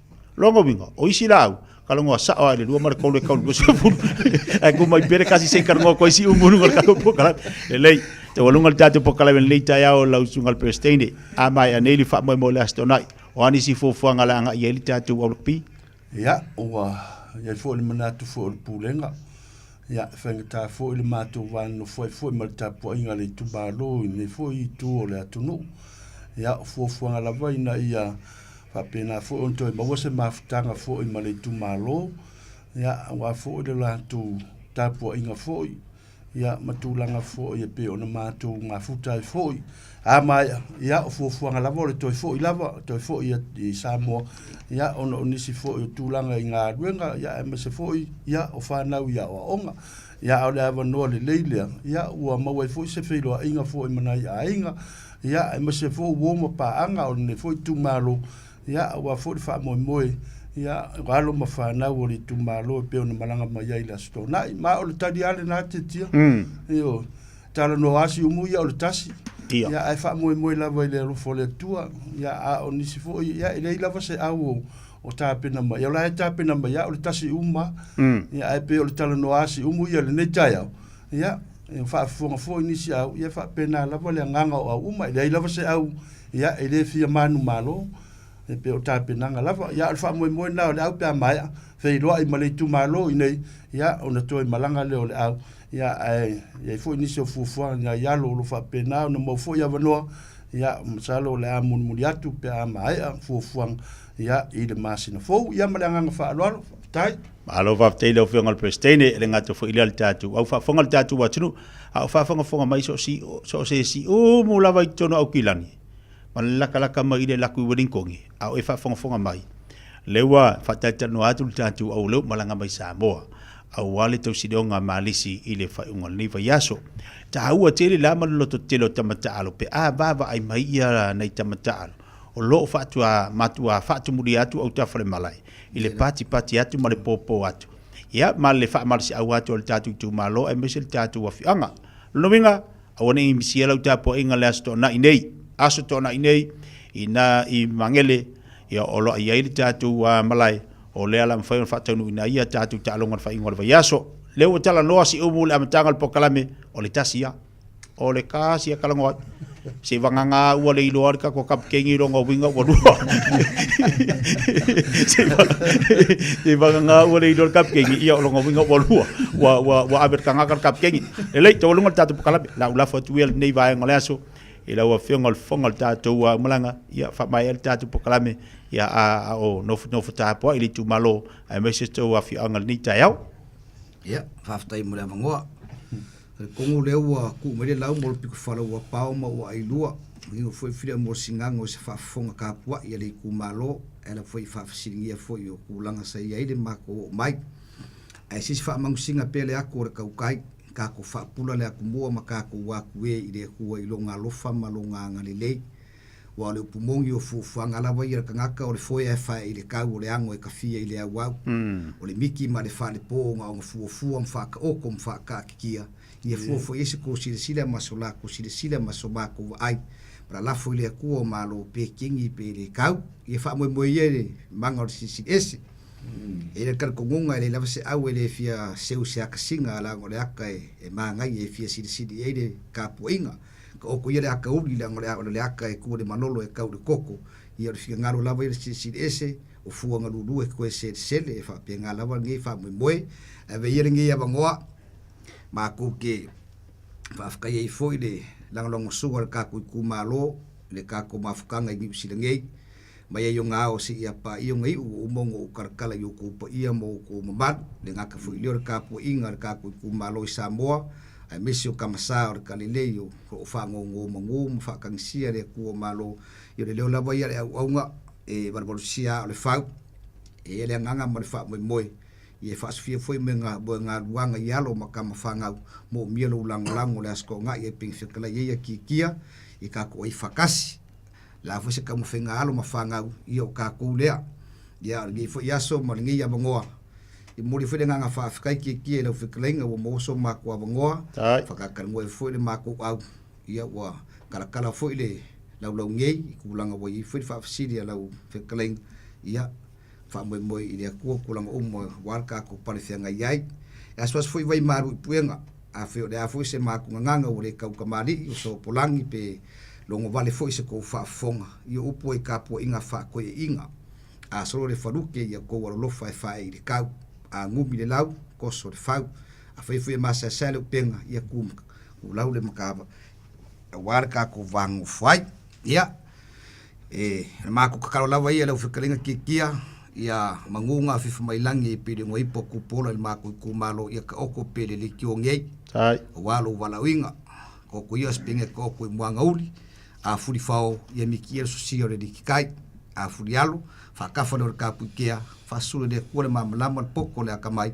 ia wa furi ka puingo le aku o lo fa no ka poi mai ku fa la ngei ia fa afkai bulu ba ko ngoa mangia kere fu fango ko ngi yasu aftai malo fa aftai su ole talai he ni fu vai ngol tatu poklame wa fa mata fi fa mai al tatu poklame fa fonga ta po il tatu wa tinu ta fa fi la lang e mai se level ta po ingali tu malo mo le fi anga ya ele tele stala le wa fa mai al tatu poklame mo le ngangor fi pa le loto wa tu mo le oli ono ne ya va no fa fu on na tatu miltino mo tatu fi lo im tatu fatasi ha tala fo ile ta le fa boy pe ona malanga mai ia ile ne ia tinu o le talo al poklame ia me se fo le pulenga ia ile malo si male fa malo longa le tu nei fa nau to aveina fo tanga vai ia me se fo yo le afi anga mali tu malo au ia fa anga tamal ne ia tinu mo le malo si malo la mai le li le ngata fo ile le pulenga tatu au ia ile tatu te malanga le prestine pe fo ia tatu fo ia onga ia mai la tu malava wa filifili al tatu pulenga ia ba se la to fa su ole o fa mafonga tatu poklame ia le anga le yo le tua ia ta fi mala ni so vaenga me lo tu por nei vai tau mo le yo langa lo tatu ia e me si ta pedanga mo nei vai yasu o ia le tatu lunga le atili fo ia nei vaenga le fa pena na fa la via ti tatu a o ta pena tatu fa mo tatu ta fa talo fa tasile li o le masao me o mo lo na fa tasi mai ai mai se le lana pui nga malan tau singa ia ti tatu mo le tele fa mo la a so to na il tatu o sibu ma le tatu tau fai talo ia tatu au sia le tau sinionga ai mai se le tatu mamitinga o le tasi a tatu ne wa umango fai akui au i whanongo mai kalangoa ele rua ma le kono wha ma le lima ia ma le kauralo lua se furu awar kasi ku mai pere ia kako ia ai wha avtai manuia ia le nei aso ia alofa te lea tatu au soifo mai manuia alo tai Time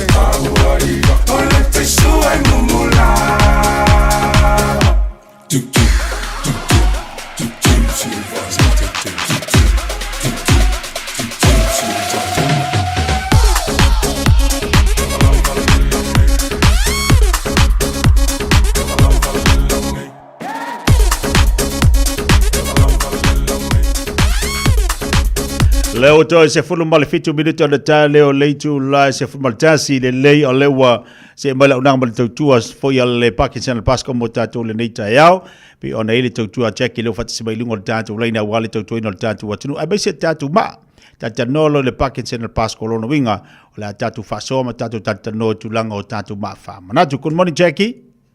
Good morning. Good morning. How are you, Jackie, this morning? Very well, thank you. How are you? Hey, good, Jackie. Okay, Jackie. Jackie, what is Parkinson Pasco and what services do you offer, please? Our company, Parkinson and Pasco, we make memorials, and we've been doing that since 1886, actually. So it's been, over 100 years.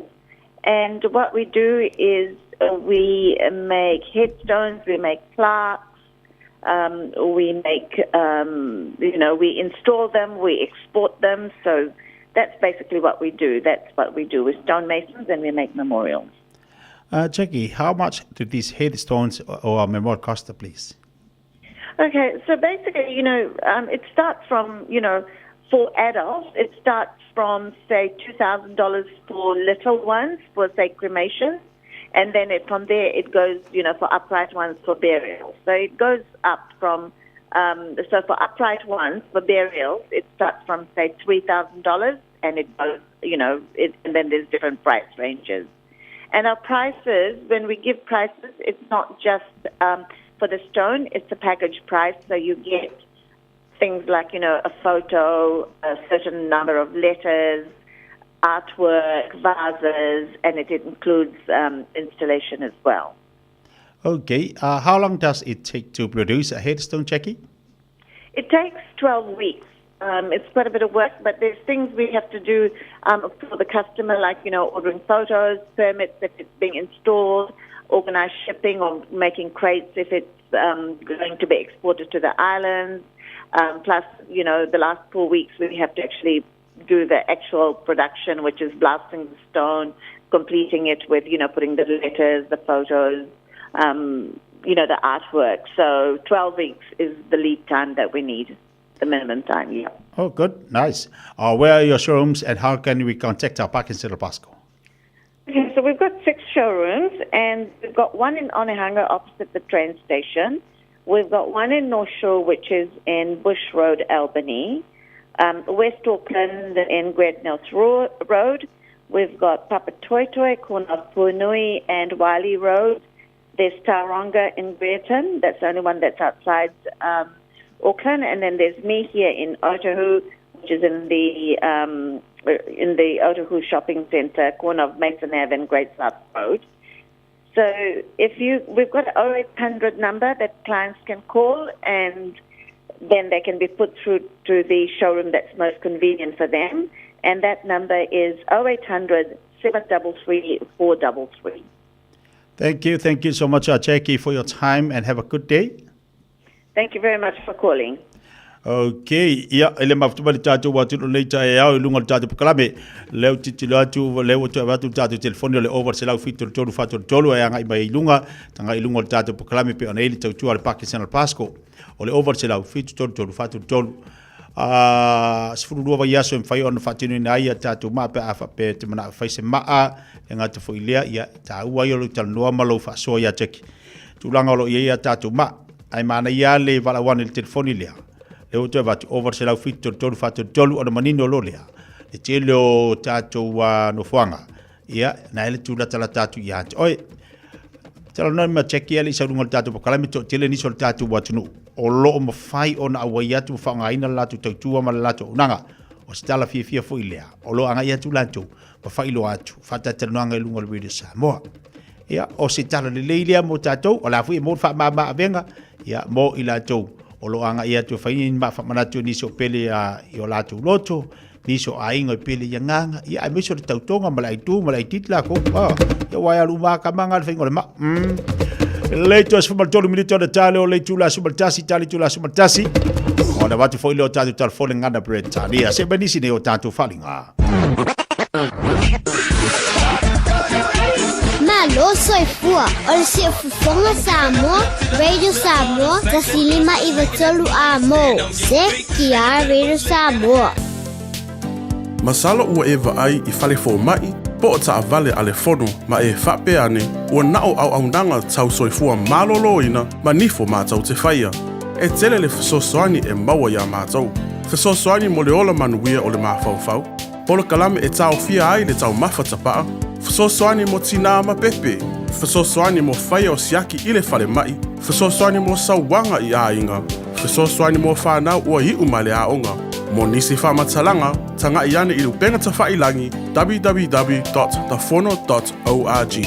Pe vala au, le o valu selau, Fono for you. O valu selau, tolu ono whaavalu. O mana umie oe po se siolo a inga se fesosoani tau whemalanga inga mo New Zealand. I mata au po peo le vaita mai no whanau po ngā luenga. A whai lau tali o le ioe, wala au loa Ken Fernieho o le Fern Immigration Services e iailana lai sene, ma ua silia ma le se 15 tausanga o lana tautua. E toa tele tangata o fesosoani iai Ken, i mata upu tau whemalanga inga. E au fia ai mata upu na o atu le Tribunal, ma apili le Minister. Tanga iane i le mata o Facebook, ma le upenga te whailangi i moli mau. Mo nisi whamtalanga, wala au mai le Fern Immigration Services, ma tala noa ia Luisa, i le oiva, lua ono lua, tolu lua lima tolu, lua ono lua, tolu lua lima tolu, po le o lua tasi, tasi lima tasi, o lima.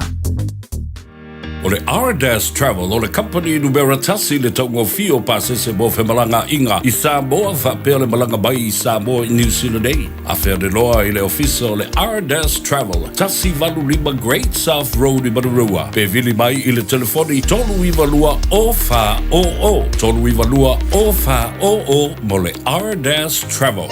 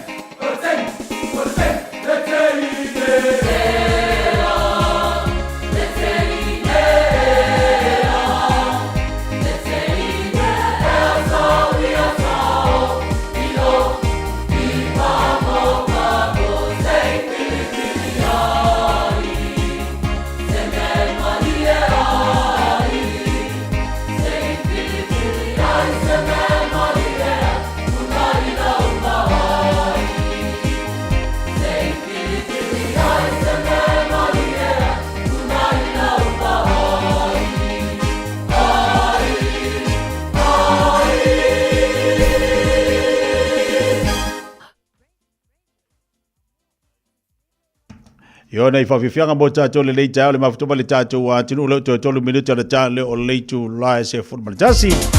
Ia malola watawa tai malola ngā lue. Malo atu I anti lantiolo mawhutoma I pe ilunga le tātou pokalame nei vaianga o le tai au. I tala muli pola whatalo whatu le wharongorongo mai ilunga le tātou pokalame. Io e whatalo whati a muli pola, si o eli ma se moana muli pola. Mai mangeli sifo. Whatalo whati a Frarosa a ianga le vea.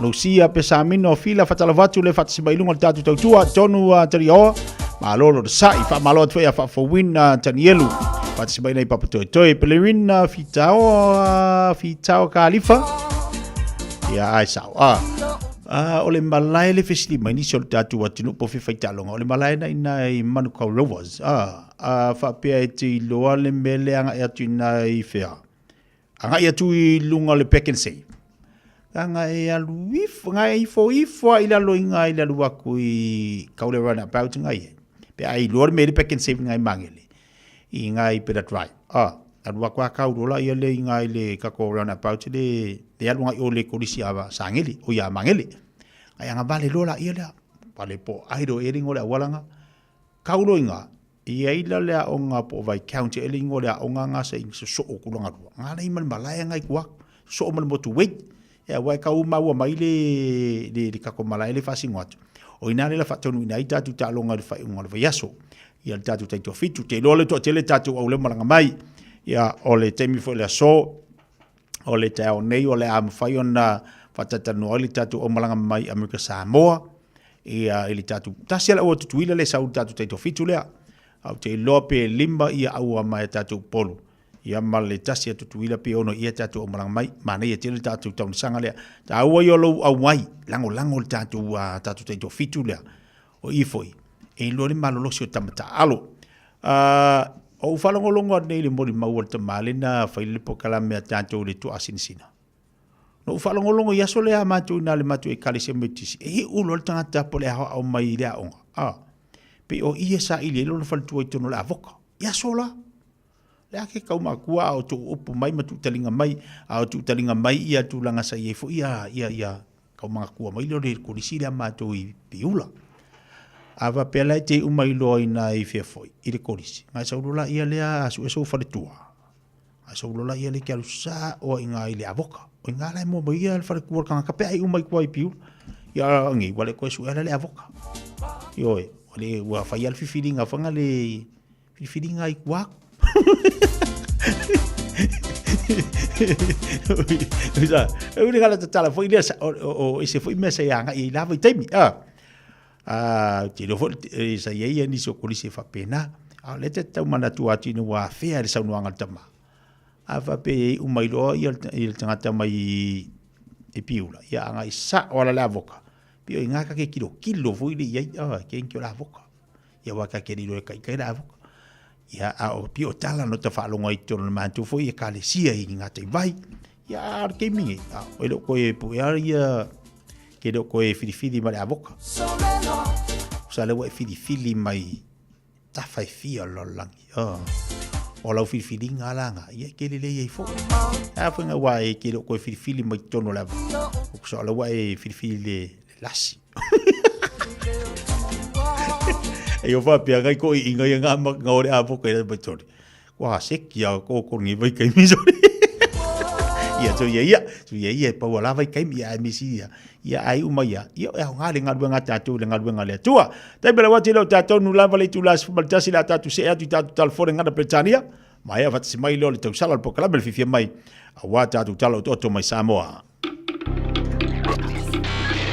Tasilima Ivatolu Amo Radio Samoa.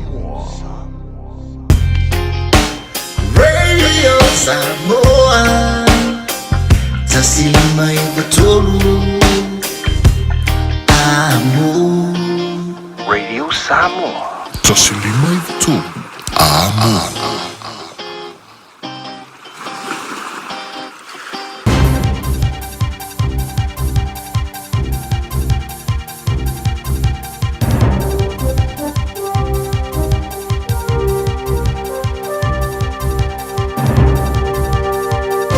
In this update, fears the ban on gang patches will do more harm than good. The ban kicked off from midnight and has already led to at least one prosecution. Research from think tank IHI Research and commissioned by police along with an independent panel of experts has found the ban is unlikely to reduce crime rates.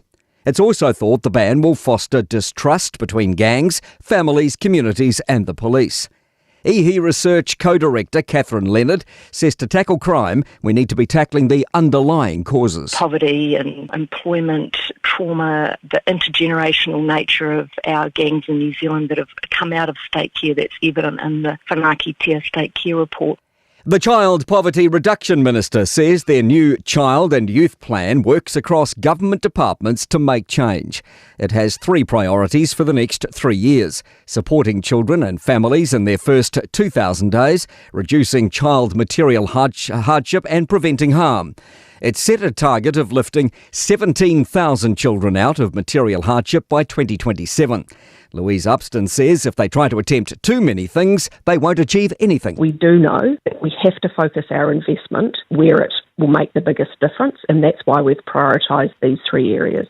New Zealand has slumped further in the fight against climate change. The Climate Change Performance Index has ranked New Zealand 41st out of 67 countries, down from 34 last year, keeping us in the low category. The index ranks countries on 4 indices: greenhouse gas emissions, renewable energy, climate policy and energy use. Fire crews have contained a large vegetation fire near Tauranga, but expect to remain at the scene for the rest of the day. The blaze broke out near Snodgrass Road at Te Puna just before 3:30 yesterday afternoon. And the West Coast's State Highway 6 will reopen between Haast and Lake Moeraki on Friday morning after almost 2 weeks of closures for storm repairs. That's news. In sport, a sudden change in imports for the winless Wellington Phoenix women in football's A-League. American college centre-back Olivia Kelly will join the club next week, replacing Algerian international Iman Chabel. Chabel's returning home to Canada due to what have been labelled unforeseen circumstances. Her contract lasted a fortnight. Andy Murray has paid tribute to retiring tennis great Rafael Nadal. He's congratulated his rival for his passion, intensity and unfailing courtesy. Almost always on and off the court. You're probably the only tennis player ever to have never thrown their racket in anger, which is incredible. However, this wasn't the case when you would lose at PlayStation. Murray, tongue-in-cheek, says consoles could sometimes be thrown around hotel rooms. That's sport. I'm Malcolm Jordan. Awani ABC fasala lawa tu sa on Radio Samoa le tamor sanga teto fitu al Malisi Pacific Sevens lua fe lo sumar farm Wale balai ole Manuka Rovers imangele ile asotona i lua se furutolo November tele au mai Samoa male Pacifica ole a waile nei fa moi moi ua mafai ona au inatu ona ole langolango mai company name Moana Rentals The Fono Chimana Wholesale Orders Pacifica Family Health Crew Mana tu ole Malisi Pacific Sevens ole lua fe lo sumar farm asotona i lua se furutolo November i lunga le Facebook mani YouTube ale Radio Samoa. Matau te whaia ni fo aroi le aso lava te fio mai ai i le Shine Dental. Ai e ia inga whaapitoa. Matau te salia le Afterpay, Zip, Q Cards, whaapea Wins Quotes i le Shine Dental. E whaia fua whaatalanoanga ma le ACC i le Shine Dental. Le aise tongi mo whanau i le bao le se furulua i le se furuwalu tusanga i le Shine Dental. Talanoa mai le tongi ino le whainga o nifo i whaonga ai le Zip, Smile Now, Pay Later. Le aise tului i le Shine Dental. A fio mai le 5 Great South Road Manukau pe wala aule lua fitu ono fafa. Lua fitu ono fafa mo le Shine Dental. 24 hours a day, 7 days a week. Radio Samoa streaming live on www.radiosamoa.co.nz.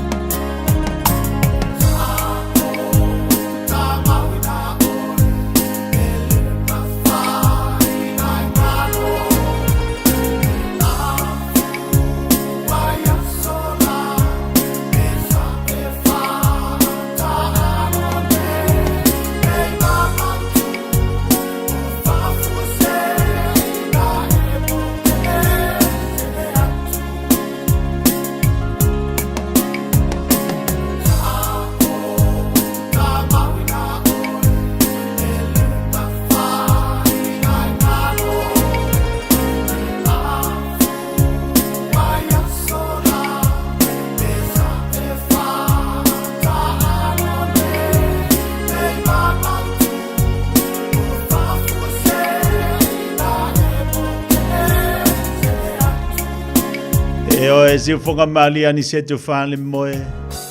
Pa no fa file mboi lo mali ni fu tai au pole ni fu yaso a o fe nga yo tiu te manga luenga fe nga yo fai valo fili ma tono lo moto mo lo lawa ia e popo fa le leilo nei ma fa ngole ni yaso ia mai ani se tu fale moe. 10 minuta te nele tu la e se fulu malitasi do fa tsimari tu sala al tatu po kalame le lu le to finga ai sha hu tu mo tatu le nei tai au ia ua fo inisi o tatu tala o mai Samoa le mfai ona tu na mai mo tatu talo fa le to finga malo lava le usu malo fo le sai malo fa malo si nei sto fu tatu ye ia so i fo manuia ile nei tai au fo a tia la fitalainga ia malo fo le so i fo maua ia te oi malo fo fa malosi malo le tawatai ia o mai fo ile asu tofil fa tafiti fo le nei vai aso malo so i fo maua fa talo fa tu fo ile mamalo se tatu watu nu ia lo fa fonga mai ia ile tapo kalame titia malo lava ba vel vai aso io e va vetele le vai aso ia e paula vale me i titia o le fa ftai la valeli o le wa maua mai le a le ola mal malo si o le moli mai le tato vola nei foi tai a fo la stofi so los futasi o le ma sino novema ele to e umia ai o foi la ia te sema ia na o mo vola o le nei tau sanga lua o lua fa Paka ke ilo kala e waso coffee shop. Ai. Yo no pula fa pe. Waso coffee le me. Pe le ai lo. Ua happy for that. Ka ba kwa ngir ka ka manga va la ka ke o pe oile ai da. Vi ia le li. Ka pula ku wa ka va ku le la pe so wa ki le ngovi ia le. Ai sa o. Io e sa o le la ba. Oi va nga ilu ma kalo ka ko ke pe pese ngi tai. Sa le. Wa nga fa pe ala mangire ka ya. Ala e fa mai ala fi ka ngi ser ko ru ma fa nga fa mai e nga moya kwa ma ko ya. Ala ko ya. E se fa tu fa. Io. Ola nga ka nguru buri mbu yo ke se furu. Fa pela yo si to lu ma fa e nga fa longo kwa nga po ka ngulu mai ya ilang kalum ka ngul mai sang ya wo fi ko lo le aku le si lang ka ngulu buri nga wa mo ke se fulu kas e fango kwa la fa me o nga va ya yo malu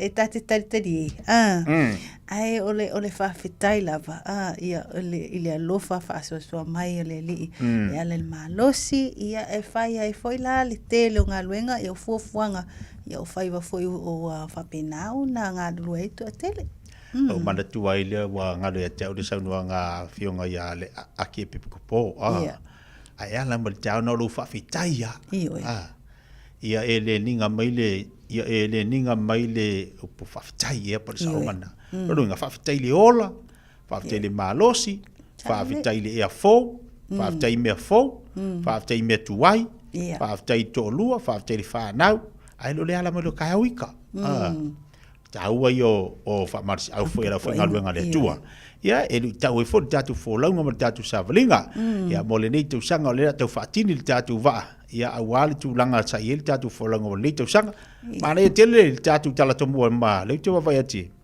sa uni lo tanga ta sa mo yang ava e talo sanga la tu citizen ni usila o se va enga ia au te loa o le si foi le vaenga le wa la mai le stangata ai tatu tangata no ua fa fitai na le loto fa fitai la o le ua fa pena na i umal manuia ta mo fainga yo sa vali fo ir to hotel se tatu wa tu no ai misionisio o fai pule o la to tai fo your community ngai Samoa ia fa pena fo ile tatu wa tu no ia ile fi naunga sa fa pena ona fa tino ila le vaenga leo le lena ia le pili le tau fa ofi ile toi fa fo i mai le citizen ya Samoa lena ave sea ile tau sanga ta siva valulua ia peila na ia lena e taua io e mata ina foi la tau mafainga na ia lum fa nau ia mai se foi le fai pule mai le atukuki ia te na ia tu iono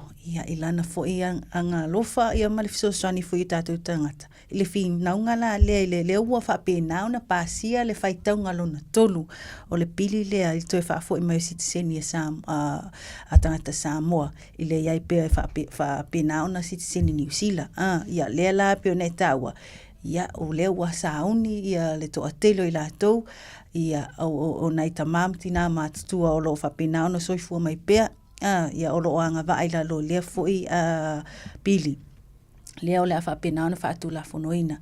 Ia le mai tau atu e amata le po o le asolua. Asolua le e mawhai ai la na amata i lo na whai ia pepa ai la to umai anga vai le vaenga. Ia una ua whapena ona pasia wa o le aso ngafua le whamawina o le whapena ona saini lima ai ia le kovana o New Zealand. Ia itu sai foi la ma le alo ia o le tulafono nei ia i la lo o tulafono New Zealand o le toi maua i o sitiseni ai la tau le mai le tausanga tasi iwa lua wha tasi iwa whaiva o la tau le ne soifua mai lea foi a piriota ia le o mwhai una a whaatino le vaenga ia vi ia le li o le peo le sita le peo na ta whaasua lam tanga le ta pokalami o se nganga whaafitai ia le o mwhai una le ua sao mauli ia ta mwhainga foi o lea foi wha moe moe ele lo penga pasi along fi wa ke sko inga masido makoi sa mo kangi o telefon ya asianga kama lenga fi wa ku vidi ma ya va se kupe ade ka le kalia ale wa ven ka nga vidi wa ile le wa pasi ya sik ya su ngor telefon sko ai vidi ko mercado ko inga ala fi sidis ko inga o la foi lo waso fanga ia le wa ke ia le wa pe mercado ko inga o le kasi iva lima se folu ya le ofisi ya wa makuala ide ya ya kasi fa iba le ofisi di lo makua ko lo makua ke le fongi ya kan si lo makua alo ya mai ona vo lo waso fa lo makua eli ma causa ga makua ko inga ya so le ofisi le tu tausanga le tausanga na fa na wai alo fa pe ya eli ma causa ga makua ko inga ke au ya wala nga le kali lo makua lo ide ya nga ele anga va ala ka wali ya mal fa per kala lo baku ai se pe ke mangao pe kala ala fa pelan kama le ai ko ya le se me le anga oficialia kwa po lu mankua le so lu fa nga wai kwa le video si ai video su fa nga si mas ko mas lo makua si ka fidi sa ngor pension ngi ia wanga ai titi ada wanga le meri o pension ora wanga kamale pension ngala le la kala la ko ai mana ya o banga tau ia mo tatu tilo ia ta siva lua falta siva faiva tilo po ai se show matua o le na soifua mai le vale pole anti pole anko io vidi ai o alor kausanga o lua va malu anko le vangori ki vidi anko ngai fa alongo lo pasi le pili le ngam fainge ku sa pera ngo foko kasi anko amai pelo anko ngai ia vidi lo anti o nga fianga ia vai le manga yo ngai ia fa malo tu fo i te mali o le tunu ia tato umala vo le sa no talo tapo inga o la tuna malanga sa te mo fai e fina wina le nei fa moi ma te mo fai tata longo pe mo li fa moi ai sa tapu wa i ale to teli sa ole nai te mama nai tina le ngate fo ile lo finga ruenga le tua sa talo mo tu atu du mo le li nei fa moi le o tari mai le tua ia tatu ane lola ia le fai fa le lei ia ma fai fa mana ia a fa pe ngi ke fu wa pa isi si vidi fu sa mo i long i ya anko fai ale vangele pe fanga o lo uso ngai e ke sa wai e ke sa wai le ai e lua causa si ki sengi ai ka le longo ia pole sau fo ia pe poloka kule kiti ele yo ole vai tonu i lunga ile folo esa wai ko si me ke lo ga fi kangal pe pelo ar kanga kala lo fa ide ia ua ole ainga na pe ia periota ia leta o matasi iwa favalu ia ole tasi iwa lo fanga ile tasi iwa favalu ia le tato periota le o ila to e hanga va uma ia ia to ia nai tamam tina matua ia ole ua va pena ona mawala bonoa ia e apala ia lo la sitsini lo ma lo finau sa mo ma lo le fire five ai tu langa ia se fa ku foi sa mo la kiki ma ingi le fai la langa ma ilunga pe fanga ku ai nga sa ia ai fa pe nga suilo ingoa inga wa furu fa ko sanga ko su Ko so poro walo fai pe fanga wa pe ola ka sang fa. Ki nga fa lo ngo ko la kasi bo ngo o a. Alo fa mai kasi ba fa o. Kasi okay ale ho ko tu ko ya lo o ile ai fa pel mole le ai. Ava pe nga fa ngo kasi ba fa alo fa mai. Le ngo fa ngo kasi ba fa vai pa wa su su ngu. Ai malo lava tapua. Malo maraya. Awina ia sui o fono whaavae i le tausia o ta ia lau pūlenga le lei o ringe ia kako ke wawao ia fonga whaavae. Ia wa onisi o tūlanga mata ina ma mata ngō fie foi i tūlanga ia i tau mawhainga foi a le tātou malo o i lātou foi lo nafa mai ia vaenga i le whaaso so ina lava o tūlanga le o le atina o le poloketi le miliona. Ia o lea laua whapena o na tūlanga iai i lea foi la po kalame tia ua whapena o na matani a onga ia wha penga i la sui o komite o fono whaavai o i tū malo palo tai lima sutasi o le atuno o i tō mai ina ia mawhai o na whaatino i la tonga luenga te tauna whaatino atina i la le o le polokete o le miliona tala ia o se tūlanga le leifo ia la tau sia le lei ai ia ta iala ma le pūlea le lei o nisi o vaenga po i le whaamawina ia o whaamtalanga fo i le whaonga ino o tupe o le whaasosoa ino o tupe ia i le vaenga o le whapena fo ona saunia fo o li poti ia wai ese le avato le tupe le whaonga ina ia le leo na mai o i o uma whaamtalanga i le whaasosoa ino o tupe o le lipote fai i le mae ai la o le whaonga ino o se leni e vatu ia wa o le leo o tato mai tauina lava i le whaanga solonga o le pokalame o i la tono na whamale vaenga i le vai o le poloketi ia e le te tai ona me i se isi la asanga i pe whaonga pe tu ina tu fo i la se miliona se si miliona ta la i se i tu malo po se fono whaavai pe le avatua i le lipoti e mai o i o mai ia whaamtalanga po le ale whaonga ino ia vaenga ia whato atu ilo i la ia ma tilo le toi au mai o le si vaenga tupi ia ole tūlanga la na ia ole ua whaatino i nai la ia le polo le pol kalami o le auina ole ia fa penga ina isu o komiti ner fono fa vai i to mai ma nga va ese ia ina ia mafai ona le lei ma pule le lei de fa nga ino tupe i lalo fa malunga fa la tonga tuma o le sango ia le la na amatalia ia le pol kalame le vai mo ngatasi ma vai mo lua ia i la to fo ia o ngale nei vai aso ia wa lava ia le fo itu taua ia wa ia mafai ona le leile pule ina le leona fa atino ino ngaluenga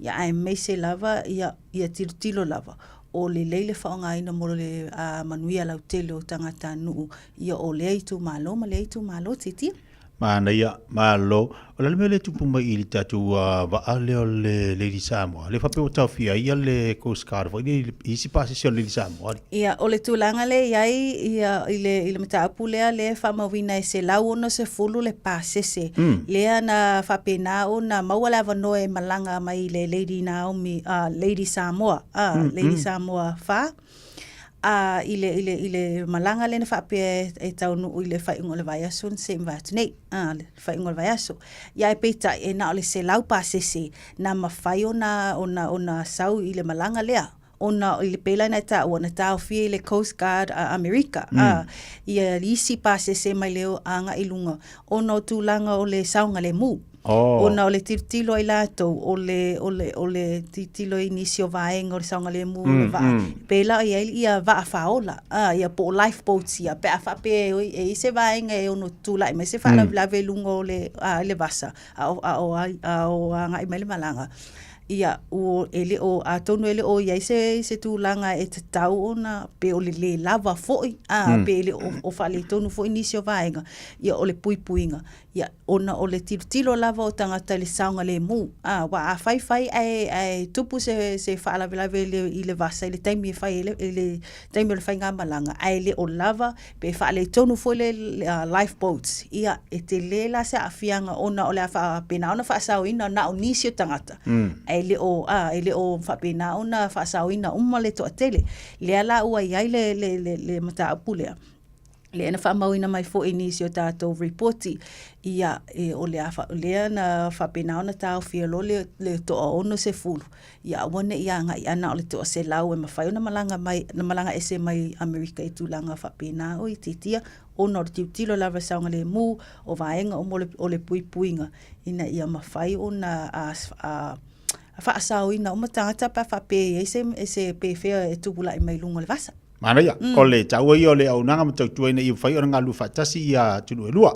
Tātou ponu, tātou i sae, ina i mawhai o na mua le fi le mu, ma ia maua ia le saua le sao tonga i o tātou tangata wa a tutupu mai ni whawai. Wani isi sao loto. Ai a maua ia le fi le mu ia ti tātou.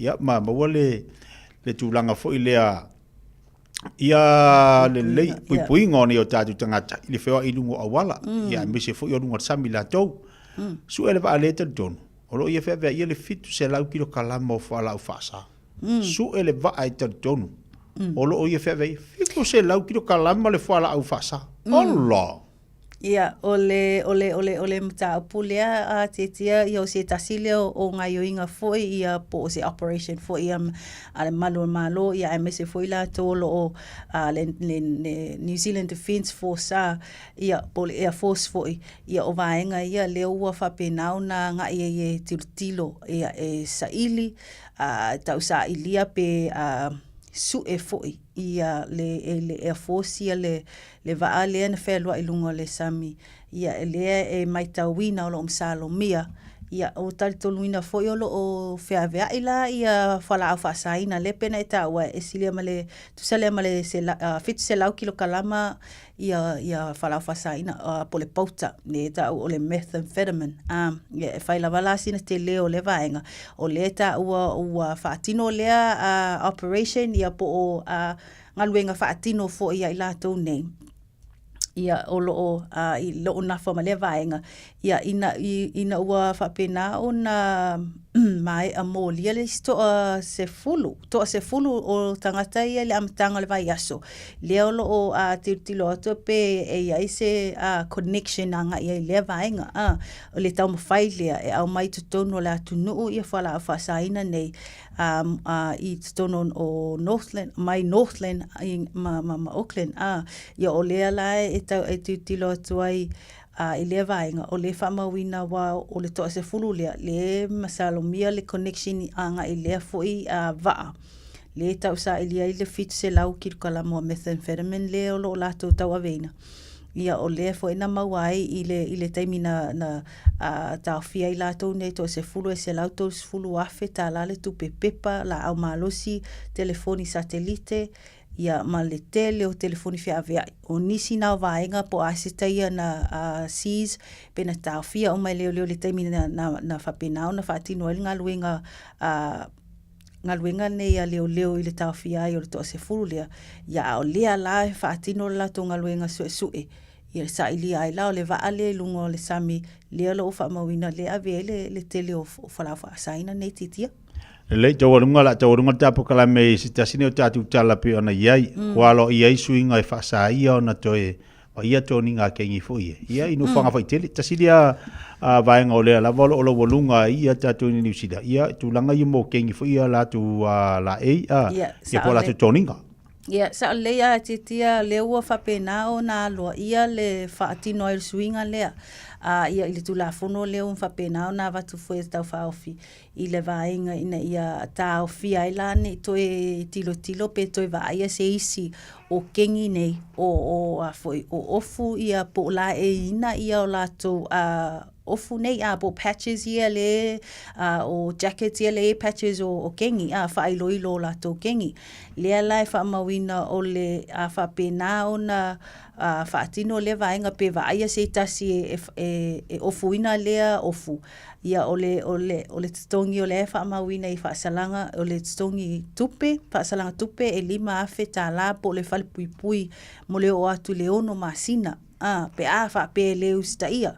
O nisi nau vaenga o leu whamawina mai ia pe ua manino mai foi i tu sai matato report i nei New Zealand.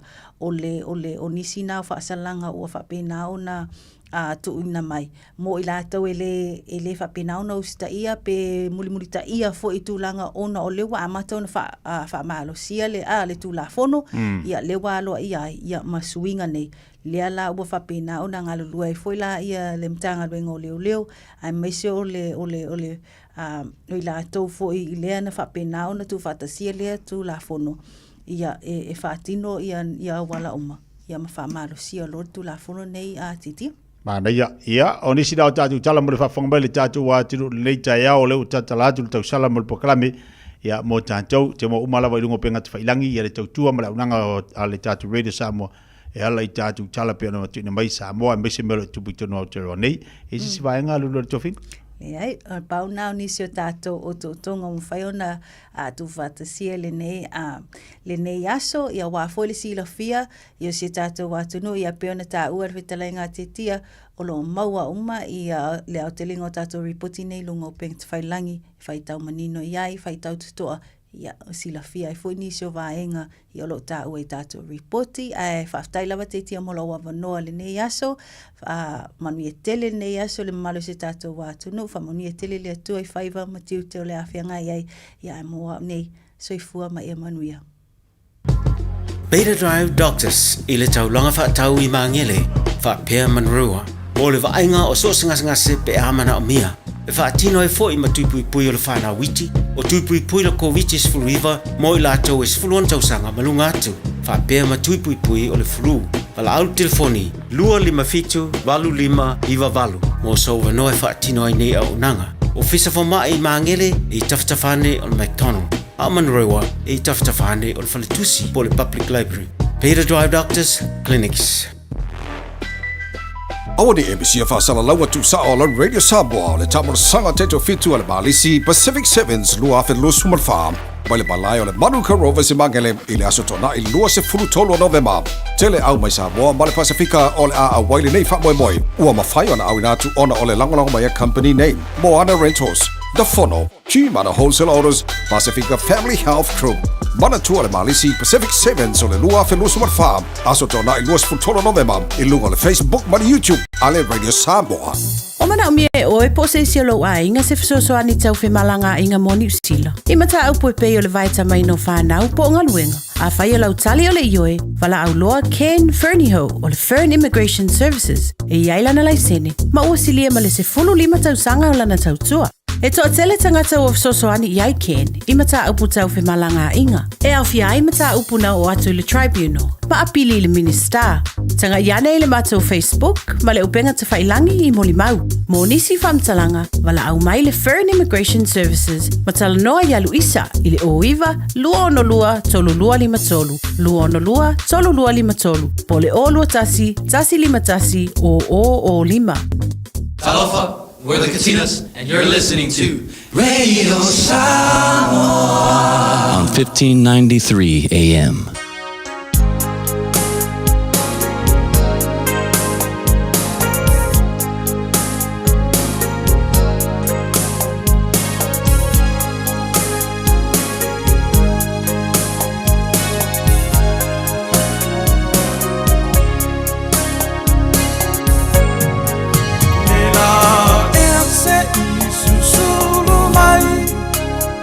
Mas se isso me ai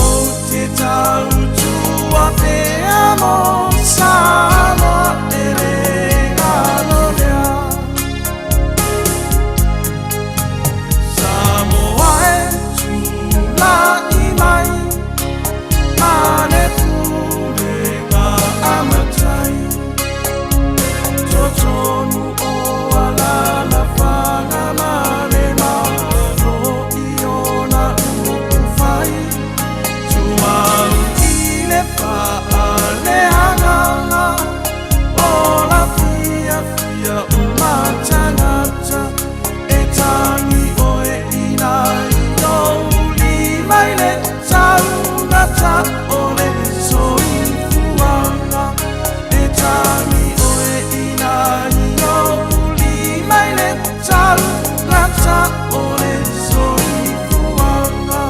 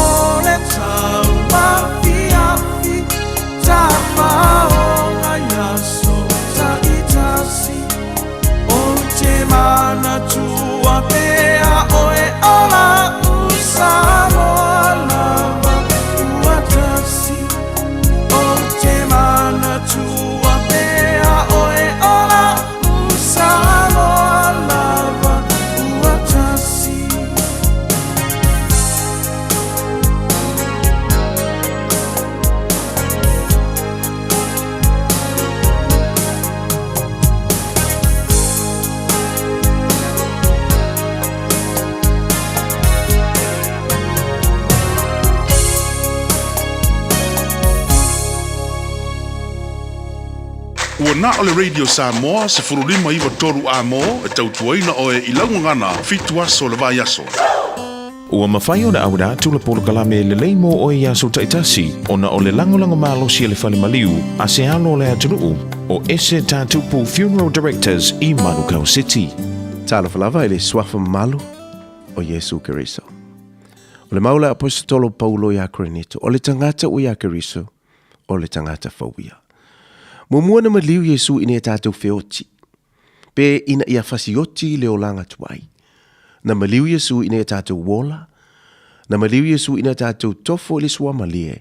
O le olanga i mawhauwhanga fau i le nganga fau. Ua whaailoa tātou o our identification with Christ. Because we live. Ua tanu mia whaatasi tātou ma Yesu Keriso ilona maniu ma toe whaatuwina i tātou ilona toe tū manu malo. Ona ua tātou woti whaatasi ma Yesu, ua tātou whaatanga Yesu e pule ma manu malo i ngā ruenga le anga sala i o tātou wolanga. Olona wenga. Olo tātou manu malo i le malosi o le anga sala, e le mai ate i tātou ai o le pule au ao, ma le sili sili ese o le mana whaaola o Yesu Keriso. O le malosi o le mana o Yesu Keriso, woti e le mana o le anga sala. O le ata o le fatula au ua pē, ma mango mapala, ma ua tatala ese le atingi tuai na tupunga mai ai, o na ola ai lea o le fatu lelei, mai le nganga o le tangata. Ua maua ai le nganga o Keriso, a wa o fua mātango fie uma, ma lelei e fua mai le mātango fie o le atua soifua. E lua i tu ai ngā tangata, o lo o tūsia le tūsipaia. O le tangata e ola fua i a te ia lava, a e oti lava ia. Ma le tangata ola i a Keriso, ma lona oti o lona manuia lea i a Keriso. Ia vele ami o tono Yesu Keriso e te ola i le nei o langa, ma manetua, e le lei mo oe.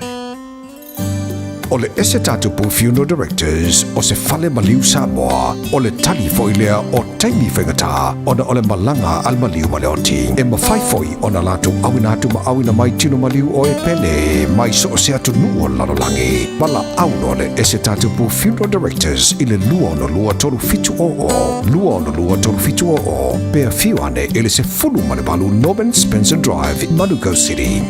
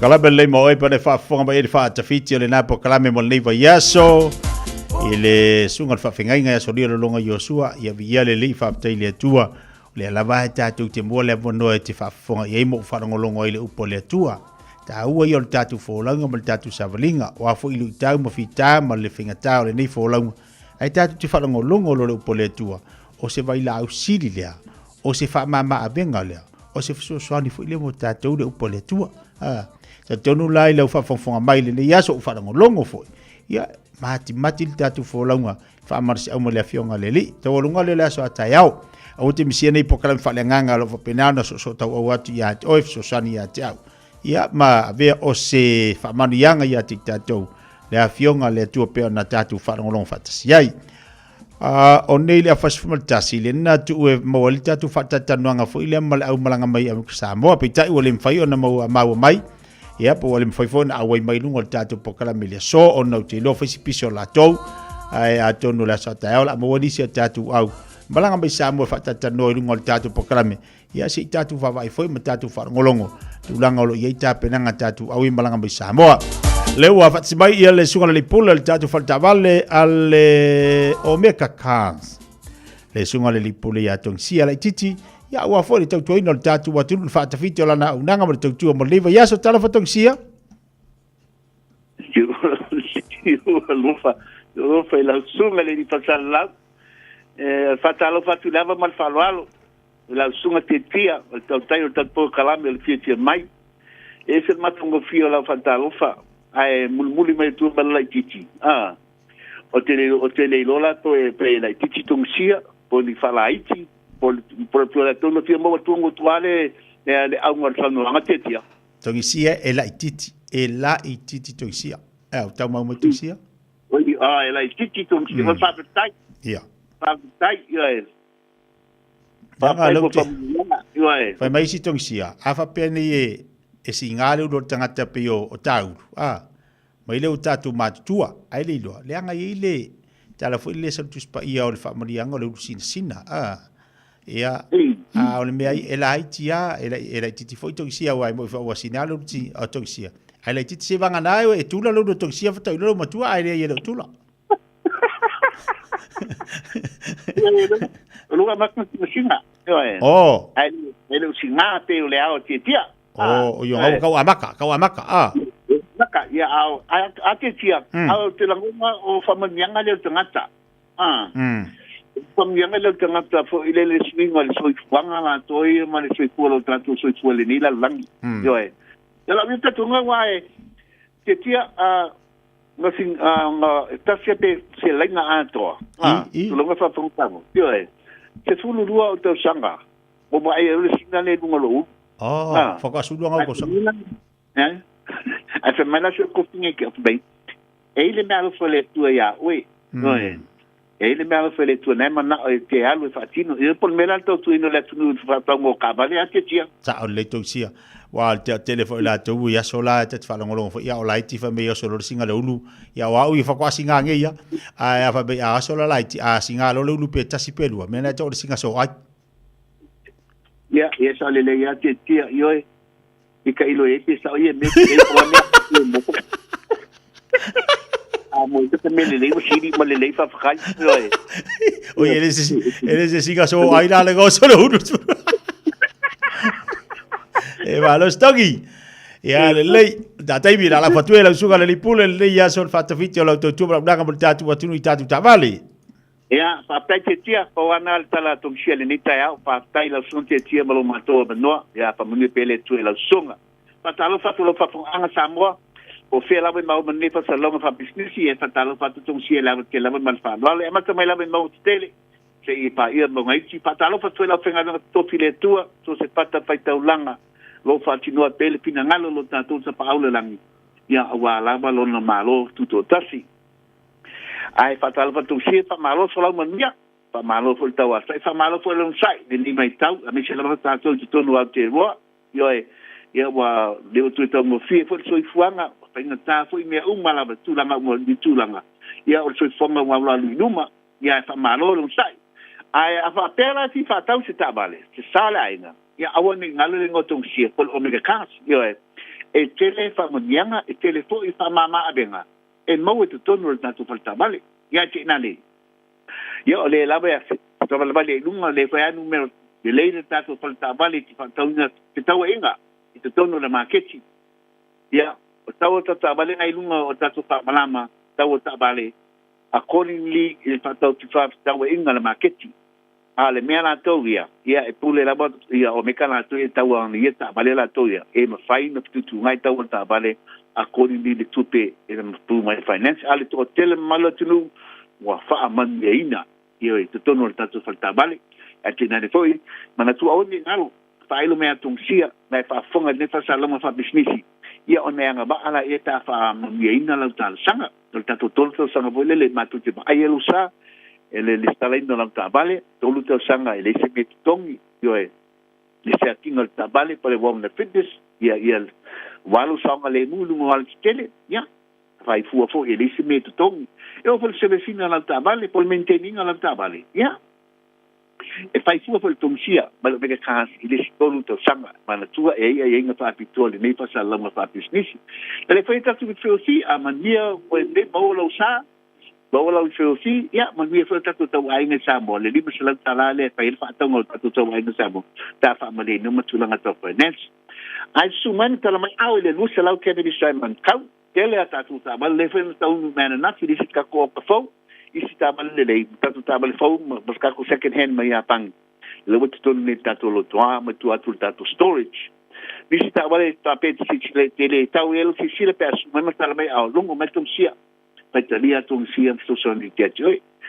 A foi misi tulanga meto tabale o tato band, commercial band, o tato family band.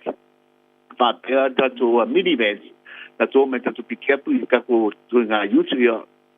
So si tuinga tabale se ese la boto no tato par tabale tuinga pikepu. Yo tabale ne pito siliana lumia le nei vai tau ona ke dismasi. Tele foi o ainga fiasiasi ainga ya tinani foi ta ponga mamalo longa ta fanga tulanga papenga. Ia o tabale tonu ai o ngamo oe mane ainga a ese besi papside ia sumai kalamai au ile luselau ke ministra nei papatoi toi po mankau luselau ke ministra nei mankau po papatoi toi e tinan me fai na bala au mai ele tanto le nine ole o iwa lua pitfitu lima malu tasilu o iwa lua pitfitu lima malu tasilu ia ma te fonte be e tungsia ole o lua tasi pa fituono lima pa tasi o lua tasi pa fituono lima fatas família tua tia tatu tole eso tael ai fatu papa so foi mo terminei tai anko ia le se taxia mal tatu falta valo me ka kas bene fa fo mal lita yao wala wanila ia lu fit lima valu tasi lua al telefon fe ve ia taxia le all watasi fa fitono lima fatasi all watasi fa fitono lima fatasi Fato a tangi lava fato a tape lava telefoni a tongsia ia ile tau le tu lai lima le afiafi te mina wa matan sauni tongsia felfainga lotu a le lei ni so tatu panga lo mafutu mai lunga tatu tau tu dei vai ngale aso ia ono to tele lava ila tau o lo o tu sini mai pel tatu tamu sanga le tatu malisi ia o le aso tona nei te lo am fair fa manino atu pe a sumaia le to fa ia fonga moa o di temi amatalia ele tatu fa mai moile ile asto nai au te lo o la fa tumulia o ye ni so la to lo fsili mai fo i le vaenga le o tatu fainga ai mana yo so ta ipea i o le tatu wa komiti o la to lo fa feina le tatu ma pakala le asto nai ia o la moia se tali mo oile te vala mai o ai e fia faina to fainga i o le tatu maftanga po o le tatu malai ia ai mana ia le vala pe le fionga le ale prestene la finga le malu se mostiti e mai se foi la tolo o tapena ina ni fa mo le malisi ya na mo le atoanga ya o le vaenga o le te fi mana ai tele tatu au mani tele tamu sanga lita ya lito sanga le o tapena ye le tatu malisi ya inei au kilani fatalo fatu so si atango para sunga le pule mal faltu al tatu island style papa kiolo maftu mai lita ya o ngalo la tu ina tatu va flea market i Henderson ia la i fol tatu island style papakyu sa papakyu le fifiana nei awore ngalo tatu sumpa le fele so tayao tatu sumpa masani le so tayao ia faili tatu fa mastino wal fa ngol vayaso baba yatu le mari mertau le nei yaso e fa banun mai ia mari fo le malu ma wala vanu tau no ale fa savali le fifiana nei yo i fo sumpa yo lo fa ekalesia ale team no excuse ole o inalo e fati nei nei so tatu supa nga e tatu e faisi de fa marstino a fia fe na nei le fa marstino vanga na le no excuse supa team no excuse ina i fe o tara le fa la tu supa ile a fleono le fe na nei mo av no ia nga i mal tatu atu e fe lava te sila atu yai te va te o fa marstino ava no le na ya tanga e faisi na fa marstino mo oi ia tatu umala ta u ia fa marstino paenga nei o taurongolonga pel po klabe mo tatou i asfaleili masonga fua, lo soifua malolo ina lei, ia olo ngā rue foi, ia asfaleili asto nailo, fai les tatou sumpal tatou salasi ina il tatou whare masani, ina i manukau li tau lasto nai. To e whamerita tale o le tūla sumalua taurunga toi se tautua te tia le leita iau, whafteitele sa mole atunu pele, i le tatou maftanga pe ona iai ia le neifu iaso, ia whapenana whaowina i le tautua le wile sa mopo kalame le fifia. Mai te tonu sa whamale ina lau whaafonga, mai se foi lau sila i tatu pokalame pe ona iei li tau nei, a iei se vaenga le pokalame titia, i amale nei au nanga sa le tau tamali ima le tu sai malau whaafonga le so, ia asu atu vai maru puenga whaamanga lo foi se leo vai vai le tuku auna, a iei le wha moe la tatu tue whila ili aso atayao, nisi o tatu pokalame whaanga solo, ia e manu i tele le tau maftanga ma le tau whaia whonga mua, tapena mai, a wale le pokalame le wide Samoa ili ne fo iauli so i foma i manu ia.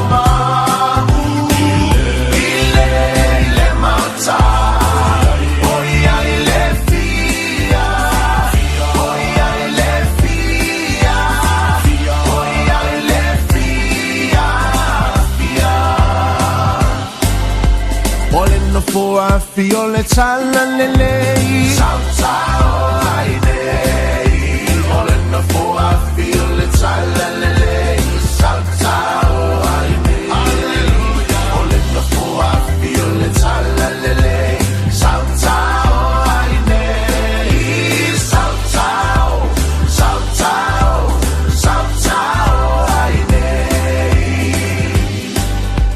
Ele alo ai se tangata fire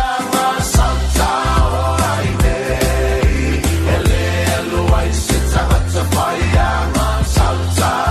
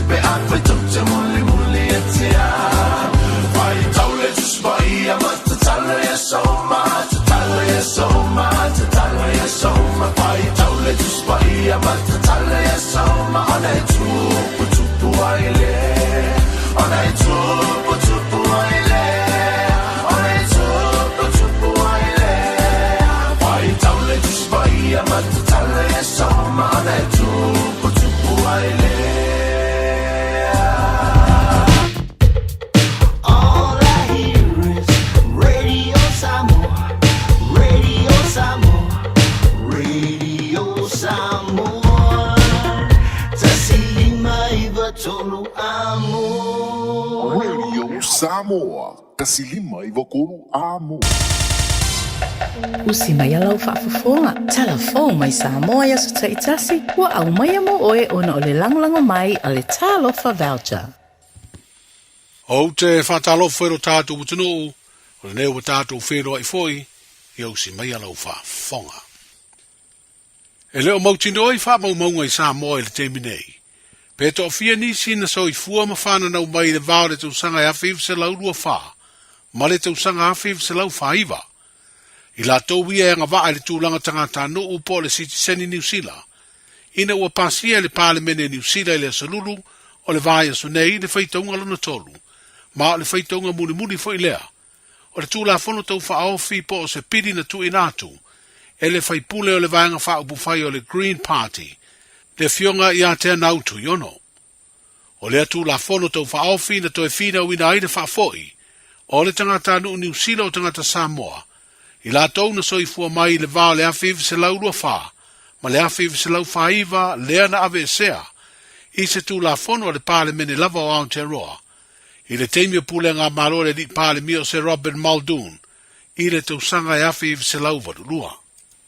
O wharia se li poti mai le leitio a New Zealand, a whai a e sa inia le kovana sida o New Zealand le asonga fua, o le vai o sa fau lea tū la whono ma amatai loa na wha mamanu.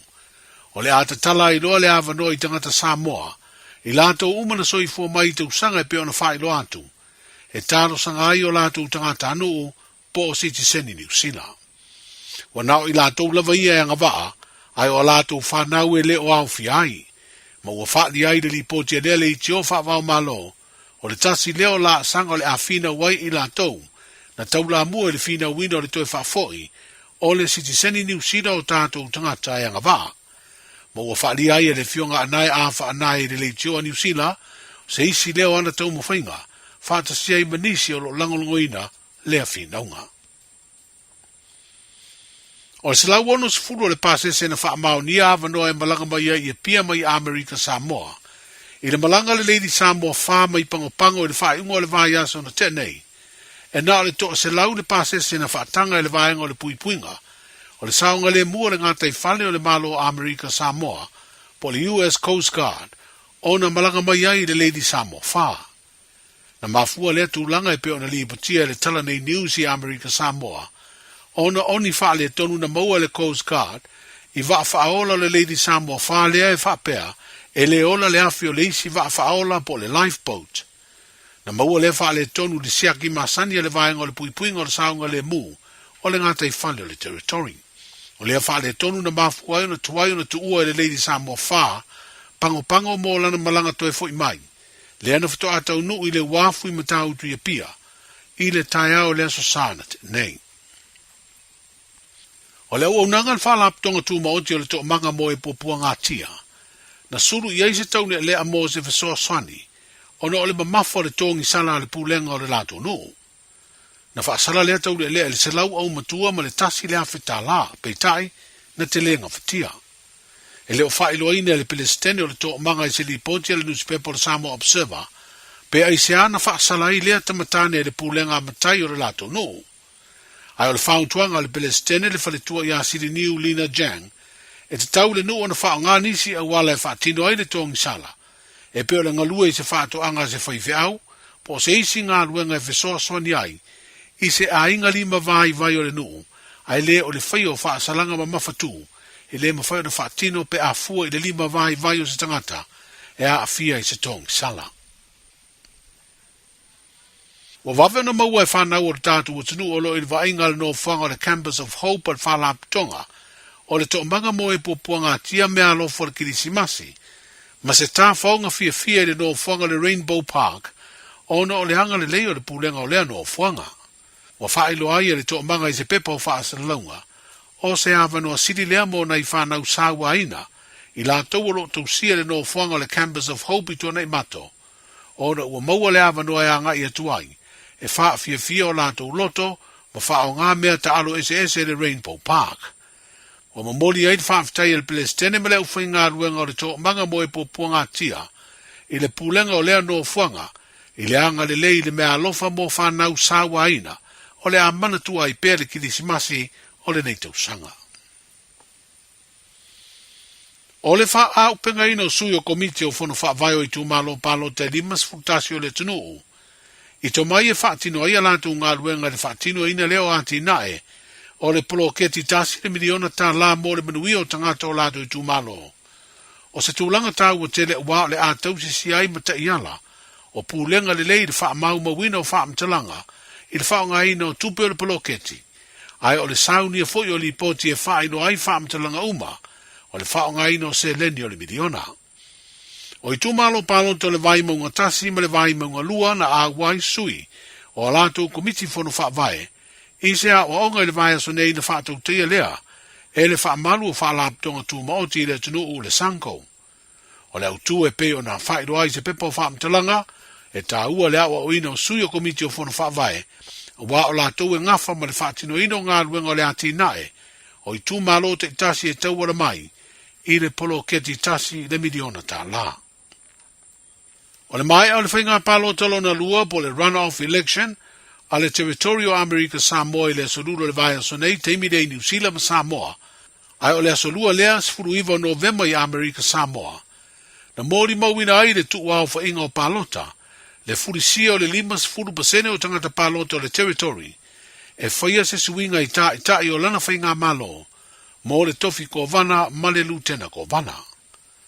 O sui te uvae to lua, le fionga pula ali ini ko lau pula, ma pulu ai junior, na tūlanga mua palota na o la maua, e 5 afe valu se lau fast furuono, po le 5 furuiva tesi ma le valu basene.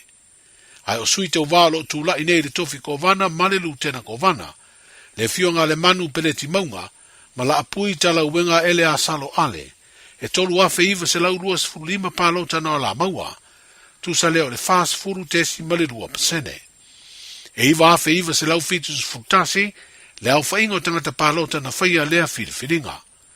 Wa whainoi li poti mai le territory, o le whai unga watau nu iai, o se whai unga e le ialoa ia pe ano official. A efto aloa ia pe a maea aso e fitu. O tala nao le nei aso, E silia ma le se lau fala oloa i Samoa e mawhai ona whaanga i le talofa voucher mo whaatanga alu a inga e le atua lava se 5 milu te lafu antuai mai New Zealand, Australia, Amerika, mai si anturu. Ai tau nui telefoni maolo e whaanga le talofa voucher e whai e le whaatau. E mawhai fui ona tungi e tuai le cash power wha pēle pili o le vai iso o se taimi. Angai loa i le www.pacific40.com e lafu ai se talofa voucher mo lo a inga i Samoa. Mo nisi whaamtalanga walau mai le olu atasi o valu tolu tolu